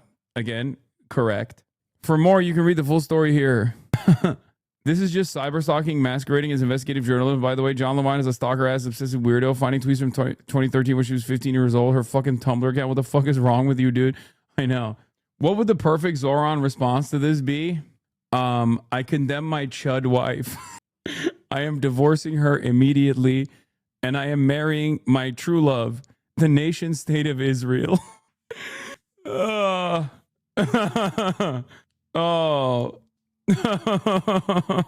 Oh, my wife's views were detestable. I despise her. She is no longer my wife. I will now be marrying Laura Loomer instead. Please stop yelling at me. I just want to give ADUs to all New Yorkers so we can alleviate the real estate crisis that is facing every working class New Yorker, please. Going to do any of that. Oh my God. Kathy Hochul, my new wife, surely has done nothing objectionable. But yeah, this is why you don't fucking deal with these losers. Okay? This is why you don't deal with these fucking losers. It's that simple. They're never going to stop, because the point of this is not like a sincere confusion that must be addressed. It's just to like talk shit. Never cave. Yeah, never cave. Those views are reprehensible and don't represent her anymore. If he says that, I will lose my fucking mind, dude. The only thing that's like even remotely worthy of like scrutiny would be the N-word thing. And even then, she was 15. Don't fucking address it, please. For the love of Christ, for the love of Allah, for the love of the 12th Imam. Okay. For the 12th Imam, the hidden Imam, please. I don't know. You're Shia. I'm trying to appeal to the Shia thing. Okay. Please. What would you do if he said the Cuban government is oppressive? I mean, he's probably, I don't know what he will say about the Cuban government, if at all, if he'll say anything at all. I've been left officially on red at this point on things like that. So he has said it already, but I'm saying now he could have a different take, a different approach. Billionaires are mad that Mamdani's about to tax the fuck out of them, and they're using Zohar's can't be president, but Rama can. Yeah, she should. She should. She should run for president. Wait, what the fuck? Ben Shapiro posted about me on his Facebook page. Limousine socialist Hassan Piker, yet another millionaire streamer who cosplays as a Maoist. Wait, what? I don't cosplay as a Maoist. What the fuck? What the fuck is this pose, bruh? Limousine socialist Hassan Piker, yet another millionaire streamer who cosplays as a Maoist and allegedly electrocutes his dog, is going to Cuba. Oh, he had to slam that allegedly in there. I hope he has a good time. It may be his last chance to see Cuba before capitalism rescues it from its horrific poverty and suffering. I hope they keep him in prison so we can understand how all Cubans feel. What a freak. Yeah, right here. Check previous. You have to see this. This is how Zoran would answer. Please look at this. Zoran Mamdani is in big trouble because he is no longer recognized as the only leader of New York. Huh? Dude, what the fuck? We've seen this already. This is so... The Cuomo-tang. The Kuomintang are right. So dumb. There was a discussion about Zoran's views at Cuba at the DSA. DSA speaker at CUNY Cuba conference says Zohran Mamdani is an ally of Cuba. During discussion about the New York City mayor's position on Cuba, DSA organizer Danny Valdez moved to reassure activists that Zohran Mamdani and the organization are not anti-Cuba. Yeah, Danny is the GOAT. Danny's the fucking man. I think he's going to be on the trip as well. My direct experience of organizing alongside Zohran and DSA is that he's an ally of Cuba, Valdez said, adding that Mamdani supports any of the U.S. embargo. When asked whether DSA might oppose Cuba solidarity efforts in the city council, Valdez responded bluntly, your opposition is not DSA, I'll tell you that. Some of these older activists seem oblivious to how central DSA has been in keeping the Cuba organizing alive. Yes, DSA has one of the most active like Cuba coalition movements in the fucking country. Are you nervous about going to Cuba? No. Why the fuck would I be nervous? The only thing people have told me that I'm gonna be very sad about like how much poverty we've brought about the Cuban population, and that's it. Like I'm not. Yeah, the DSA has a Cuba Solidarity Working Group. Danny Valdez has been super active. They've helped me out with some of the interviews that I've secured, including talking to the doctor. If you guys recall, when Marco Rubio came out and tried to make it illegal, and now actually has seen some success, unfortunately.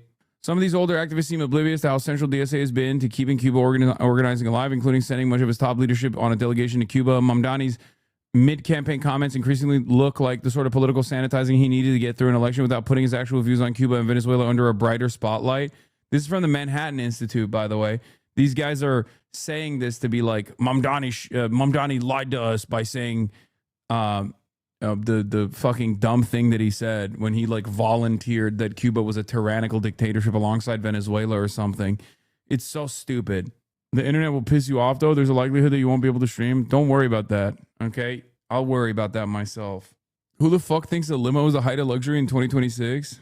I don't care that he was lying. I think lying is annoying. Are you going to game in Cuba? No. Why can't you say that you're bringing in Starlink? First of all, Starlink is not allowed on the island, okay?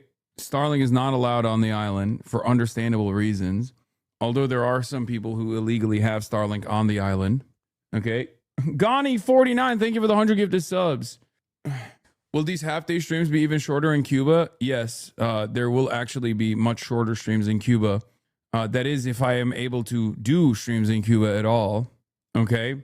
I suspect I'll be able to do it. We have a Cuba cell in the backpack, and I'll have a stable connection somewhere. I also had David Ramirez Alvarez on. Yeah, that's my GOAT. David's the man. Cultural attaché to the embassy in the Cuba, to the embassy of Cuba in the U.S. He told me about this new Alzheimer's treatment Cuba has developed as well. Making Yes. this drug available for the rest of the world is a mandate. It's not a wish. We have to. It will change the world. In the midst of an oil blockade, power cuts, and fuel shortages, this group of U.S. citizens have ignored warnings from politicians at home against traveling to Cuba. Yes, guys, of course I'm going to be filming shit when I'm there. Yes, we have interviews lined up. We have, bro, be careful. Even though it's Cuba, you never know. Nowadays, also considering your political views, you have a lot of enemies in fucking Cuba. What are you talking about, dude? What are you talking about? Political enemies in Cuba? Hello? In Cuba. We're going on a fucking aid mission. I live in the United States of America. Are you Islamophobic? Yes. Oh my God, look at Hassan's cringy green hat and clothes. Does the streamer think he's fighting the war too? Brother, I'm literally just wearing the same thing I wear all the time. Like, that is insane. Like, motherfuckers, I can't even wear a skateboard hat without motherfuckers thinking this is a political statement. Bro said, guy is wearing clothes. Can you believe it? That's crazy. Clearly the answer is to not wear any clothes. Another security incident in Lebanon. Hezbollah is pummeling the Israeli occupying forces. The Hezbollah Merkava massacre in Taipei continues. They just announced direct hits on 2 more, bringing the total to 6 tanks tonight. Israeli platforms report of a security incident in Lebanon. El Mayadeen, the battle continues and the occupation army is still under fire. And man, I really suggest you at least privately watch some recent videos about the economic situation in Cuba. I have done it. I have done so on this broadcast as well. You might even be more devastated otherwise. Knowing and reading about deteriorating energy situation is fine, but going there unprepared would literally make you cry if you hold any love for the people or fondness for the island. No, I know. I have seen the footage. Yes, there's like piles of trash everywhere. I know. It's fucking devastating. And I'm a real manly man and cried. Greenblatt comes out in favor of the illegal war in Iran. CNBC Sorkin. What's the ADL's position on the Iran war? The ADL position on this war in Iran right now? Look, my focus every day is on fighting anti-Semitism and hate. I will tell you, the Islamic Republic of... How did you get clearance to go with this government? You do understand that the American government, at least for the time being, cannot deny humanitarian aid, right? Like that's... Like, we haven't Israelified to that degree yet. You can literally go to Cuba right now. You can take a plane to Cuba from Miami presently. Like in this, like tomorrow, if you wanted to fly to Cuba, you could do so on your own. There is, however, he's not wrong. There is clearance. He's not wrong. I thought we had a blockade now, though, to deny them oil. Yes, we do. We have many different blockades. But humanitarian aid... Denial of humanitarian aid is one of the most sincere war crimes. And yes, you still have to get OFAC clearance. Very arrogant of you to decide that people should be accepting of saying slurs just because of their age. Black people throughout their lives have had to listen to the peers say slurs at them every day because people think they understand our culture. Yeah, dude, I'm not going to fucking hold it against someone who was like 15 years old on Tumblr or whatever, you know, in 2013. Sorry, I'm a white supremacist, I guess, you know? Might be. It's obviously unacceptable at every age, but if you think that I'm going to fucking cynically lean into, great, man, it's fucking ridiculous. Man, shut your bitch ass up. Shut the fuck up, dumbass. Shut the fuck up. Really? You want to lean into Zionist propaganda about the wife of a mayor who's being cyber stalked? Get the fuck out of here. Get the fuck out of here, dude. Suck my fucking dick. You are currently defending a Nazi government's Nazi-ass fucking defenders by putting black bodies in spaces. How the fuck does that feel? You're a black American in the United States of America, and you are actively participating in propaganda for the active, ongoing Nazi states' initiatives to undermine and ridicule and bully anyone that places the humanity and the emphasis on Palestinian children, okay? That's what you're participating in. Who do you think has it worse? You as a black American or Palestinian children that are being fucking slaughtered? Shut your bitch ass up. Eat a fucking dick, dumbass. I don't give a fuck. Virtue signaling. Oh, I can't believe it. That's crazy, man. That's fucking crazy. Be smart. Be smart. You're a fucking idiot. The Reddit posts are coming. Yeah, I don't give a fuck. Reddit posts can suck my cock too. Fuck everybody that literally leans into that bullshit. Fuck anybody and everybody that leans in that bullshit. Watch how you speak to black people you don't fuck. Watch your fucking mouth. Oh my God. Oh my God. If you try to do standpoint epistemology in this fucking chat to justify Israeli Hasbara, okay, that is launched cynically to bully and ridicule people that are out there speaking out against Israeli war crimes that are ongoing, you are a fucking idiot and you are my enemy. You are not woke at all, okay? You are not woke at all. Shut your bitch ass up. You're virtue signaling for a guy that said this. You think this guy is an anti-racist? Is that what you think is going on here? Shut the fuck up. They're trying to cancel you. Cancel me then. Cancel me. Cancel me. What the fuck are you going to do? Cancel me. Fucking cry about it, okay? Go build a bridge and get the fuck over it. Oh my God. Yeah, go ahead. Talk about how I'm a fucking white supremacist. I don't give a shit. Suck my dick. Do something productive in your fucking life, dumbass.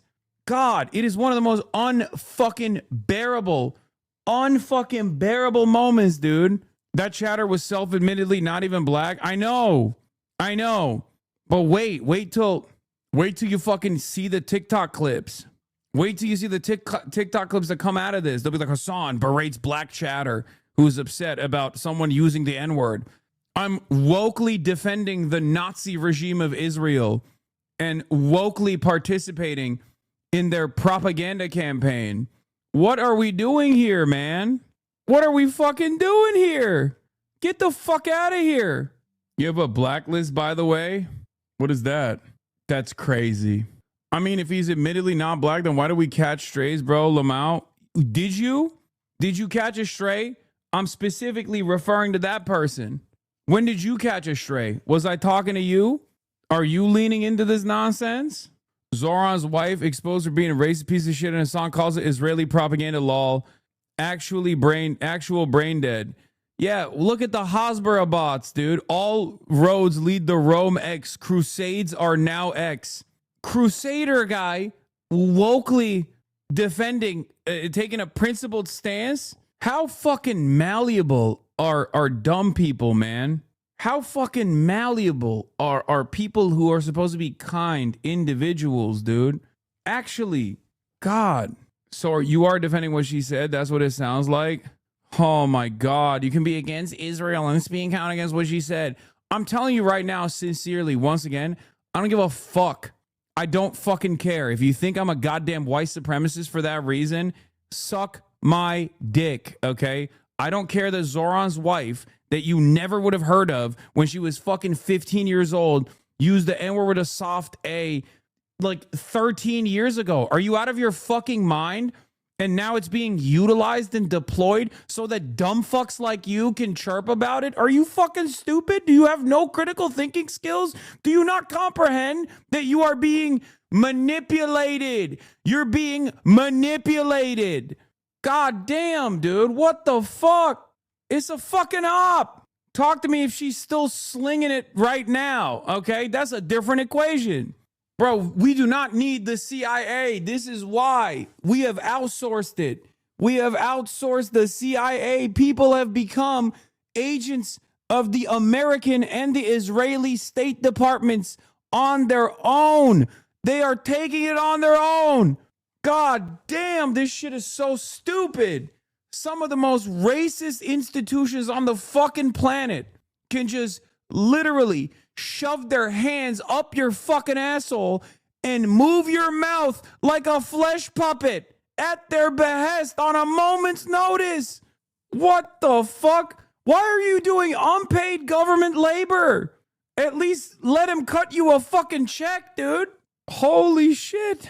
The same government that defended apartheid South Africa and spied on black activists on U.S. soil, spied on Jewish students that were participating in anti-apartheid activities on U.S. soil, is now literally duping you into being like, yeah, well, this like advocate against Israel is cancelable. And the guy who's doing that literally said this, by the way: my closing message to voters that Israel should have bombed more hospitals and the famine was a hoax. Thank you. I love when motherfuckers will turn around. I love when motherfuckers will turn around. Well, actually, two things can be right at the same time. No, the fuck they can't. Shut the fuck up. Enough. Why can't you justify American military intervention in Iran by claiming that the Iranian government is the greatest evil of all time, while simultaneously saying American intervention shouldn't exist? I don't know. Maybe it's because I'm not a fucking idiot, okay? Maybe I don't have the same fucking stupid brain that you do. You know? Hasan, why can't you say the Cuban government is starving its own people while then also saying that America shouldn't be starving the Cuban population as well? I don't know, because I'm not fucking stupid. Have you thought about that? Maybe you're stupid and I'm not. Maybe that's the reason. Maybe because I look at the institutions that are cynically advancing these goals for a very deliberate reason, so that anyone who's ever fucking stuck their neck out ever for any cause beyond their own selfish desires doesn't get fucking ridiculed ritualistically on the fucking timeline. Maybe that's the reason. Maybe you should stop being a fucking pussy too. Have you thought about not being a selfish Amerifat for once in your fucking life? No, you can't. You can't do that. And pussy too. God damn, dude. It's unfucking bearable. Of course it's unacceptable to say the N-word, dumb fucks. But if there's a fucking propaganda campaign that's being launched at the behest of the apartheid state to actively undermine public advocates for Palestinian emancipation, yeah, fuck yeah, I'm gonna balance it a little bit. Okay, I'm gonna judge evenly. Which one is a worse crime, you think? Please, seriously, what is a worse crime? It's the same shit when people are like, oh my God, this person is being anti-Semitic. It's like, yeah, I know it's unacceptable, but like, can you lock in for once? Like, can you see what's going on? Please, Jesus Christ. Every single thing has to be couched. Every single thing has to be fucking couched with a million different considerations. Like, you're talking about a child, bro. A child. God damn. Bro, a large majority of the online harassment you've received over the last 6 years has literally been because you think the N-word is bad. I know. America's starving Cuba and Gaza while bombing Iran and having its racist attack dog ethnically cleanse Lebanon and continue doing genocide in Gaza and pogroms in the West Bank. And motherfuckers are worried about what the New York City mayor's wife said at 15. Amerifats deserve nothing. Actually. Like, are you serious? Which one's worse, you think? Justifying unlimited child murder, like a child's Holocaust that happened with our tax dollars? Or someone saying the N-word was a soft day at the age of 15 in 2013. Okay, I know one is way more impactful for you because you're fucking American. Because you're a selfish fucking American. That's why. That's what it is. That's why you lean into this propaganda bullshit. That's it. That's literally it. Now go ahead and talk about how I'm a white man and don't understand it. And that's precisely why, although I've received endless amounts of fucking racialized ridicule and endless amounts of attacks for the past fucking 3 years, I don't get any kind of bigotry because I'm a white man, right? That way you can fucking morally cleanse yourself of the evil that you and I both contribute to by being Americans. That's how you can morally cleanse yourself, right? That's how you do it, right? That's how it works. Oh, this is not my battle, even though I'm now a willing participant on the wrong side.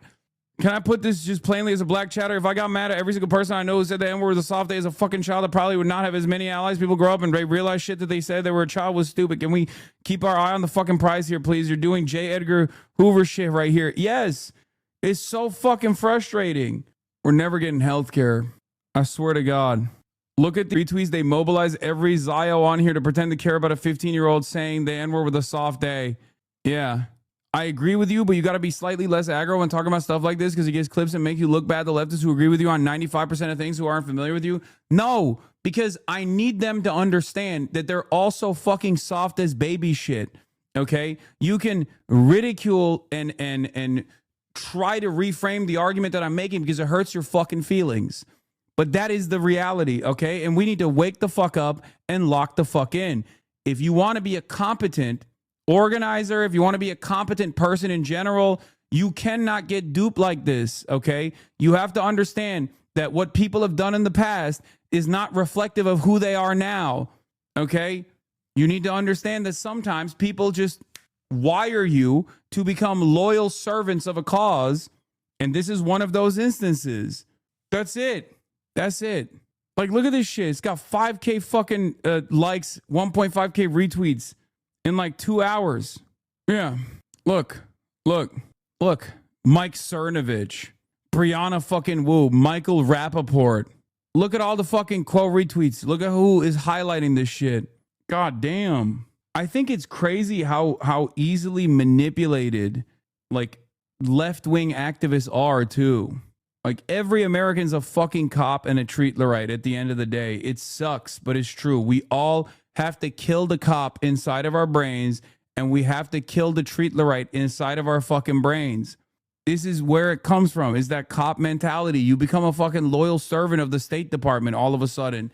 You literally hear something, you immediately think of all of the people when you were 15, all the people that have hurt your feelings, okay? And you immediately lock in and you go, wow, this person was using it in the same exact way. This person is like the one, the same person that was, this is the same kind of like personalized racial animosity that I experienced, when that's not the fucking case, obviously. 13 fucking years ago, man. Jesus Christ. Meanwhile, Republicans are literally saying the N-word right now with both their policies and sometimes literally saying the N-word. Like, and you're over here yelling at like a progressive person. It's ridiculous. What is this? If you use any version of the N-word, you're a scum. Oh my God, shut up. Yes, I know. Yes, you're right. Okay, you're right. We should kill everyone who's ever said the N-word. Okay? I think that's the only way to we should literally kill every single person that has ever said the N-word at any point of their lives. This is the only way to solve the problem. Okay? You got it. Like, no one, you're arguing against a point that I'm not making. Okay? The point that I'm not making is that it's good to say it. Okay? Or it's appropriate to say it. Okay? But that's all you hear. We live in a white supremacist country. Okay? If you fucking understand that, you understand that there's a lot of social development that is white supremacist. This is one of the unfortunate byproducts of white supremacist education in a white supremacist country and white supremacist social conditioning. Okay? The best you can hope for is that people unlearn that behavior, and that kind of behavior no longer represents who they are. Okay? Endlessly getting tuned into fucking punishments for people for the crimes that they have committed 13 fucking years ago, while the president is running around and actively campaigned on the notion that Haitians were eating cats and fucking dogs, makes you look insincere, idiotic, and unproductive. Jesus fucking Christ. She was 15 years old in 2013. And the real reason why that was packaged in the rest of this is because the rest of this is not cancelable shit. Okay? God damn. You just say it's bad and move on? What? At least they're upset about being called a white supremacist? Wait, what? Are you saying what is the argument you're making right now? You just say it's bad and move on? It is bad. Okay? But any kind of fucking extra breathing room for this, as though this is like a sincere concern, is idiotic. And I need you to understand that. Okay? I need you to understand it. You will never understand it, and you will always assume that I'm being a white supremacist when I tell you this, because from your perspective, you're like hearing a white guy telling you to fucking shut up about feeling some type of way. That's not my argument here. Okay? I'm saying you are being used as a pawn. Okay? I will never normalize anti-blackness, and I do not do that, and I combat against that kind of behavior all the fucking time. This is not that. Hasan, I'm cashing in a few of my black points to beg you to move on because disingenuous people are making this a fake issue. Yeah, I know. All right, I'm listening to black voices and I'm moving on from this. And now we're getting to Jonathan Greenblatt. What is the ADL position on this war in Iran right now? Look, my focus every day is on fighting anti-Semitism and hate. I will tell you, the Islamic Republic of Iran was the largest state sponsor of terror in the world, the largest exporter of anti-Semitism, Holocaust denialism, all of it. Incredibly problematic. On the War Powers Act and how all that goes, really, that's not my issue. I'm sure, though. But it will be good. If that regime is gone, better for the people of Iran, better for the people of the region, better for the world. Okay, so then you would be for it, it sounds like. The reason I ask is there's a split even among Jews around the world and in this country about whether we should continue this war, continue to prosecute the war. I'll tell you something, okay? I'm willing to bet Jews, if they were polled in America, are overwhelmingly against bombing Iran, just as Jews were overwhelmingly against going to war with Iraq. There was one Jew that was for it, though. Benjamin fucking Netanyahu. This is yet another classic example of the false association with American Jewry and the state of Israel. Okay? And it's people like fucking Jonathan Greenblatt who make that false association, and then dumb fucks turn around and go, oh, we went to war for the Jews. Okay? That's it. That's literally what the fucking problem is. Doubt that? You're out of your fucking mind. But the one with Iraq is already literally correct, okay? American Jews had the lowest approval rating for going to war with Iraq. Out of every group that was polled at the time, American Jews had the highest disapproval for going to war with Iraq, except for Chuck Schumer or whoever the fuck that's in politics, okay? That is 100% the case. Continue to prosecute it until there is fundamental regime change, and others who say we got to get out. We got to get out of this. Yeah, Iranian Jews have full freedom of religion. They have dozens of synagogues, historical centers, hospitals, schools, etc. They have a state-mandated Jewish elected representative. Exactly. Quickly as humanly possible. Look, I want an end to this conflict with the least lives lost as possible.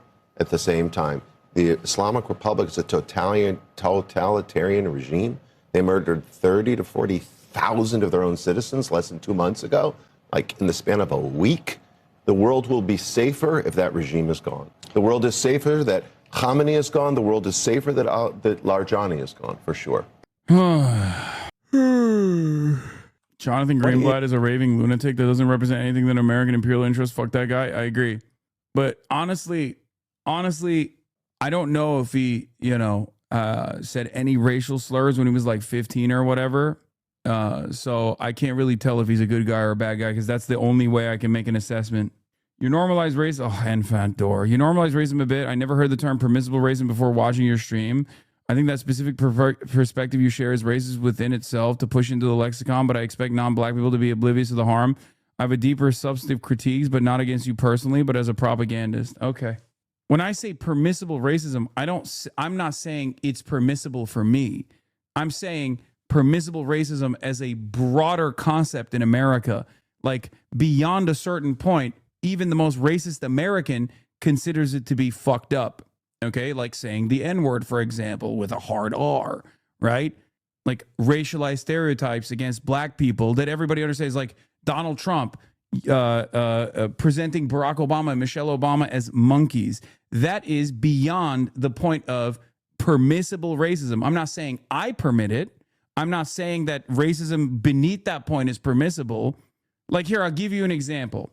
Calling black people articulate would be in that structure of permissible racism. I know exactly what that means. I would never permit that in my community. But when I say permissible racism, I'm talking about a societal construct. Okay? It's systemic analysis. I'm not saying I would do that, or I'm not saying I wouldn't immediately get tuned into that. I know exactly what that is, and I'll always call it out. But when I say permissible racism, I'm saying the average American might not recognize it because of their blind spots. That's not normalizing racism, for the record. That's normalizing. Broadcasting that idea is normalizing, even if you say you wouldn't do it.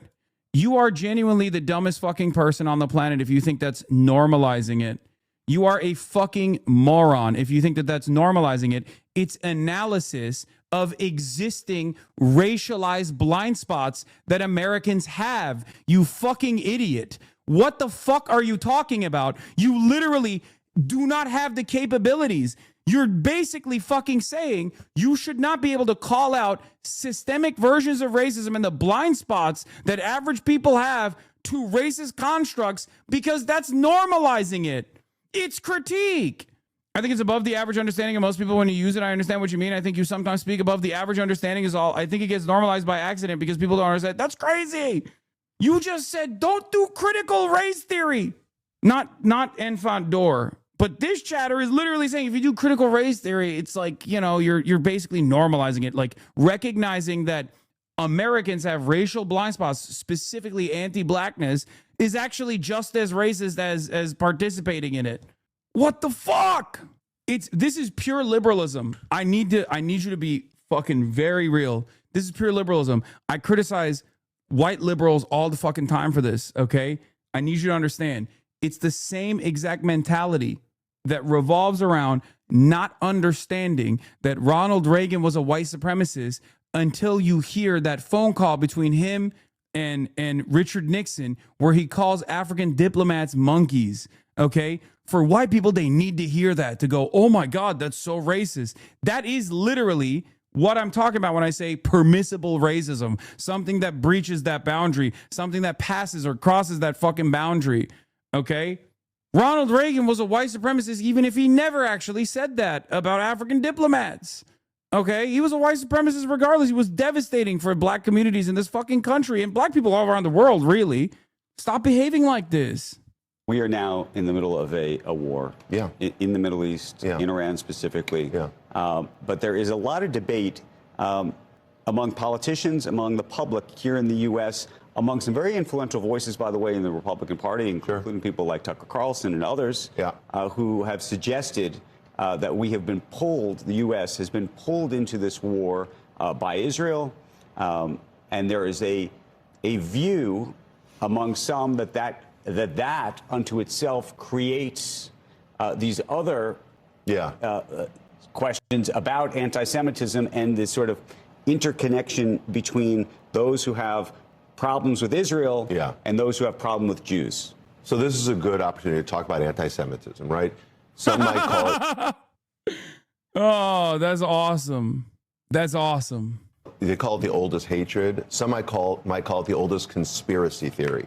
It's been around for thousands of years, and it's typically involved scapegoating and blaming a small group of people for things that are going wrong. This has been happening for ages and ages. And one of those age-old tropes is that Jews aren't loyal to the country where they live. Remember, they lived as a minority in exile for thousands of years. And that not only they're not loyal, they cause the world's wars. Right? Again, this is an age-old trope. Dog, this is literally, bro, this is the you can't say that Israel, the Jewish state, is killing children. That's blood libel when Israel is killing children.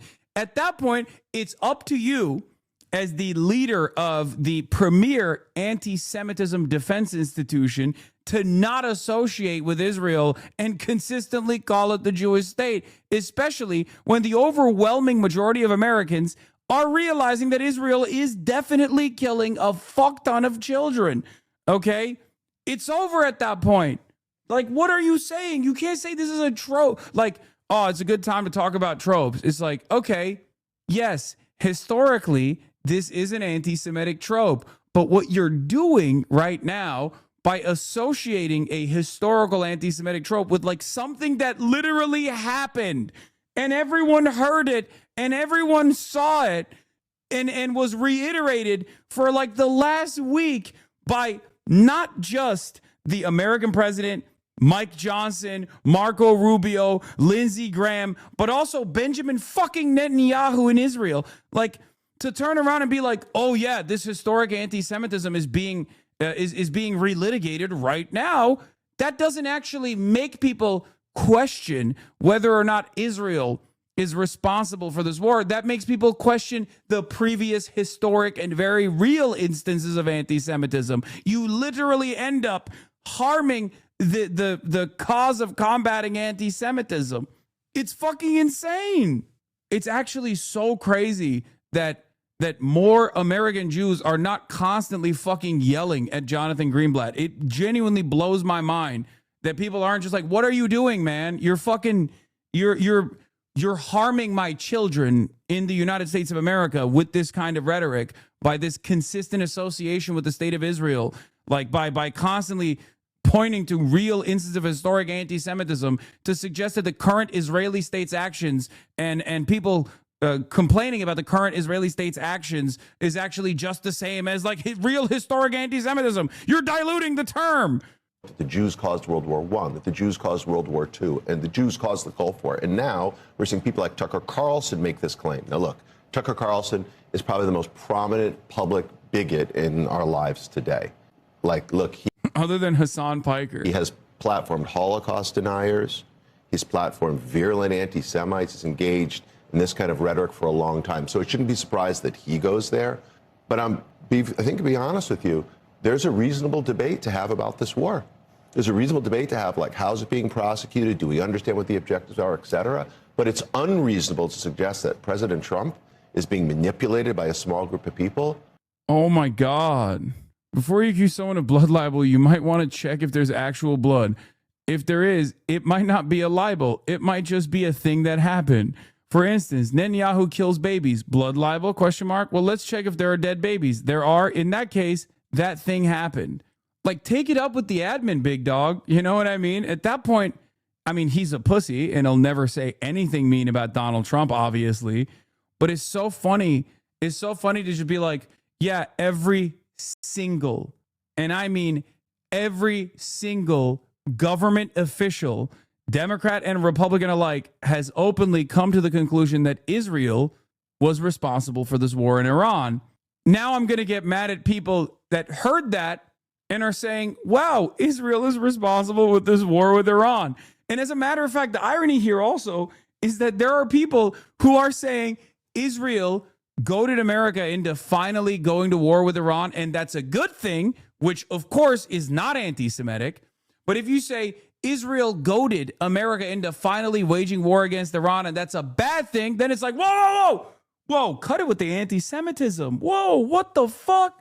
Can you be so... Have you ever thought about how this would make me feel? Like, it's crazy. It's fucking crazy. And everyone can see it. So who is this for, is the question. I wrote about how mainstream Jewish institutions are making a genuinely dangerous mistake by conflating Israel and Jews. These orgs are exposing American Jews to an anti-Semitic mass politics we haven't had to worry about for a long time. 100%. 100%.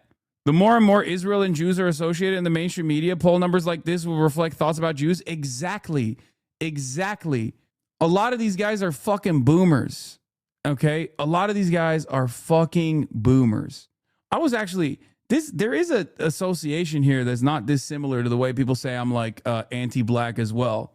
People just like feed into that nonsense when I spend every fucking day, and I will continue to spend every fucking day combating anti-blackness and white supremacy in this fucking goddamn community in the same way that I combat anti-Semitism as a fucking community. And then you got, institutions that call themselves Jewish advocacy organizations that are actually just Israel advocacy organizations that turn around and say Hasan is an anti-Semite. And then that just continues. It just continues growing. It snowballs into this thing in and of itself. And the same thing happens with a lot of like, radlib / woke / adjacent communities where people just go, oh, dude, Hasan, oh, you mean that anti-black guy? It's crazy. It's fucking crazy. Net favorability of Israel is at minus 14%, man. It's over. It's over. It's time for every American Jewish person who is legitimately terrified of anti-Semitism to cut the shit out. Cut it out. You're not going to be able to save. If you want to protect yourself, you have to tell people the truth that Israel and the American Jewry are totally separate. Okay? That's it. You cannot, and if you still continue to identify with it, you can't stop people from also reacting that way. Okay? I don't think you can fight racism and say there's a permissible racism in society as an objective observation. It's sympathetic to the status quo, in my opinion. I hate when people jump on my comments and attack you. We're all anti-black. We cannot swim around in water and not get wet. It's the oxygen we breathe in, something we have to unpack and reject every day. Chatter, I don't know what else to say. It's just the Overton window, okay? It's not prescriptive. It's descriptive. It's literally descriptive. It is a description of the realities that we exist in. I'm not saying it's a good thing. I'm saying it's a bad thing, okay?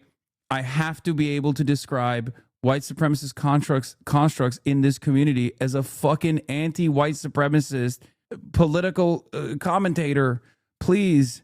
It's crazy. Like, my job is to educate white people, okay? My job is to educate white people. Well, my job is to educate everyone. But on the issue of anti-blackness, my job is to educate white people who are the ones who are demonstrating anti-blackness without a second thought in their minds, okay? Hasan, is one of your longest black shadows in here. Ignore them. He doesn't get it. Permissible isn't socially accepted, not as in moral and good, actually. Yeah. Libs literally reinventing saying racism exists is the real racism from first principles. Actually. Yeah, even I'm sitting this one out, and I love roasting you when you step into some shit. Hey, boss, lack of soundboard is fucking me up. You got it.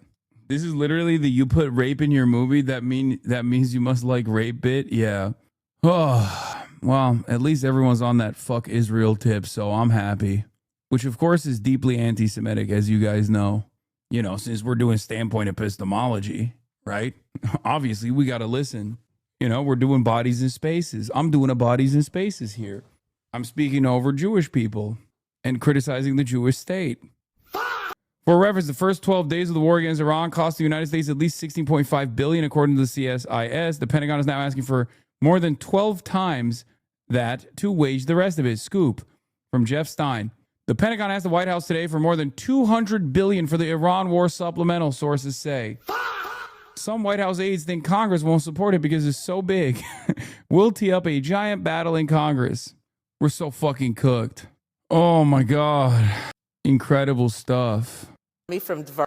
For those of us who were in synagogue yesterday, heard Parshat Zachor. Very brief.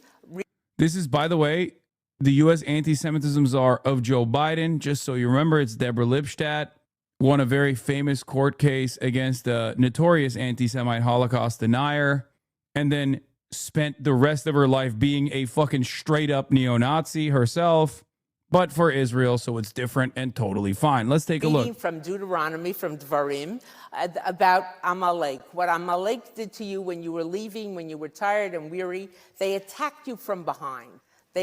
Why from behind? Because that's where the weak and the elderly and the children were, and it was easier for them to get at you. So what are we told to do?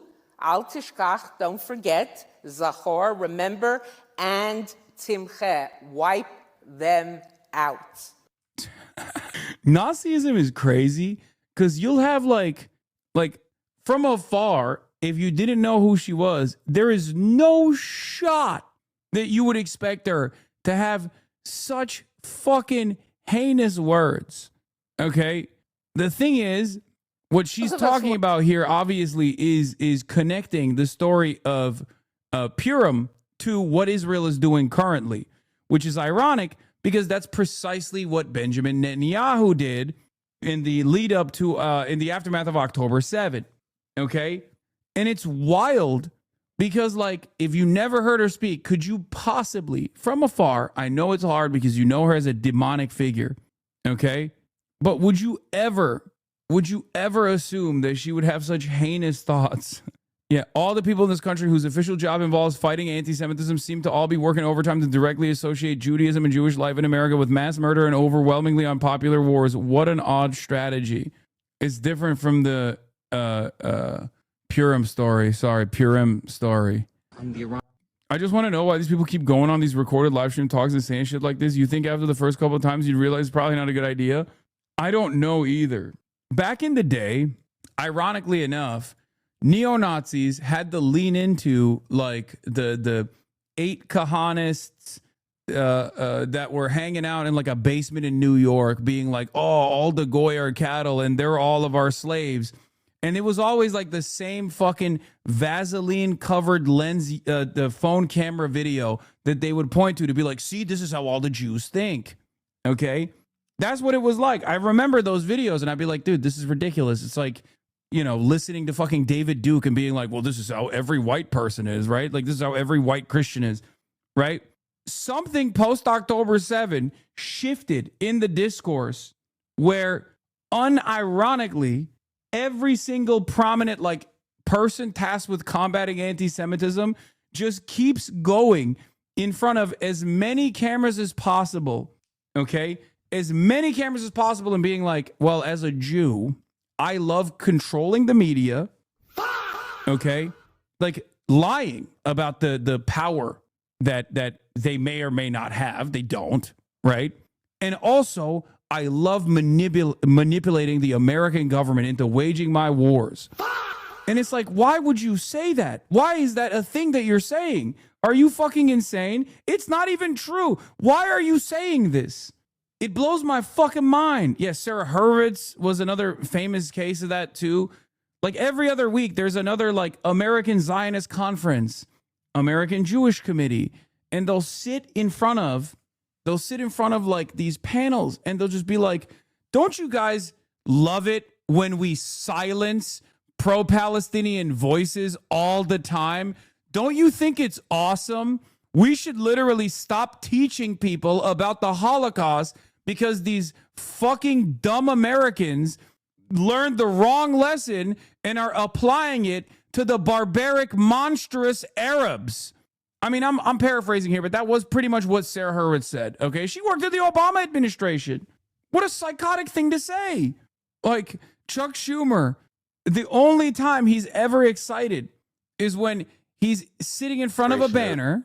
He's sitting in front of a banner that's like another, supposedly closed-door meeting and going, my job is to give Israel unlimited funds and unlimited weapons so we can wage its holy wars. We must complete the job. My job is that, nothing else. I, Chuck Schumer, hate doing things for Americans. I love the state of Israel. I'm going to make every single tax donation that Americans have made to the state go to Israel directly, where they have health care. I want Israelis to have health care. I will always stand against Americans getting health care with the same tax dollars. Yeah. Netanyahu and Greenblatt will spend 23 hours of the day saying control the media conspiracy or anti-Semitic, then in the 24th hour talk in front of 100 cameras about how successful their Jewish ban on TikTok free speech campaign was. Yeah. Or like that other guy who went on CNBC and was like, Americans have had free speech for far too long, with the thickest Israeli accent too. He's like, America, in order to save free speech, we must stop the Americans from having free speech against Israel. It has gone too far. Like, that's going to be burned into the fucking collective consciousness of every single person that didn't go to Jewish camp when they were growing up and think that Israel has to exist. Okay? That person is going to hear that and go, oh my God, everything that I heard about like Jewish conspiracies might have been real. What the fuck is this? It's crazy. Get out of the fucking bubble, man. Get out of the fucking bubble. You're out of your mind. I mean, it's already unconscionable to begin with, but it's just so nutty. Yeah, this is the Sarah Hurwitz video. Christians are Christianizing the Roman Empire. Who's stopping us? Those Jews who won't convert. We, the communists, are bringing about the great brotherhood of man and the revolution. And who's stopping us? These capitalist Jews. We, the Germans, are bringing about the great area. That's also really disgusting to say about socialism, which was objectively, like, the Nazis literally associated communism with Jews. Okay, that was, it was Jewish Bolshevism, right? There was a little bit of truth to it, and I don't mean it in a bad way. I mean it in a good way. Obviously, I'm very sympathetic, but it is pretty funny to also then turn around and be like, well, communism, the famously anti-Semitic state religion, like, it's so dumb. Yeah, Nazis today still do this, by the way. They still use Judeo-Bolshevism in certain Nazi discourses. USSR was heavily anti-Jewish. Mélenchon helped them cross into Europe. Jean-Luc Mélenchon, or you're talking about, okay. I thought you were talking about fucking, not that one. No. I'm sorry. My mind went to my mind went to the fucking current discourse in French politics, which is Mélenchon is anti-Semitic.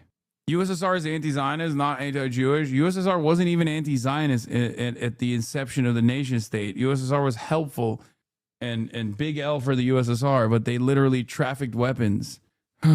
He said Epstein and not Epstein. Lol, no joke. I know they hit Corbyn with that too. Anyway, all right, I'm tired. The Jewish Autonomous Oblast, the true Israel. Yeah, that's right. That is the real Israel. All right, I'm tired. And Half Day Hasi is back at it again. You already fucking know what it is. You know what this is about. I'll be live tomorrow. I will actually have a half day tomorrow, but I'll be live tomorrow. And then the next day I'll be in Cuba. Okay? Anyway, love you guys. And I will see you tomorrow. All right? Peace. Stunning lo-fi introduction, starting off the day. All the chatter's trickling in, hostile people hate. Sunny in Los Angeles, California, says Hasan. Stun luck to the stun luck to the topics just begun. 'Cause there he is again. Hasan is streaming. Hasan is streaming. There he is again. Hasan is streaming. Hasan is streaming. Reviewing a Chinese train, telling Kyle place. Sun and Asmin chatter loves, giving Greening's grace. Zoran winning NYC, woke two back with the force. The Rogan of the left, to me a dumb himbo still on course. The Charlie Kirk assassination, the Fear and Online show. 8 full fucking years of this, and plenty more to go. Doing fun stuff tomorrow, throw PBS up on the screen. A man-made horror reaction brought to you by this live stream. 'Cause there he is again, Hasan is streaming, Hasan is streaming. There he is again, Hasan is streaming, Hasan is streaming. Kicked out of the DNC, IRL will march the goat, combating the propaganda that shoved down people's throats. CBS Israeli news, a coup, a regime falls, a full-blown fascist takeover, and still the duty calls. Total radicalization coming out to see. The system will always fail, it's up to you and me. All these daily streams, whether short or whether long, have helped millions of people keep it moving right along. 'Cause there he is again, Hasan is streaming. Hasan is streaming. There he is again, Hasan is streaming.